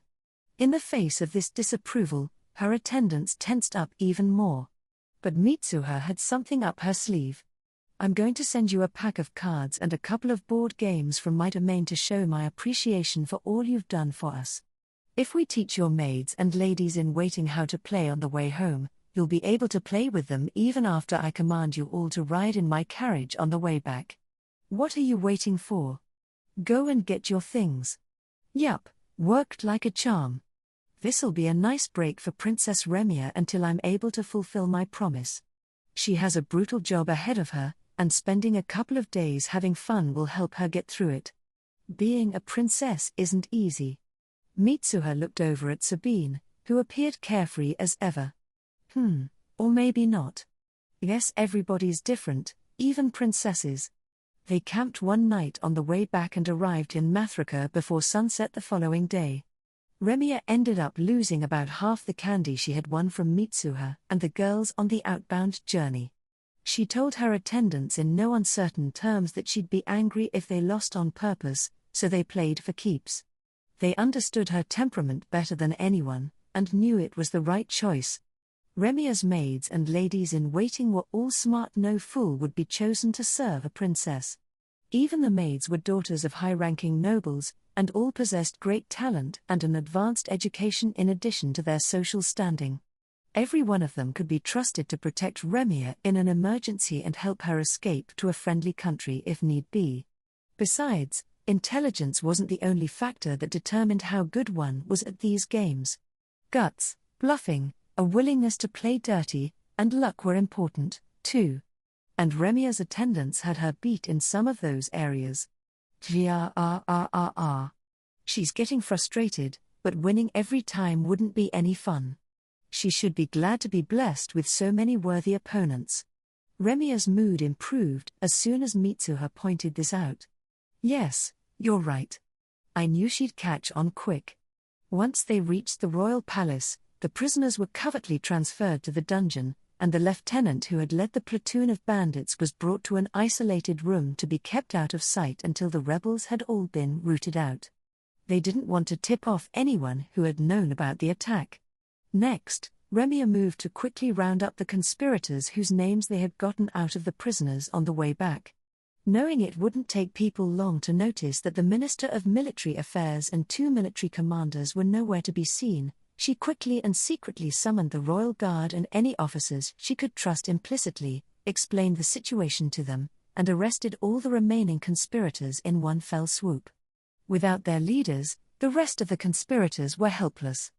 Remia arrested all the rebel officers' soldiers who knowingly took part. Some may have simply been following orders they couldn't refuse, but she could sort that out later. What was important for now was to take all potentially dangerous elements out of circulation.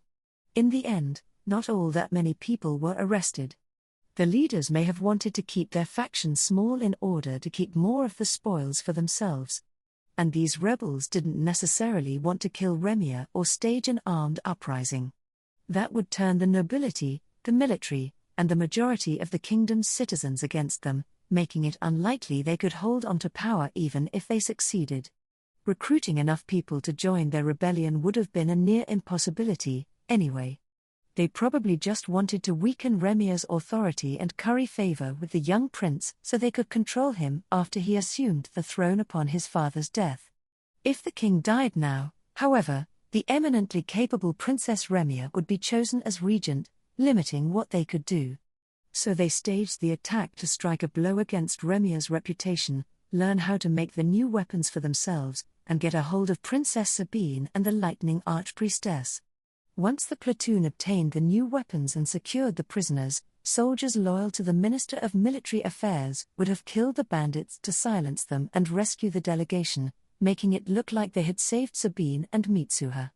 The minister would then claim that the new weapons were missing while secretly mass-producing them in his own territory. The guns wouldn't have been so simple to replicate, but he had no way of knowing that. Remia would never have been able to arrest him if he had stayed in the shadows. She needed to catch him in an open act of rebellion, with ample evidence and eyewitnesses to prove his guilt, and this incident had provided the perfect opportunity.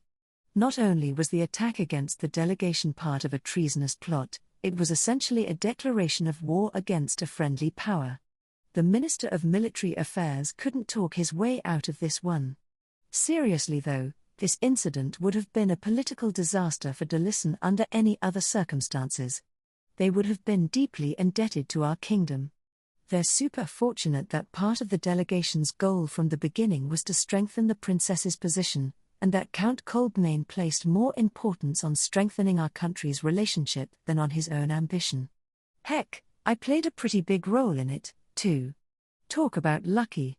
Remia had no further urgent matters to attend to once she finished giving out orders to arrest the rebels. There was no need to rush the investigation. There's no point in us sticking around.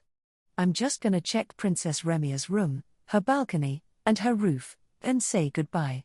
Come now, no need to leave so soon, Remia said when Mitsuha informed her of her plans. It is already getting dark, Mitsuha conceded.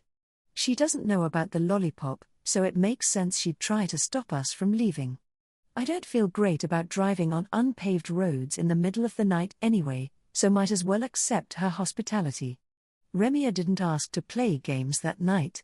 She must have been tired from the 4-day trip, and she knew it wouldn't be a good look to have fun while her people were busy racing around the city late into the night arresting the rebels. She kept things relatively serious at dinner, and turned in early. She had a busy day of listening to reports and whatnot ahead of her. All right, time for us to take our leave, Mitsuha said after breakfast the next morning. I really do mean it this time. Come now, no need to leave so soon. Damn it.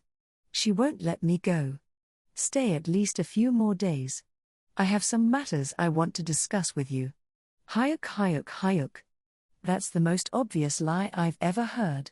And indeed, Mitsuha and the girls departed in the lollipop a few hours later.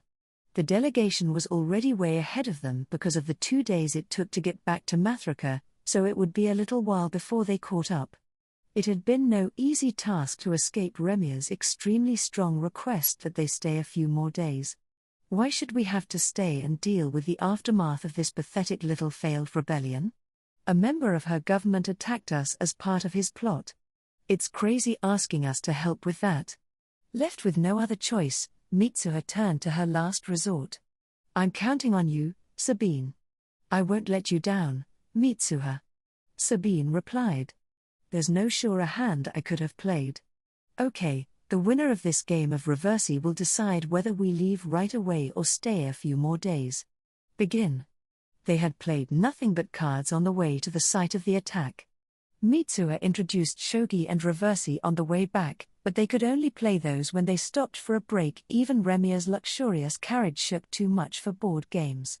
And shogi took too long to play on a short break, so Mitsuha had only brought it out when they camped for the night. Even then, they were all exhausted from being shaken around in the carriage all day, so they only got as far as learning the rules. Reversi was a snap to learn, however, and short enough that they could fit a whole match into a short break, so they had played a decent amount of it. Sabine declined to participate, though. She was a pro at both shogi and reversi, and would have ruined the beginner's fun, so she held back. That left Remia, one of the court ladies, and one of the maids to dominate everyone else in the carriage, including Mitsuha and Colette. So Remia had the impression that Mitsuha and Colette were easy marks, and Sabine simply didn't like reversi. She had agreed to the match immediately when Mitsuha said that the loser would have to do as the winner says, and was surprised when Mitsuha chose Sabine to represent them in such an important moment. By the time the match was over, her face was as white as the board in front of her. "I feel kind of bad for Princess Remia," Sabine said as they made their way down the highway. Says the girl who broke her spirit. But that's the cold and unforgiving nature of competition. I'm sure it was a good lesson for Princess Remia to learn. Never to take Sabine lightly, I mean. The girls caught up with the rest of the delegation around noon. Mitsuha was driving around 25 miles an hour, while the delegation could cover 50 at best in the course of an entire day thanks to the luggage-laden carriages that accompanied them, which could only go a hair faster than a farmer's wagon. They also had to take frequent breaks, unlike Mitsuha and the girls. They're actually making good progress, all things considered. When the lollipop caught up to them, the delegation had pulled off the road for lunch, and they invited Mitsuha and the girls to join them. It had been 6.5 days since the delegation left Mathrika. They shared some food the relief squad had packed, but aside from some vegetables and tubers that kept well, they were almost out of perishables. That meant it was time for jerky and other dried foods. Sabine and Colette grimaced, but they didn't complain. That much they had learned from lunch with the merchants.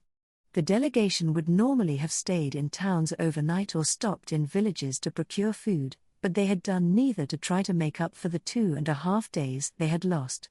Even just stopping in a village to buy food would take a significant amount of time given the need to negotiate with villagers and make sure the goods were in order.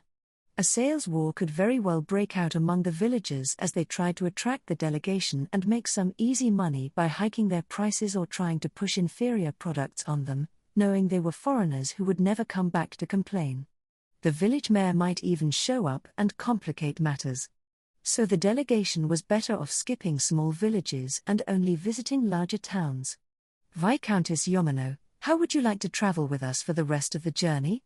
While they ate, both Count Coldmane and Clarge invited Mitsuha to rejoin the delegation, but if she did that, she would no longer be able to do as she pleased.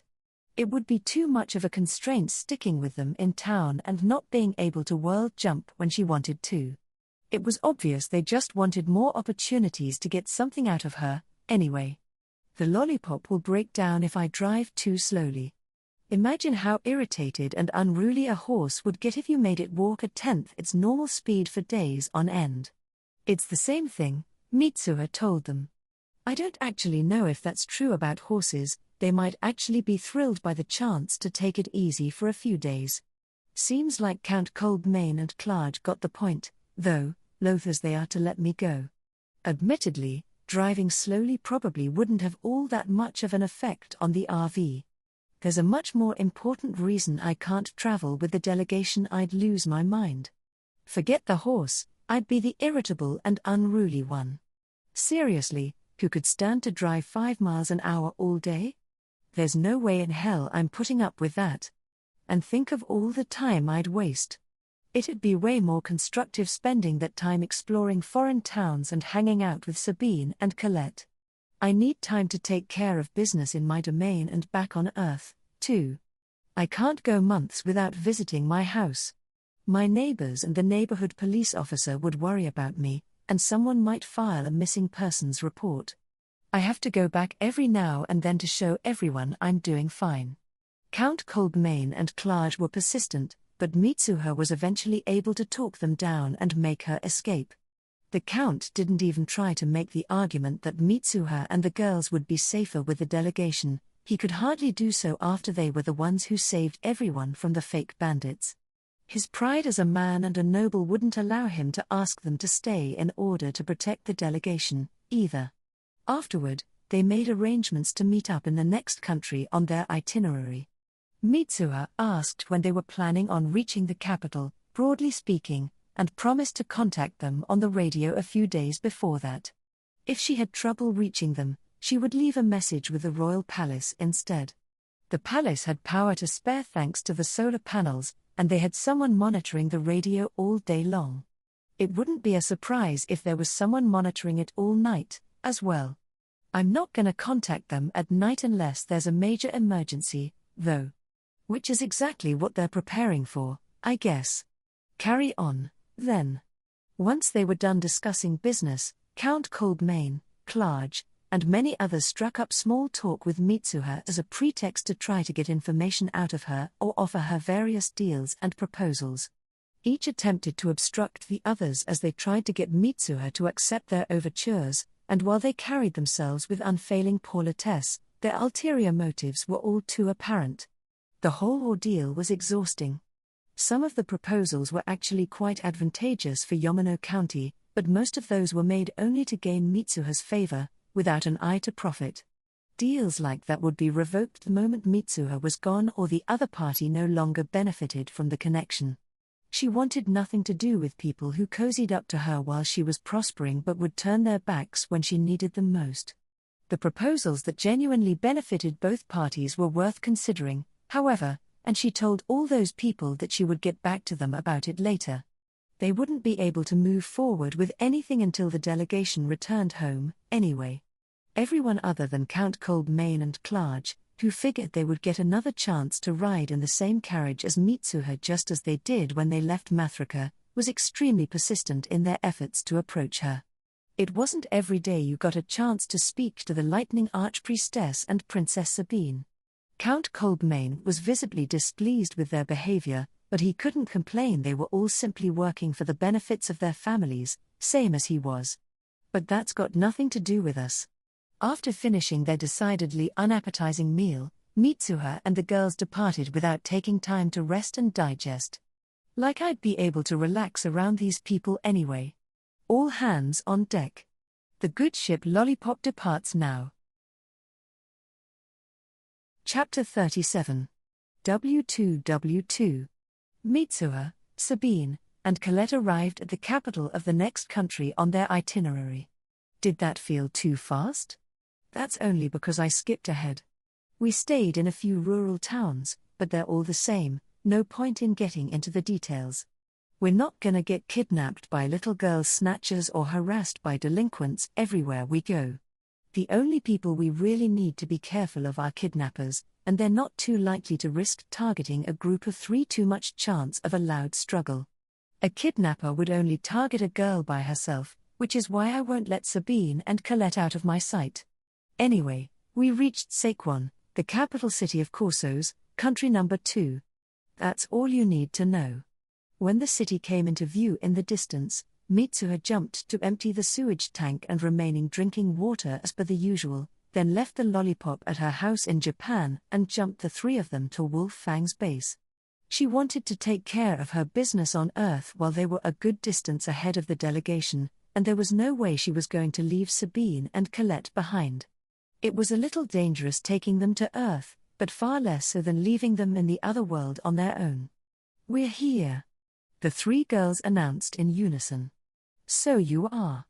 As always, the captain was a little thrown off by their sudden appearance. "I'm teaching Sabine and Colette English as well as Japanese." I realized that only being able to speak Japanese would be a real hindrance if they ever had to take up residence on Earth. Took me long enough to realize that. There might be times they had to rely on the captain, and even if they lived in Japan, only speaking Japanese when they look so obviously Western would come with its own share of problems. I know some people in that situation, and they complain about it all the time. The girls have already learned a fair amount of Japanese for the sake of watching their precious DVDs, so they might as well keep at it. I'll just have to teach them both languages. Sorry for the workload, girls. They're both fast learners, though, and can already speak some broken English.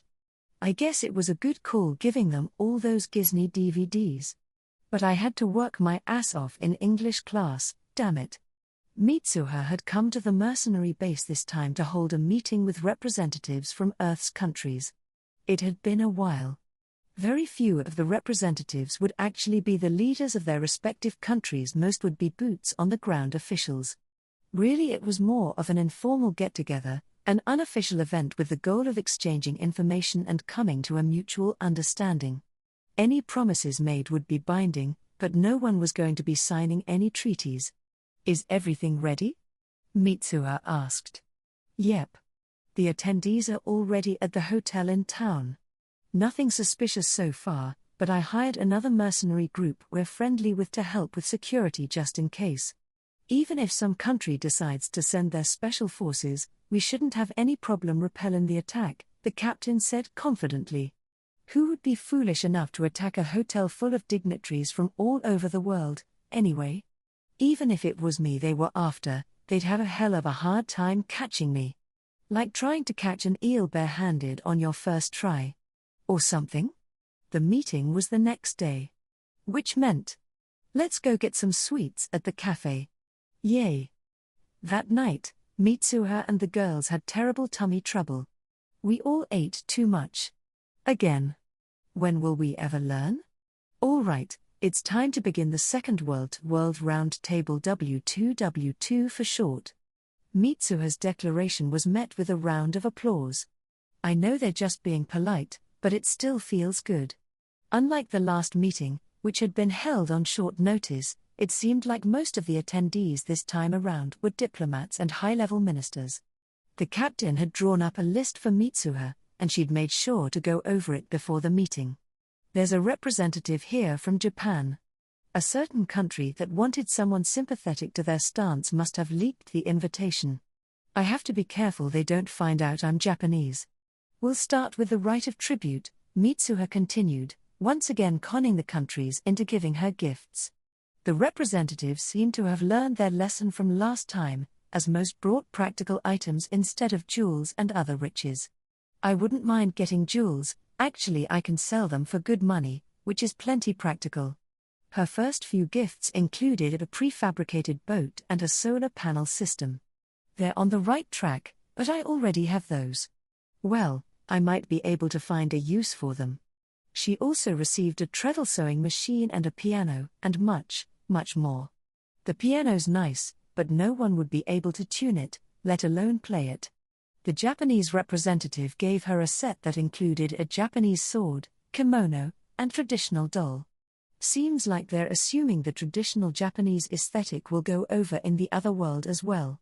And you know what? They're probably not wrong. The sword especially. Given the gifts she received, Mitsuha felt she might have been better off with jewels after all, which she could sell to buy what she actually needed. The countries would have found out immediately if she sold them on Earth, though, and selling them in the other world and converting the gold coins would be too much hassle. Plus, losing 3/4 of the gold to the exchange rate would be infuriating. Choosing a winner wasn't easy, but after much thought Mitsuha went with a small country that had reproduced a full set of tools like those used by ancient shipwrights. This country gets it. They remembered what I said last time, considered what I would want the most, then took the time to reproduce historical tools using modern metallurgical techniques. I can use these as a reference to mass-produce more tools in the other world. What an awesome gift. In return, Mitsuha gave them some plants that were used as medicinal herbs and an 8-inch statue made out of an extremely heavy metal. It would be a huge discovery if it turned out to be a new type of metal, but they would have to wait for the results of the analysis. She also gave them a mating pair of horned rabbits and a ticket to visit the other world, in case the plant and statue both turned out to be duds. Naturally, Mitsuha had the representative sign a contract stating that if a new discovery were made the country could use it to produce and sell products, but she would retain the ultimate rights. She wasn't about to let anyone have a monopoly or fleece the rest of the world. The prizes items I chose to give in return are a little more extravagant than last time. The other country's representatives' eyes are bulging out of their heads. Well, try harder next time, fellas. If there is a next time. Anyway, now for the main event. As stated in the letter of invitation, any recording devices including cameras and voice recorders are prohibited, Mitsuha said. Anyone caught breaking this rule will be removed immediately and their country will receive none of the benefits decided upon in the course of this little tete-a-tete. Understood? Did any of you forget? If so, I'll call it an accident and let it pass, so long as you give them up now. No one reacted. Anyone brazen enough to have brought a hidden recording device wouldn't be troubled by such a warning. But, after a brief silence, several small objects appeared in midair and clattered onto the table. Mitsuha had jumped while summoning all the recording devices in the room, then returned, placing them a little ahead of their original positions. The representatives who had brought miniature cameras and sound recorders went pale upon seeing their devices land on the table in front of them. There were all kinds of devices, some made to look like a button, a tie clip, or a cufflink, even one wired inside of a pair of glasses. These look fun. I'm gonna take them for myself. You're all out of here. Escort them to the parking lot, Mitsuha commanded. The mercenaries stepped forward and removed the rule breakers. Some left quietly, while others struggled as hard as they could to remain, pointless as it was. Mitsuha wasn't going to start the meeting until they had been removed. I thought you'd realized by now the futility of trying to fool me, Mitsuha said disappointedly. The conference room had gone silent. Everyone was probably imagining the punishment those people would receive when they returned home with nothing to show for their efforts. There's no way I can let anyone record this, though. It would be a problem if pictures of me or clips of my voice made it out of this room. Mitsuha knew there was nothing she could do about facial composites or portraits drawn from memory, but she doubted that would be an issue. It was unlikely any country had sent a sketch artist in place of a diplomat. Someone might have taken a surreptitious photograph of her in town, but that wasn't a reason for concern either. A picture of a seemingly ordinary girl walking the streets wouldn't be newsworthy, and if anyone used it to ask around and try to find her, it wouldn't be long before someone called the police. The countries thought Mitsuha was from another world anyway, and she had made it clear that if anyone obtained and distributed pictures or voice recordings of her, she would treat it as an act of extreme hostility and respond accordingly. No one would be foolish enough to test her on that. I don't think what I just did will prevent pictures entirely. It was just another demonstration of what happens when people break their promises to me. I'm hoping that'll be enough to prevent any pictures of me from going any farther than their intelligence divisions. Let's begin.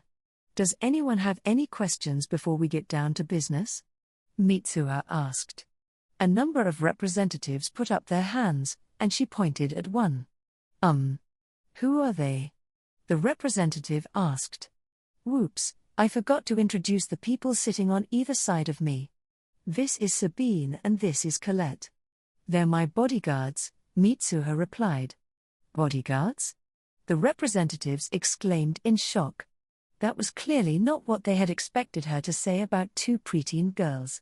I'm not gonna just open my big mouth and tell them that one's a princess and the other's an important vassal of mine. That'd be the same as painting big old targets on their backs. I need these people to think that I'm the only person of value here, and that there would be no point in kidnapping them. That's right, Mitsuha said. They'll use their magic to stop the heart of anyone who harms me. Please don't make any sudden movements or reach into your pockets in my vicinity. They may overreact in their desire to protect me. I don't want a rumor starting that anyone who comes near me dies of a heart attack. Everyone in the room recoiled in horror. Well, this way no one'll lay a finger on Sabine and Colette, even when I'm not around. No one would be dumb enough to take my bodyguards hostage in a bid to get at me. Especially not bodyguards who could magic them dead in an instant. Now if they go after anyone, it'll be me. Okay, time to start the meeting for real. Mitsuha hadn't really planned on holding another meeting, but the persistence of the various nations left her little choice. For her part, they had been easy enough to ignore, since the only way they had to contact her was via Wolf Fang, but they were driving the mercenaries up the wall. The captain said his guys were so busy answering phone calls and emails that they couldn't get any work done, and he begged her to do something about it. This meeting was her solution. I decided to hold this little get-together because you all have been requesting to see me. What is it that you want? Oh, but first, all further attempts to reach me should be sent to my new email address. It seems you were hindering these gentlemen's work. From now on, any countries that call or write to the mercenary base will be ignored and removed from my list of contacts, Mitsuha warned. Sweet, my goal for this meeting is accomplished. Mitsuha had actually gotten requests from a lot of different countries to talk, and granted some of them by meeting with a few countries at a time. Meeting with just one country would be risky because they could unilaterally bury her in an avalanche of requests, so she always chose multiple countries with opposing interests. She held the meetings at the base or in the nearby town, and hired the mercenaries for security. Meeting a country on their home turf or in a location of their choosing would have been beyond careless.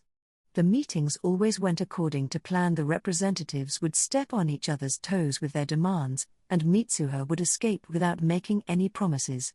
They were exhausting, though, and a waste of time, so she stopped after the first few. Problem was, the other countries found out and demanded they get a turn, too. So she wanted to use this meeting to make sure no one troubled the mercenaries any further, and to resolve any lingering business all in one go, but the representatives had other ideas. It would be an honor to invite you to our country. Would you be willing to meet with our leader? Please, allow us to welcome you as a state guest. Visiting a country as an official guest of the state was the last thing Mitsuha wanted. That would involve attending official ceremonies, and it wouldn't be long before pictures taken by the mass media were disseminated throughout the world. Her desire to avoid that was the whole reason she was holding this unofficial meeting and had been so thorough in confiscating the recording devices. Word of the mercenaries' heroic battle in the other world and the dragon remains they brought back had spread across the globe, but the knowledge that a princess from the other world had visited Earth was still a secret known only to the leaders of each country, and Mitsuha wanted it to stay that way. It wouldn't be such a big deal if she became known as Nanaha, a noble from another world, but once people found out she was a Japanese citizen named Mitsuha Yamano, she would have to leave Japan behind. The only escape from being hounded by the media and the government about the other world would be to abandon her house, her friends, and her neighbors, and set herself up in another country. In fact, Mitsuha had a feeling that day wasn't too far off.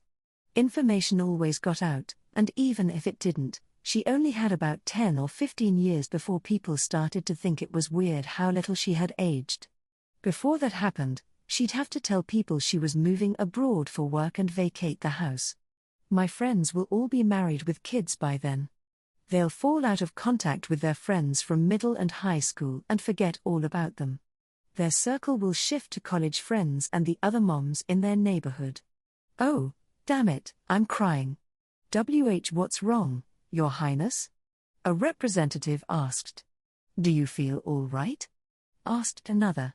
What am I doing? I let myself get all sentimental and weepy. Oh, it's nothing. I was just recalling a sad memory, she replied, managing to play it off and move on. The representatives competing to invite her to their countries looked around awkwardly. They probably thought she was recalling something from her homeland. Anyway, I don't want too many people knowing about me. Then I wouldn't be free to go around and enjoy myself. I'm fond of visiting different cities as a regular person. If I became too famous to walk around freely, there wouldn't be any point in coming to this world anymore. Don't worry, Lady Nanaha. We will of course keep your existence a secret. The representatives were panicked, afraid of missing out on the massive benefits they quite rightly thought they could gain from their relationship with her. She now felt there was a pretty good chance they would keep her secret. Otherwise they would lose out completely. They covered a variety of topics thereafter, but Mitsuha made no promises and signed no treaties. She had explained last time that she lacked the authority to make diplomatic decisions on behalf of her country and had refused to act as a mediator or taxi to the other world, so the Earth representatives probably couldn't think of much to ask her for. Many of them requested mineral, plant, and animal samples, but that was the biggest trump card she held, and she couldn't play it so easily.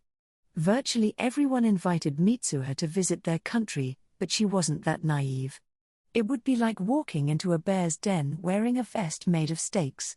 And she definitely wasn't taking Sabine and Colette anywhere like that. Mitsuha was about to wrap up the meeting when a representative from a certain Asian country addressed her. "Your Highness, is there no way I can convince you to visit our country?"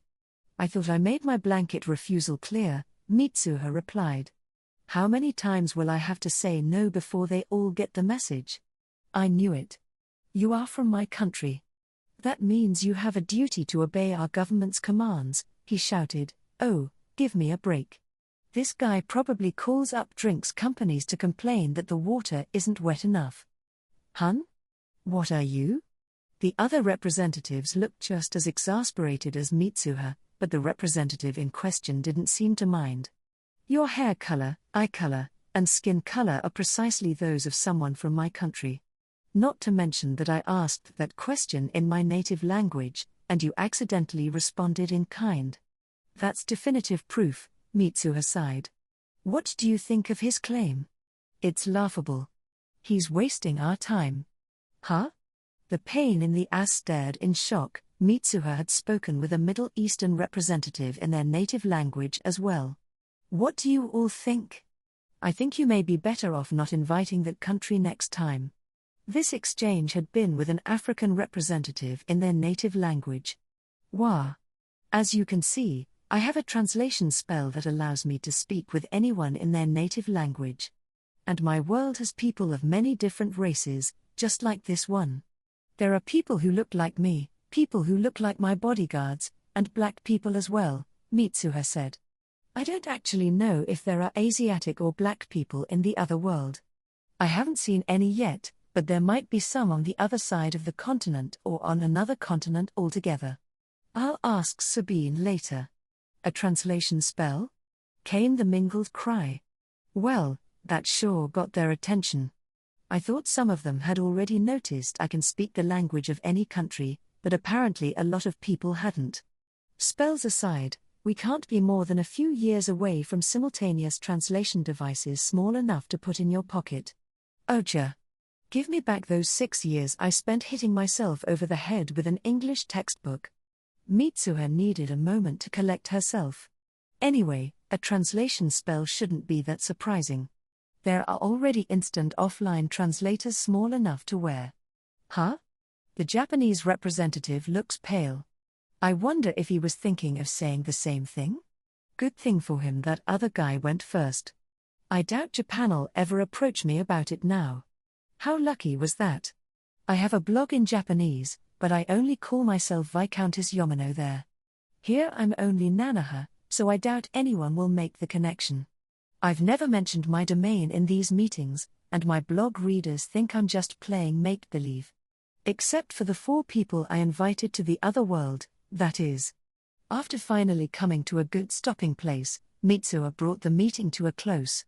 She would have felt bad if the representatives had left empty-handed after coming all that way, though, so she gave everyone a sample of this one plant she had been unable to identify from a field guide.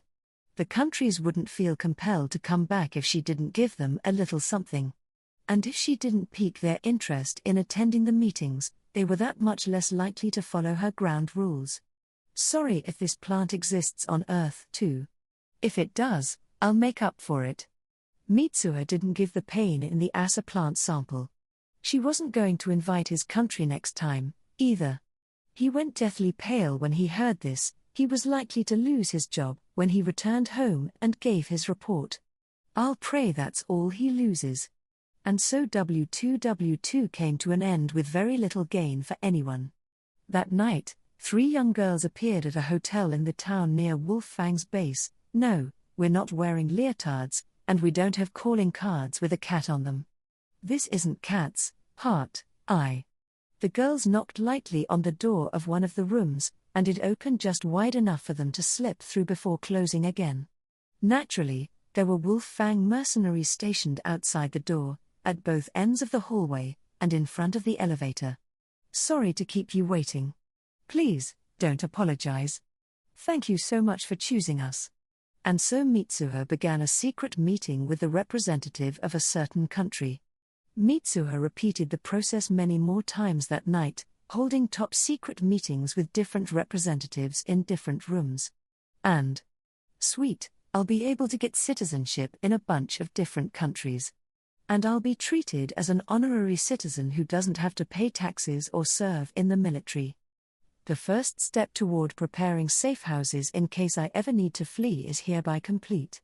A few countries also said they would elevate her to the peerage since she was a princess in her home country and a local lord in her new one. Mitsuha knew how powerful such rank was in countries with a class system, so she accepted without hesitation. Her plan of setting up refuges in a mix of small and large countries, including the one where Wolfang's base was located, was going smoothly. She planned on creating a number of bases in the other world as well, in case of war or civil unrest. Mitsuha had decided that if Sabine ever needed to flee the kingdom, it would be better for her to go to another country in that world rather than to Earth, hence the plan to create bases there. It didn't seem like that was going to happen anytime soon, and hopefully the need would never arise at all, but it was best to have as many options as possible. After the last secret meeting, Mitsuha and the girls parted ways with the Wolfang mercenaries and jumped back to Japan. The representatives were still in the nearby town, and there were surely spies disguised as attendants and others who had entered the country separately, so Mitsuha's house would be safer and more comfortable than Wolfang's base. It was a little late for a group of 3 children to eat out, so Mitsuha took the girls to a convenience store. She didn't jump right to the store because someone could have seen them, and they were still wearing the clothes they'd put on for the secret meetings. She didn't want to have to explain their outfits to any acquaintances she might run into. Hell, the convenience store employees know me pretty well themselves, so. Sorry for boring you guys with my personal business all day. Get whatever you want to make up for it, Mitsuha said. Yay. Oh, but you can only get 1 ice cream each. What? No fair. Mitsuha had finally learned her lesson. How much longer are you gonna be in there, Sabine? Mitsuha asked. Don't rush me. The princess snapped. Mitsuha, can I go before you? Begged Colette. I can't wait any longer. Oh, come on. Mitsuha had thought that limiting the amount of ice cream they could buy would prevent another night of suffering, but after binging on enough snacks, sweets, and juice for 10, the result was pretty much the same. And to make matters worse, unlike the department store, the hotel, or Wolfang's base, Mitsuha's house only had 1 bathroom. At least this way I won't gain any weight. Sabine muttered to herself inside the bathroom. Just hurry it up. I'm about to explode out here, Mitsuha shouted. Chapter 38. Corsos. Mitsuha and the girls grabbed their luggage and jumped back to the other world, leaving the lollipop behind in Japan. They could see Saquon, the capital of the Kingdom of Corsos, in the distance. Last time, Mitsuha had jumped to Earth shortly after the city came into view because there was a good chance someone would spot the lollipop if they got any closer. If they switched to going by foot too soon, though, they would have a hard time making it to the city. That was what had happened with that town in the last kingdom. She had to perfectly calibrate the distance such that the lollipop wouldn't be seen and the walk wouldn't be arduous. If ever there was a time to show off my elite problem-solving skills, it's now. Mitsuha, how much longer is this going to take? Sabine whined. We're almost there, I misjudged the distance. Again. Mitsuha and Sabine were exhausted. Colette, superhuman feral child that she was the only one not struggling. Mitsuha, since we don't have the lollipop anymore, can't you just jump us somewhere within sight where there aren't any people around? She asked, sounding confused. Ah.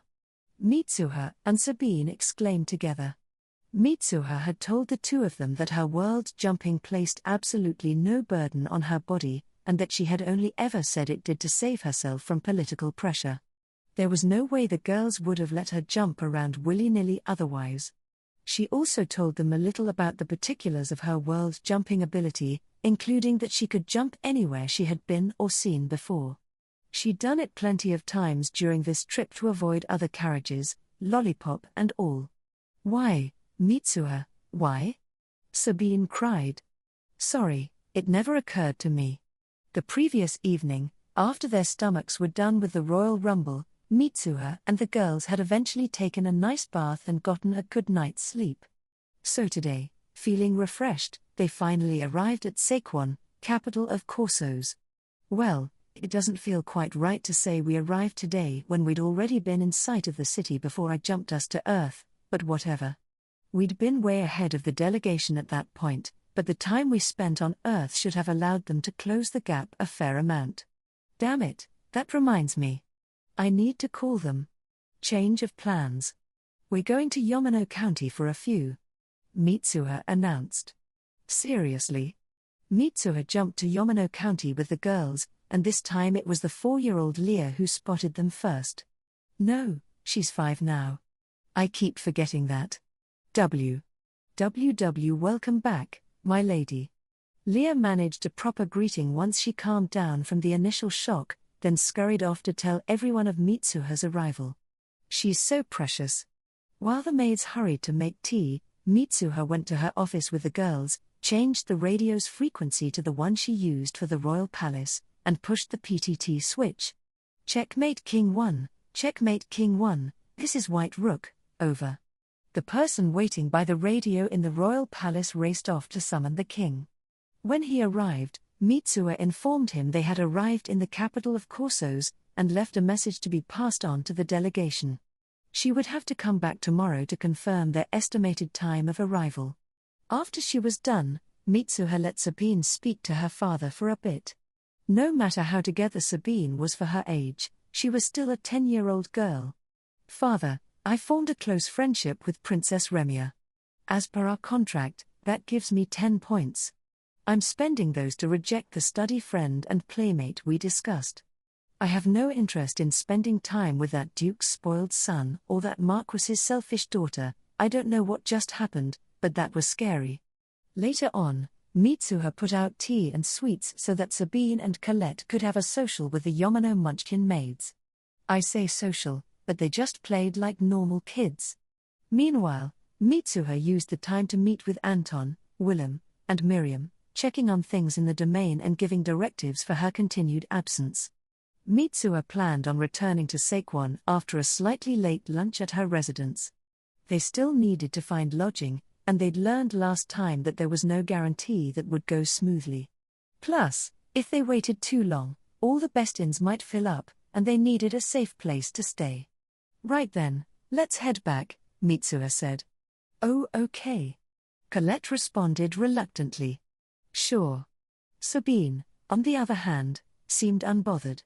Their previous visit had been her first time playing with normal friends, but this time she was okay with leaving because she knew she'd be able to see them again.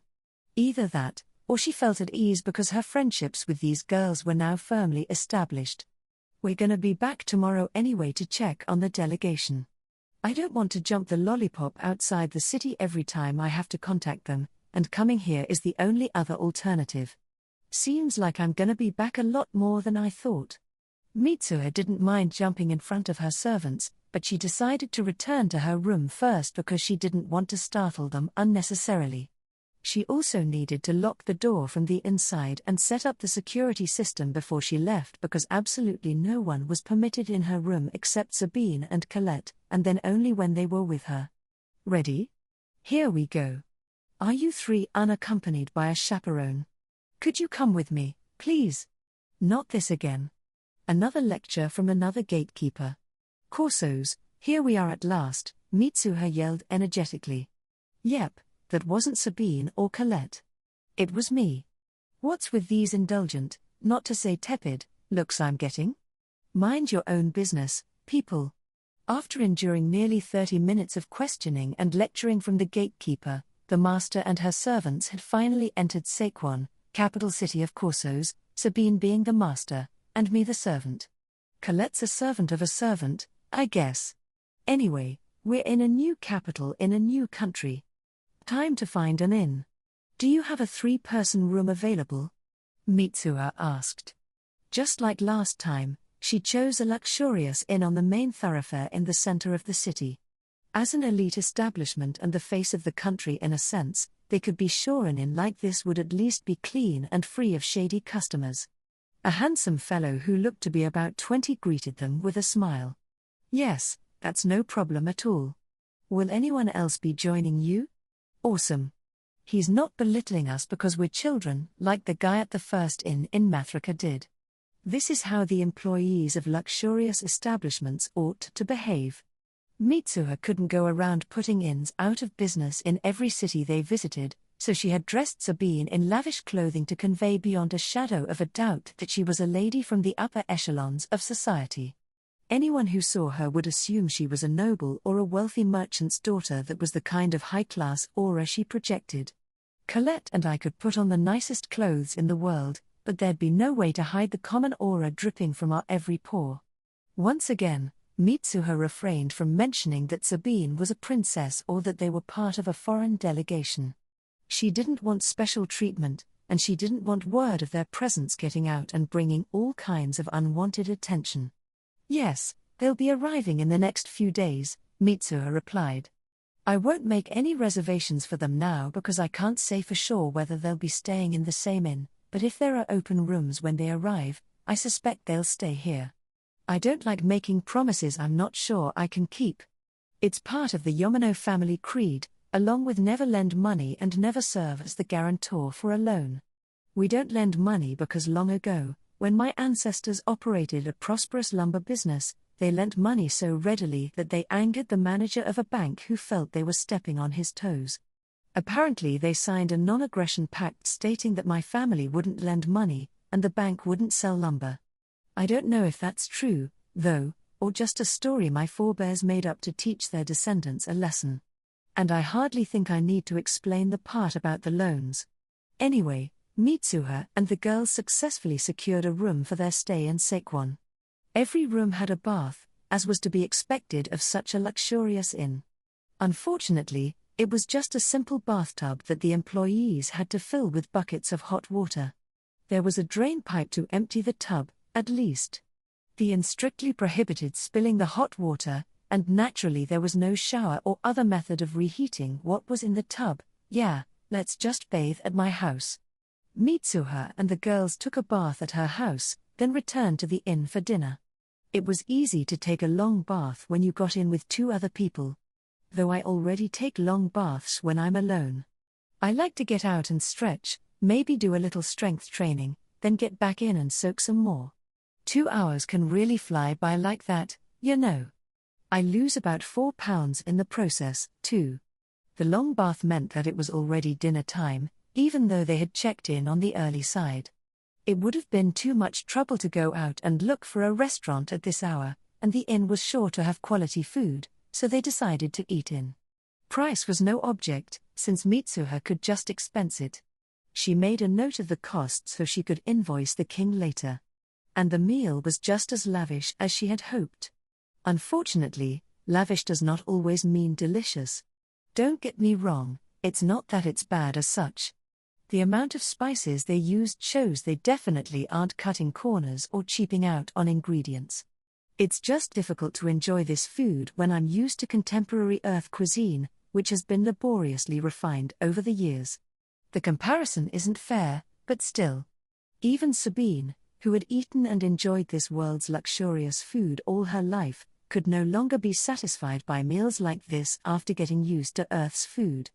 Only Colette was still perfectly happy with food from either world. This was significantly higher quality than what she ate in her village, after all, and it might seem blasphemous to complain. They went to bed right after dinner. Nothing was going to keep them from starting to explore the city the next day. Mitsuha really had been naive enough to believe that. Shortly before the second bell of the day, around 3 in the afternoon, she was on standby beside the radio back in Yamano County. She called at precisely the scheduled time, and the king and Count Coldmane both answered. Mitsuha and the girls had spent so much time on Earth that the delegation was only a day away from Sekwon. It had been a while since they'd left the capital of Delisan, and the countries in this region weren't very large, so it made sense they were already that close. "We've only spent half a day exploring the capital so far," so we'll just have to enjoy ourselves until they arrive tomorrow evening.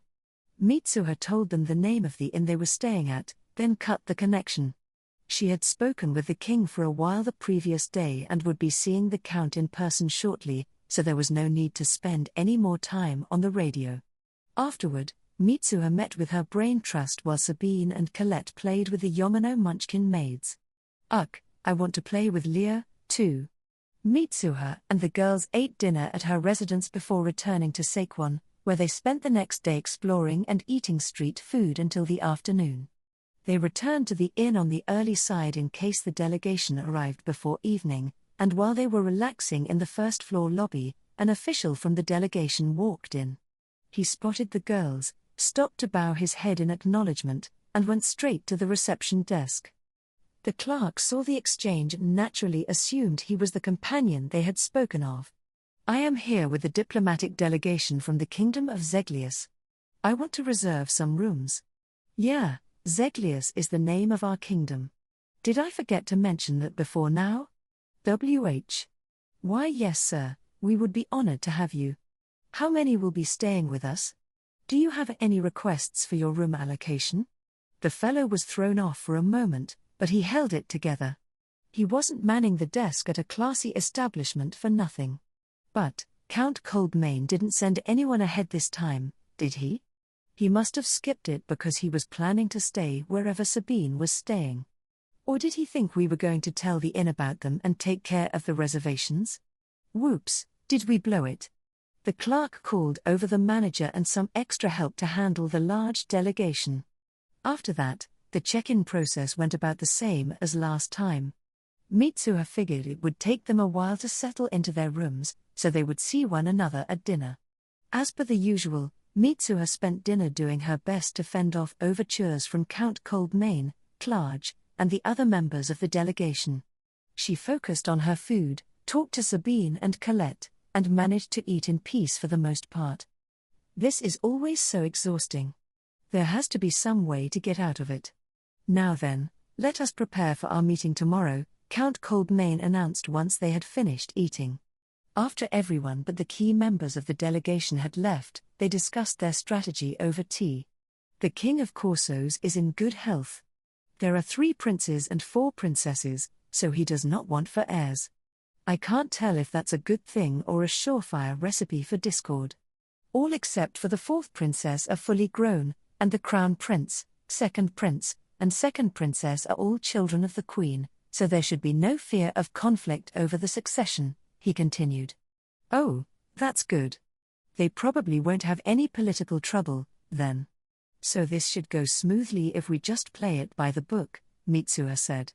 "Yes, this country is more stable than Delisson," Count Coldmain agreed. "There is one small problem, however." "Problem?" "The king is known for his difficult personality. He has no qualms about using underhanded methods to force conditions beneficial to his kingdom onto others. In what way is that problem small? There's not a chance in hell this is gonna go well." They spent a while longer discussing strategy. Count Coldmain had made detailed plans with the king before they left Zeglius regarding what compromises they were willing to make with each country. The king had also given him discretionary power to make decisions in unforeseen circumstances. True, they could contact the king on the radio if need be, but they could hardly do so during a meeting, and the country they were negotiating with would never believe them if they said they had spoken directly to the king just now. They didn't want to speak too openly about the radio, anyway. In a certain way, the speed at which they could convey information was just as powerful a weapon as the guns. "So you don't care if the talks break down?" Mitsuha asked. "That's right. There's no way we'd be able to effectively coordinate with multiple countries if we let anyone think they can bully us into giving them what they want. The treaty won't work if we give one country favorable treatment. Besides, our only mission is to lay the groundwork for the treaty before the official talks take place. It's not our job to win the king's cooperation. If he refuses to listen to us, we'll just leave. The king and his advisors aren't fools. Once they realize that forceful methods will not only be ineffective but also bring harm to their country, They'll be ready to talk by the time the next delegation arrives to get the treaty signed. I see. They decided that if the king came out swinging, they would respond in kind. Thank you very much for agreeing to host this meeting. It was just after noon the next day. The delegation had given their formal greetings to the king in the throne room, and now both parties had moved to a conference room to begin talks. Count Kolbmain opened by explaining the purpose of this delegation's visit and detailing the current situation. As such, we were dispatched to explain the situation in advance of the official treaty talks, Count Kolbmain finished. His explanation was met with silence. The king, crown prince, and second prince watched him with sullen expressions. The third prince, who was the son of a concubine and therefore low in the line of succession, watched the proceedings with a cold, indifferent look in his eyes. The other attendees, who included ministers and senior statesmen, waited for the king's reaction. In that case, Corsos will act as mediator for this treaty. And I'll take that gun as well, the king demanded brazenly, pointing at the case on Mitsuha's back. Count Kolbmain made no attempt to hide his frown. He was a wise and experienced noble who knew one should never show their displeasure before a king, which meant he was doing it on purpose. Well, there you have it, the count said. What do you think, Archpriestess? Out of the question. Let's remove Corsos from consideration for the alliance and move on to the next country, Mitsuha replied. Right, understood. Thank you very much for this chance to speak with you, Your Majesty. I will arrange for the subsequent delegation to bypass your country so as not to waste any more of your time. We will take our leave now. I pray that you and your people receive the goddess's blessing. Count Kolbmain stood up, and Mitsuha and the rest of the delegation followed suit. Huh? The king and his sons and ministers looked on in bafflement. It was unlikely any of them had actually expected the delegation to accept their terms. Starting with excessive demands and then conceding little by little was nothing more than a negotiating tactic. The king had assumed the delegation would be well aware of that, never thinking for a second they would react the way they did. And after hearing Count Kolbmain's explanation, even a fool could see that spurning the alliance would be tantamount to suicide. Wait. What are you doing? The king exclaimed, half jumping out of his seat. Count Kolbmain responded in a level, emotionless voice. Your demands exceeded what we were willing to accept, so the Archpriestess decided there was no further need for discussion. It would be better to leave now than to take up any more of your precious time. This is nonsense. You're supposed to negotiate. The king fumed. Count Kolbmain glanced at Mitsuha, tagging her in. With all due respect, she said, these talks are about more than the fate of one country. The gravity of this situation transcends borders and threatens the entire continent. We have no time to waste on lies and bargaining, and we certainly won't allow any selfish behavior or backstabbing. You made your intentions clear with your demands, and we are responding accordingly. What gives this girl the right? The king must have realized who Mitsuha was the moment Count Kolbmain called her Archpriestess. Corsos didn't border Zeglius, but the Empire's invasion was one of the most dramatic events on the continent in decades. There was no chance word of it hadn't reached this kingdom, though there was the possibility that they knew nothing of Mitsuha beyond the royal palace's official proclamation that she was simply a brave noble girl who inspired the troops. Regardless of how much they knew about her, the delegation was behaving as if she had authority in this situation. As leader of the delegation and a high-ranking noble, Count Kolbmain had to be careful what he said, but Mitsuha had no such limitations as long as she acted as the Archpriestess rather than a Viscountess. And they wanted the king to know that. Now you disrespect one of our number by calling her girl, Count Kolbmain said. You clearly have no true intention to negotiate. An insult to our delegation is an insult to king and country. I will remember to tell His Majesty exactly what happened here. Now, let us just say these talks were never meant to be. He walked toward the door, and the rest of the delegation followed. Wait. What's going on here, Count? The king cried. How can you let a little girl with nothing more than some piddling claim to fame speak that way? You will regret making fools of us. Count Kolbmane stopped and turned, treating the king to a shocked expression. I believe it was you who tried to make fools of us, Your Majesty. To answer your question, the Archpriestess is the most important figure in this potential alliance. I cannot argue with her decisions. There is no need to fear. Being left out of this alliance will have no effect on your kingdom. You will not have to divert any of your budget to update your weaponry, and you will not have to participate in multilateral military exercises. Your lives will continue on as normal. The king whimpered and fell silent.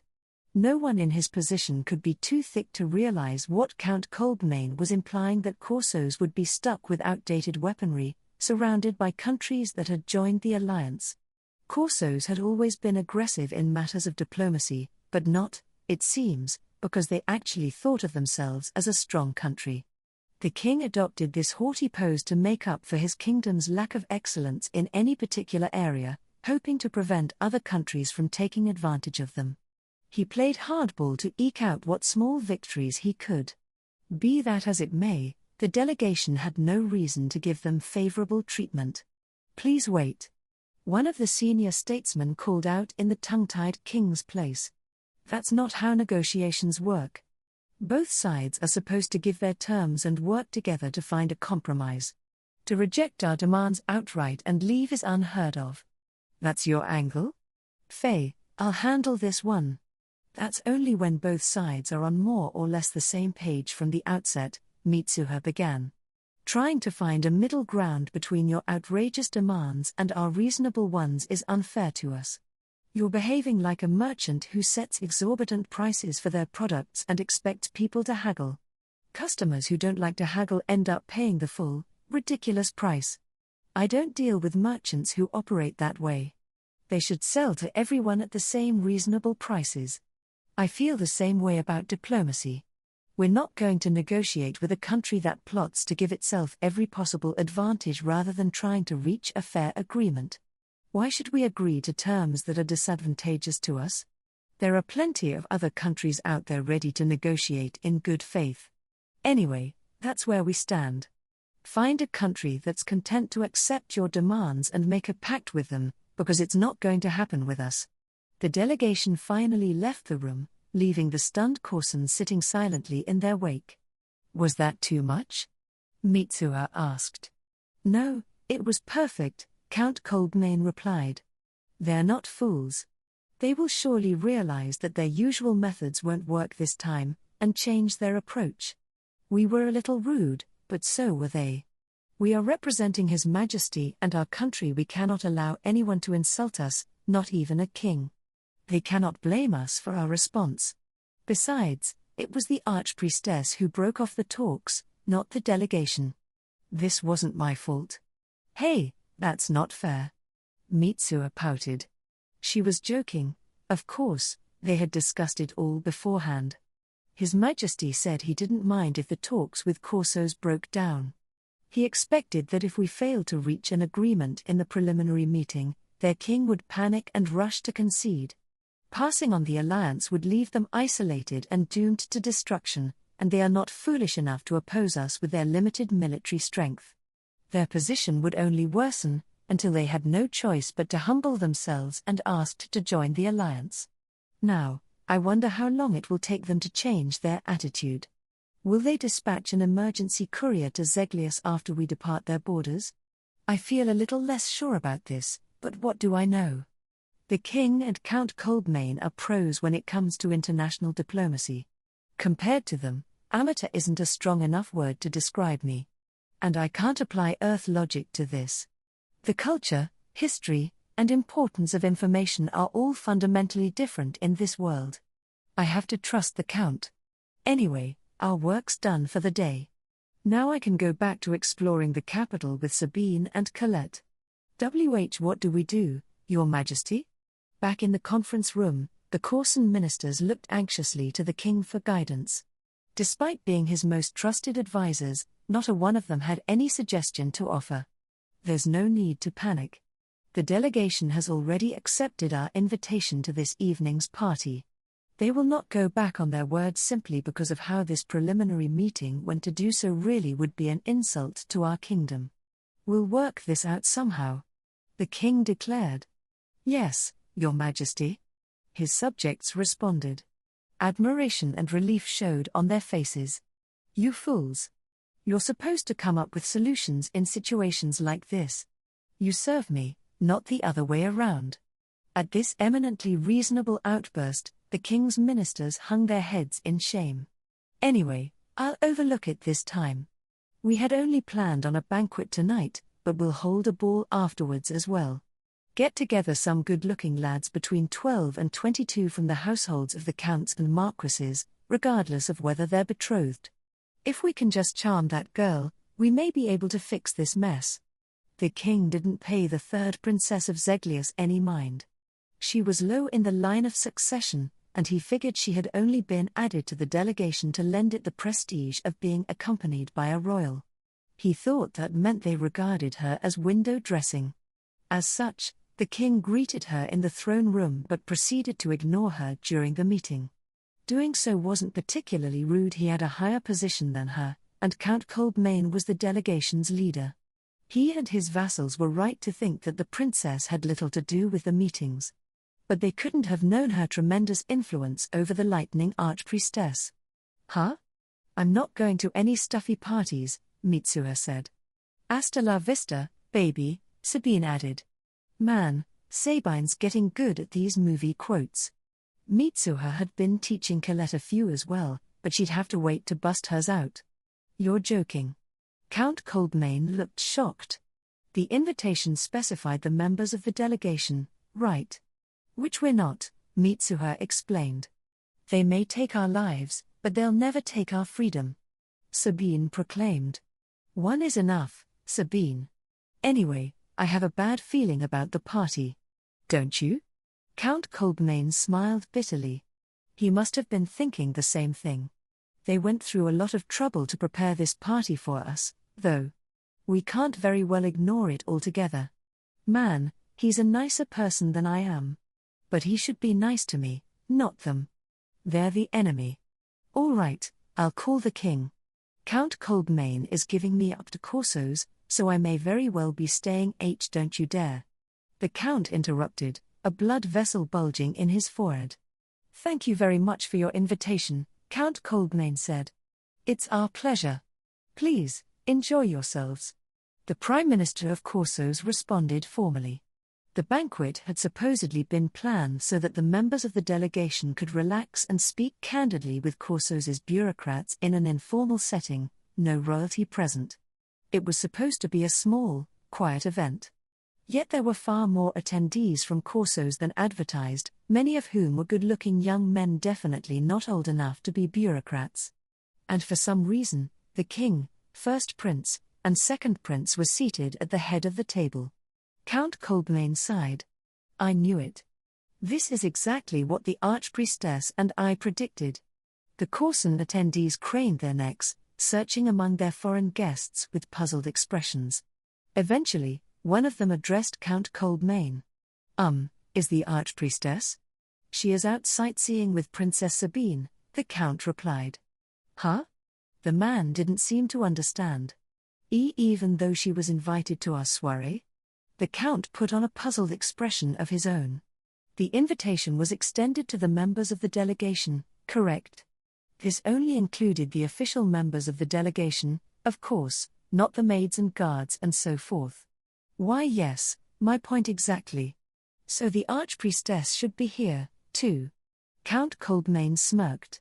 Everything was going according to plan.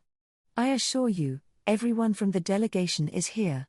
The Archpriestess and Princess Sabine are simply accompanying us on this journey. Huh? What? No. The Corson's plan had been utterly foiled. The king and his sons had apparently overheard this conversation as well, and they looked none too pleased. This was their all-or-nothing plan to win over the Archpriestess and get Zeglius back to the negotiating table. Anyone would be upset in their shoes. Count Coldmain couldn't help but feel a little bad for them. Let's head out, Mitsuha said. Yay! Sabine and Colette cheered. The clerk and the other guests in the lobby smiled as they watched the three girls throw their arms in the air with glee. Totally ignorant of the fact that one was a princess and another was a viscountess, the guests likely assumed the girls had been left behind by their parents and were trying to kill time. The clerk, meanwhile, knew their positions, but wasn't nervous around them because he'd interacted with them normally before he learned who they were. The area around the inn wasn't particularly dangerous, but it still wasn't the best idea for 3 preteen girls to explore the capital in the evening without a guardian. The clerk and some of the guests were about to try to stop them when someone else broke in. "Would you do me the honor of allowing me to escort you through our fine city, princess?" The speaker was a nice-looking boy of about 15. "Why, Your Royal Highness?" the guests and employees exclaimed in surprise. The boy was indeed the 3rd Prince of Corsos, who had excused himself from the party, saying he didn't feel well. He was 3rd in the line of succession and the only one of the 3 princes to be the son of a concubine, so though he was intelligent and kind, there was almost no chance of him ever inheriting the throne. And since his mother was not of particularly elevated status, he was unlikely to spark any political trouble, either. As such, he was allowed to more or less do as he pleased. His siblings loved him, nobles could associate with him freely, and he was considered quite a catch among noble girls with no shot at the crown prince. Did they call him Your Royal Highness? What the hell? If he's a prince, he should be at the banquet. That's what my grey matter is telling me. Mitsuha thought. Well, I don't know why he's here, but that hardly matters now. What I need to figure out is which prince he is. What? You should know by now how terrible I am at remembering faces. Why would I need to remember the face of a prince who wasn't remotely relevant to the meeting? Your Royal Highness. Mitsuha began hesitantly. Oh, I'm Savas, the 3rd prince. I'm a bastard, which means I have no shot of ever becoming king. Please, just call me Lord Savas. Mitsuha was grateful for the exposition, though he probably gave it because he could tell she didn't remember him. She also got the sense that he asked them to call him Lord Savas not out of arrogance, but because he found it less tedious than being called Your Royal Highness all the time. He seemed a likable sort, which might have been entirely calculated, but it was still better than acting the haughty prince. You know what they say, it's better to do good with ulterior motives than to do no good at all. Someone who donates 1,000,000 yen to charity insincerely is a zillion times better than a self-professed saint who doesn't donate squat. What in the world are you doing here? Asked Mitsuha. I just told you. I'm here to escort the princess through the city, Savas replied. Oh yeah. He did say that, didn't he? He got points in Mitsuha's book for addressing the princess and not the archpriestess. People tended to take Sabine lightly, but she was a princess of Zeglius, and as such was the highest-ranking member of their little delegation-adjacent squad. Dismissing her in favor of Mitsuha, who was just a lowly viscountess, would be an insult to the kingdom. Savas's kind, gentle eyes made Mitsuha feel like she could trust him. Besides, he had made his offer in the midst of a large crowd of guests, some of whom were foreigners. If he harmed the girls in any way, there was no way he would be able to silence all these witnesses. What do you want to do, Sabine? Mitsuha asked. Savas had directed the invitation to the princess, so it was hers to accept or reject. That would be wonderful, Lord Savas, Sabine said with a curtsy and a smile. Man, you wouldn't know it from her usual crude behavior, but she can really bring it when she needs to. She's smart and well-educated, and she can play the perfect princess when the mood strikes. Well, I guess I shouldn't say play. She is a princess, hard as that is to remember sometimes. Savas led the girls out into the city streets. Surprisingly, he knew a lot of great little hole-in-the-wall spots. He took them to a delicious restaurant, for commoners, not nobles, an archery range where children could play at target practice, a candy shop, a trendy sundries store, a souvenir shop, and more. How does he know these places? It's not like a prince to mingle with the common folk. Did he do some research for our sake, or does he actually frequent them? Hey, if it isn't savvy. Wow, look at you with 3 cute girls in tow, I see.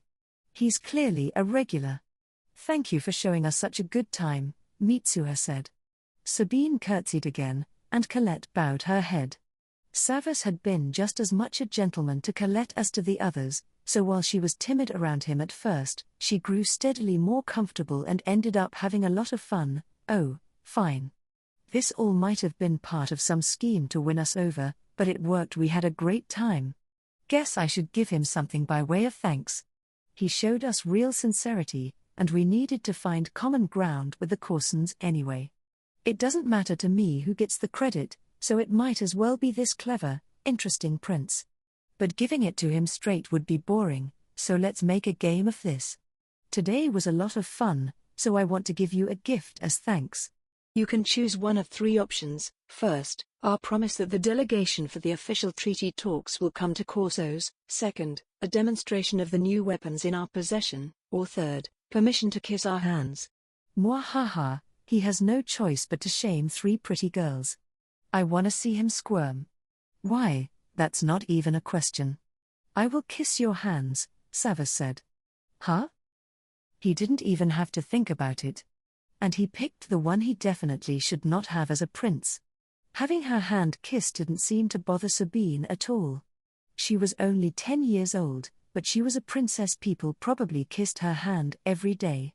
Colette, for her part, looked like she had absolutely no idea what was going on. I ended up feeling more embarrassed than anyone.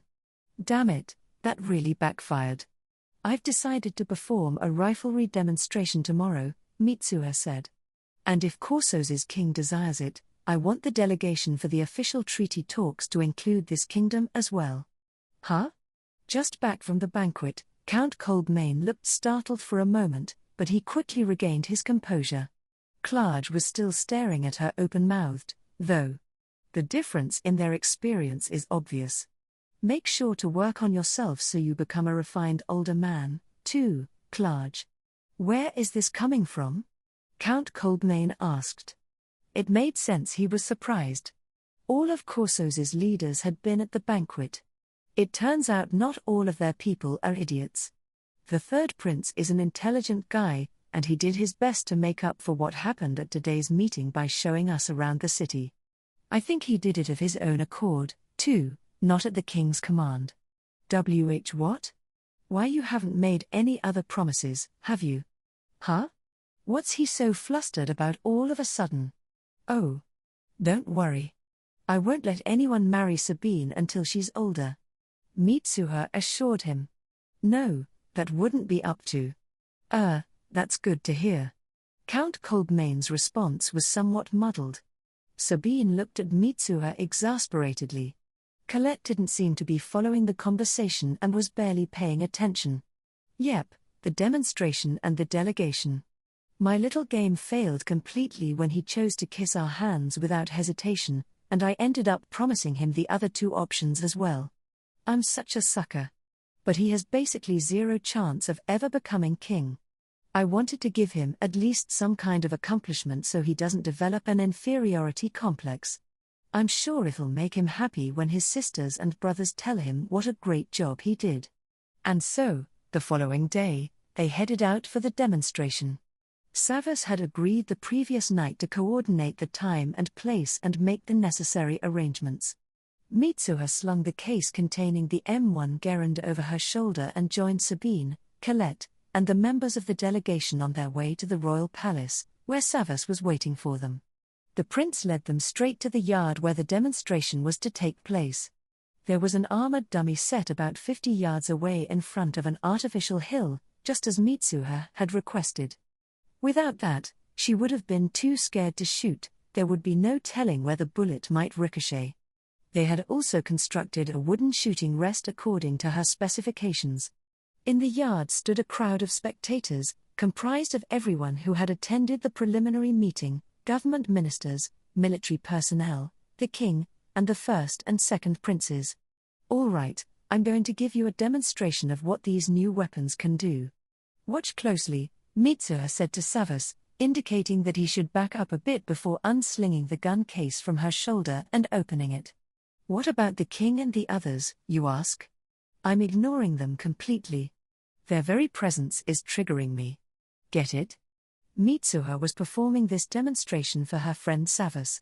The spectators who happened to show up were none of her concern, especially not the person who had belittled her by calling her girl and quashed the negotiations with his selfishness. Furthermore, the delegation for the official treaty talks would only be dispatched to Corsos if the king specifically requested it. It was his fault that the talks broke down, so he would have to be the one to do something about it. All Mitsuha had told Savas was that they would think about sending the delegation if they got a request from a person with the proper authority. And the only person with that authority was the king. It was unlikely the king of Corsos would actually apologize, but requesting to join the alliance more or less amounted to the same thing. Not that I care either way. Just like last time, Mitsuha faced the target, rested the barrel on the platform, put the side of her hand on the bolt, and pulled back as hard as she could. Sabine and Colette grabbed Savas's hands and pulled him back a little farther. In reality, Savas had been fine where he was. This was just a little performance to demonstrate to the crowd how close he was with Sabine.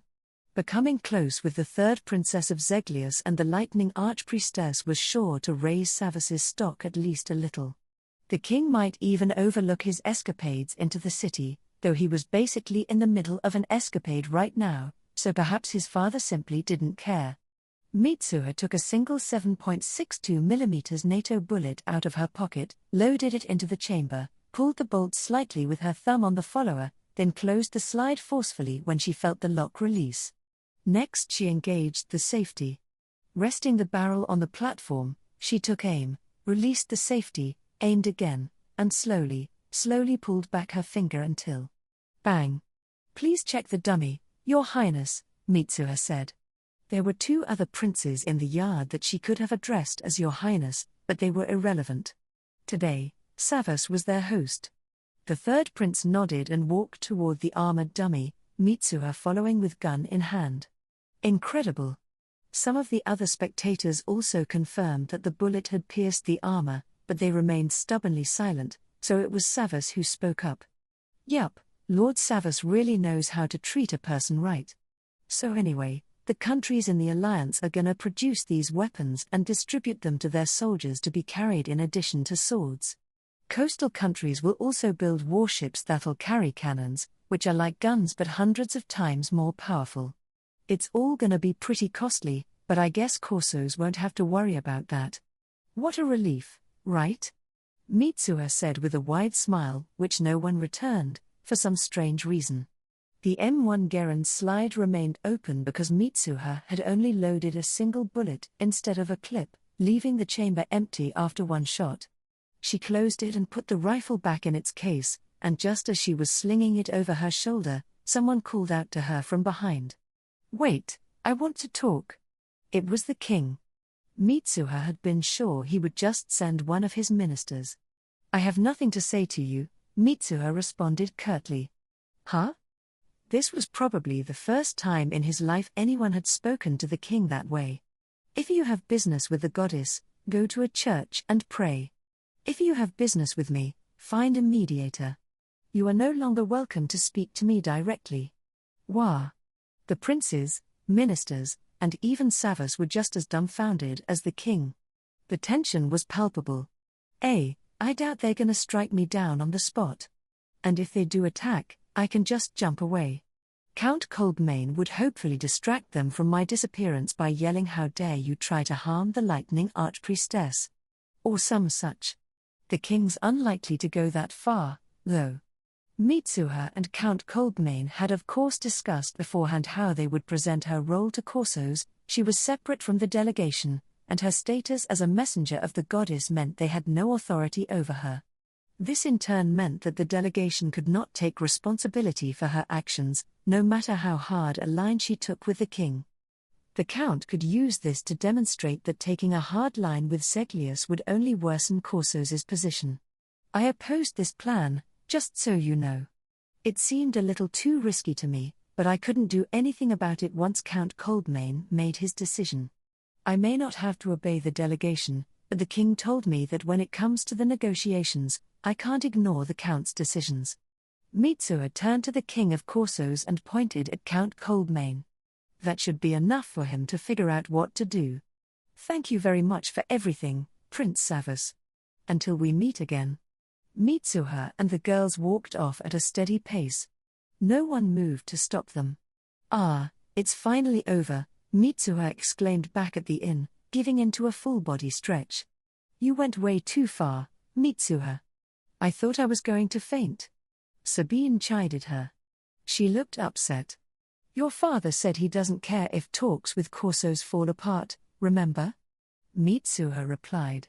"And Corsos' king would have to be insane to harm a foreign delegation and their companions, especially when those companions are a princess of the realm and the Lightning Archpriestess.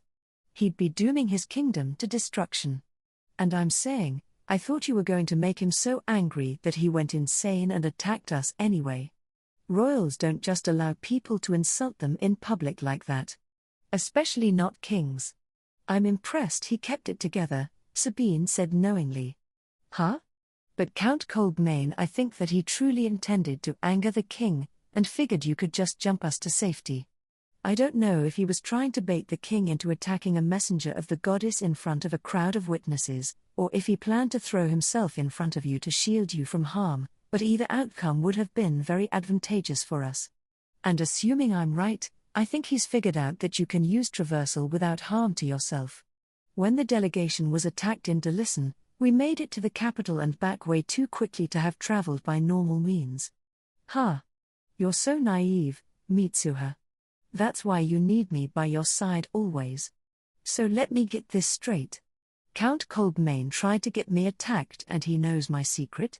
You've got to be kidding me." Bonus chapter. Let's eat seafood. Mitsuha decided to do some work on her harbor. She wanted to remove the rocks from the seafloor to make it deep enough to anchor the captured ships, and then use those rocks to create a breakwater. The plan was to remove the rocks carefully and cleanly so as not to upset the surrounding seafloor and muddy the water, which would drive away the fish, but something occurred to her before she began. All the shellfish, seaweed, and other edible marine life that inhabited the area she was excavating would go to waste. "All right, I'll have to make good use of it." Mitsuha went to the harbor in the dead of night to get started. She carefully examined the seafloor to study the size of the rocks and how they would fit together when she used them to create her breakwater, then excavated them with a series of world jumps. She only spent a millisecond on Earth before jumping back to her domain. Did you know light travels 186 miles in 1 millisecond? How crazy is that? Mitsuha jumped back so quickly because she didn't want the rocks to hit the ground and leave behind inexplicable traces. She chose the coast of an uninhabited island, but someone probably owned it, and she didn't want to harm the environment. Before jumping back to the other world, Mitsuha also made sure to leave behind the marine life she had brought with her. She excluded the bugs, bacteria, and parasites with her first jump so that Earth wouldn't be contaminated by any dangerous organisms, and she didn't take anything above the seafloor to avoid bringing any fish or other creatures that could swim away.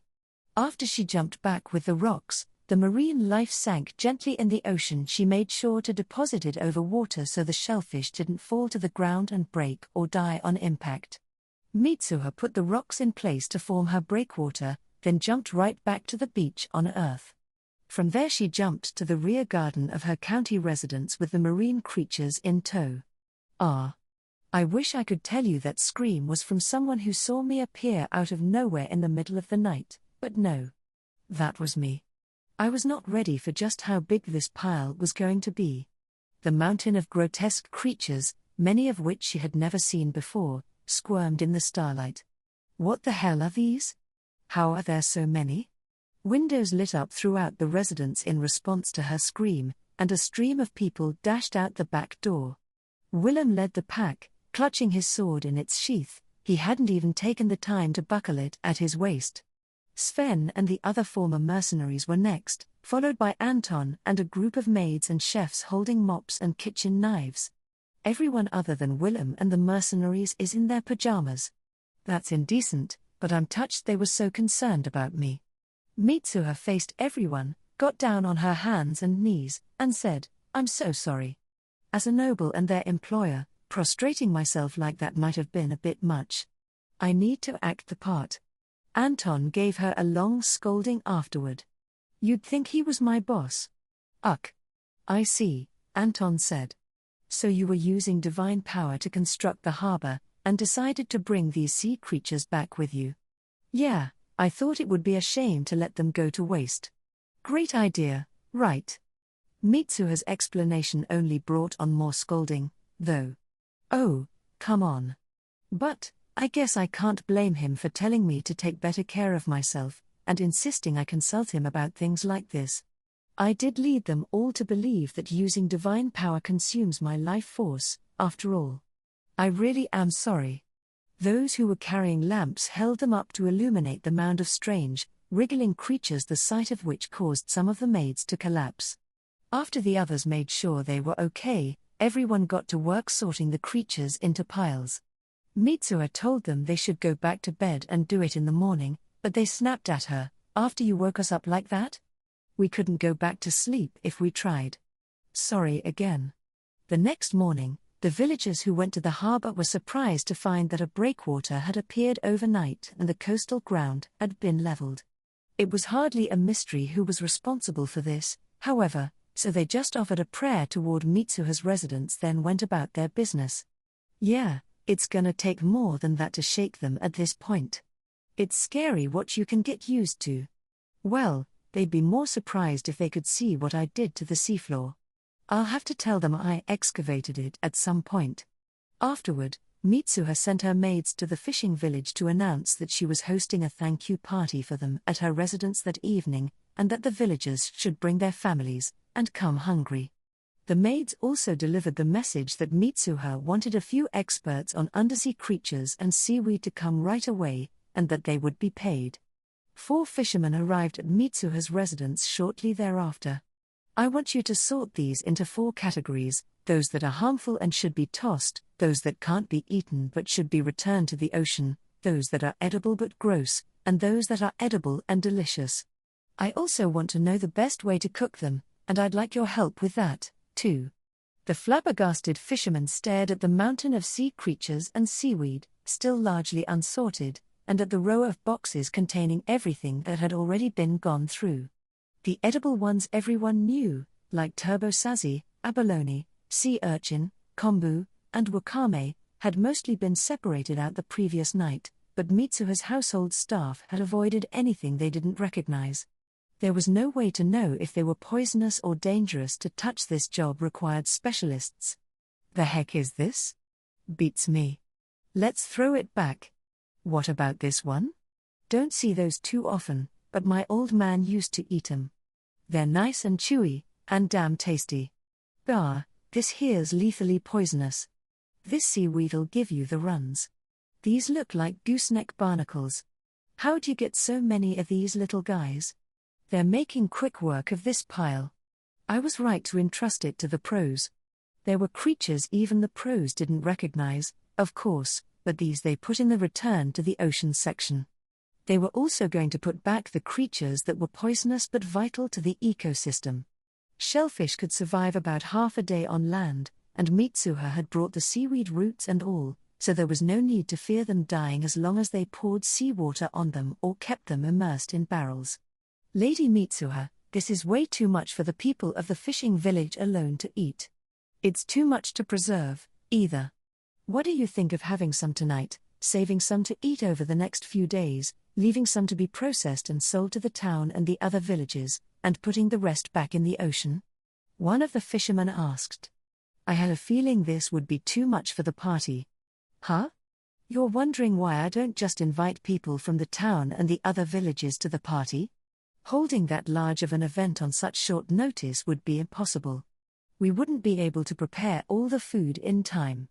Plus, seafood is the bread and butter of the fishing village. I can't just spread it around to the rest of the county for free. That would be unfair, unless I gave away crops from the farming villages, meat from the mountain villages, and products from the town as well. So yeah, this banquet will only be for the people of the fishing village and the staff of my residence. Between the harbor construction, taking in the captured ships, and the need to keep up with the rapidly developing fishing technology, the people of the fishing village are gonna have their work cut out for them. I'm throwing this party to thank them in advance and lift their spirits. This seems like the perfect opportunity to break out some booze from Micken's place, too. Party time. The guests arrived for the party that evening.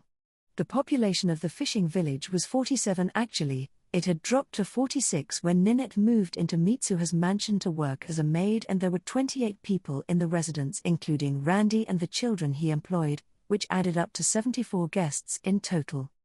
This is gonna be a blast. I'm lifting my personal ban on Japanese seasonings, so we'll use soy sauce, miso, spices, salad dressing.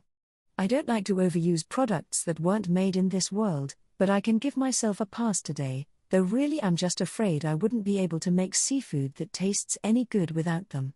On the beach, Mitsuha set up a barbecue, a simple wood stove with a pot of boiling water, a small grill for cooking food on skewers, and a table with blanched seaweed salad and bottles of sauce and dressing. She told everyone to bring their own bowls. Disposable paper would have ruined the atmosphere. The turbo sazi were the type without spines, and Mitsuha grilled them in their shells on the barbecue. Turbo sazi weren't poisonous, but they could carry dangerous bacteria, though fortunately Mitsuha had removed all those microorganisms when she world jumped, so that wasn't a concern.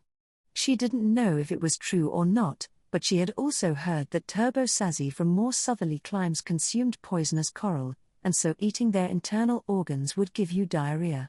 There didn't seem to be any coral in the region around the harbor, though, so in this case it was probably safe. Mitsuha also prepared abalone, sea urchin, some clam-like bivalves, and gooseneck barnacles. The latter are known as turtle claws in Japan because that's what they look like, and are unusual in that they're crustaceans but lack a means of locomotion. Typically you boil them and then peel off their calcareous shells before popping them in your mouth. They're extremely addicting. Gooseneck barnacles are eaten in Japan, too. You can sometimes find them at izakayas. I've had them before myself. Though not at an izakaya, of course. The fishermen were used to eating at least some of their seafood raw, but Mitsuha decided to cook everything because there would be children present whose immune systems weren't used to that. That wasn't strictly necessary since she had removed the bacteria, parasites, and poison with her first jump, but she wanted everything to taste as good as possible for the party, and anyway, you can't be too careful. Mitsuha also prepared a seafood hot pot and brought barbecue sauce, soy sauce, and dressing for the seaweed salad. And because she thought shellfish might not make for a satisfying meal on its own, she brought vegetables, steak, sausages. And let's not forget the most important item on the menu. I've supplied a collection of rare foreign alcohol, Mitsuha announced. Drink to your heart's content. Yeah. Mitsuha didn't sell alcohol from Earth at the store she operated in her domain. She didn't want her citizens getting addicted and drinking their lives away, and her store would have been flooded by merchants from other territories and servants sent to buy it for nobles. Someone might even try to buy it all up and resell it. Usually, the only time she brought any over to this world was when she was hired to supply food and drink for parties in the capital. She was making a rare exception for this feast. Okay, let's get this party started. Man, that hits the spot. What's this sauce? It's unbelievably delicious. What's the flavor in this stew? Fish sauce? No, that's not it. I can't tell at all. Meat. Me-ya-ah. Once the men had filled their stomachs, they began to drink. Micken's dad doesn't question it anymore when I put in a huge order for booze. It's clearly way more than I could drink alone, so he trusts that I'm buying it for work. Plus, he's making a lot of money off me, so it's not like he's gonna complain. Mitsuha had heard that some nobles were grossly inflating their orders for parties they gave, then putting the leftovers in storage to drink over time. This scuttlebutt came to her via the network of maids she had formed using gifts of Japanese sweets. Anyway, as long as the nobles weren't overtly reselling the booze, she didn't really care. For this party, she had supplied 30 bottles of the Yamano alcohol the nobles prized so highly. There were 46 villagers, but that included women and children, so not everyone would be drinking. Those who wanted to drink would have plenty. Shortly after the men started drinking, the party fell eerily silent. The booze is so good it's shut them up entirely. Whoa, they're really wolfing it down. That's not beer, it's distilled liquor. The alcohol content is really high. I guess it's fine. Their families can drag them home if they pass out. Never mind. The wives have started drinking, too. Hey, you put that down. That's not for children. It wasn't long before the party descended into chaos, and most of the villagers and staff of Mitsuha's residence didn't wake up until past noon the next day. How am I feeling? I'm totally fine because of my slow but steady healing ability. Why do you ask? Afterword. Hello again, Funa here. Thank you very much for reading Volume 3 of Saving 80,000 Gold in Another World for my retirement. Initially it was determined that only Season 1, which ended with the neat conclusion of the previous volume, would get printed in book form, but thanks to all of your support, Season 2 is coming out as well. There's even gonna be Korean and English editions. This couldn't have happened without all of my wonderful readers. Thank you all so much. Sabine, Korean. Can you teach me that, too, Mitsuha?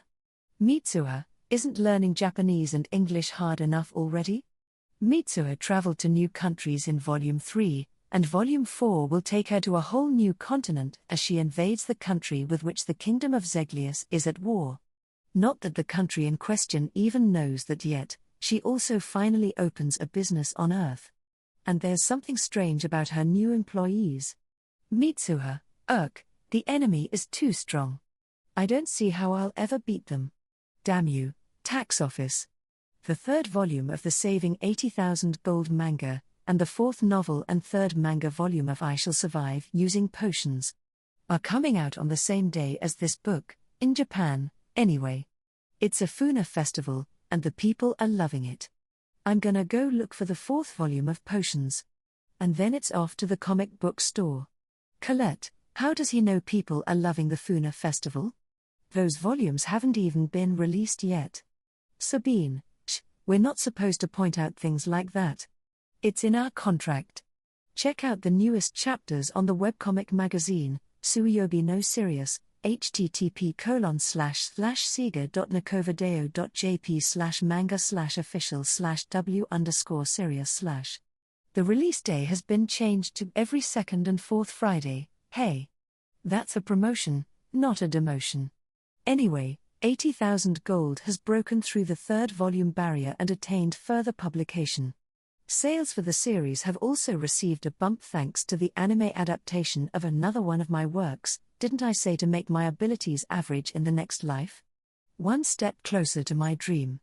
My sincerest thanks to my editor, the illustrator, the cover designer, the copy editor and proofreader, the printers, distributors and bookstore staff, the administrators of Shosetsuka ni Naro, everyone who pointed out errors and gave me advice in the comments section, and of course, everyone who picked up this book. Thank you so much. I hope to see you again in the next volume.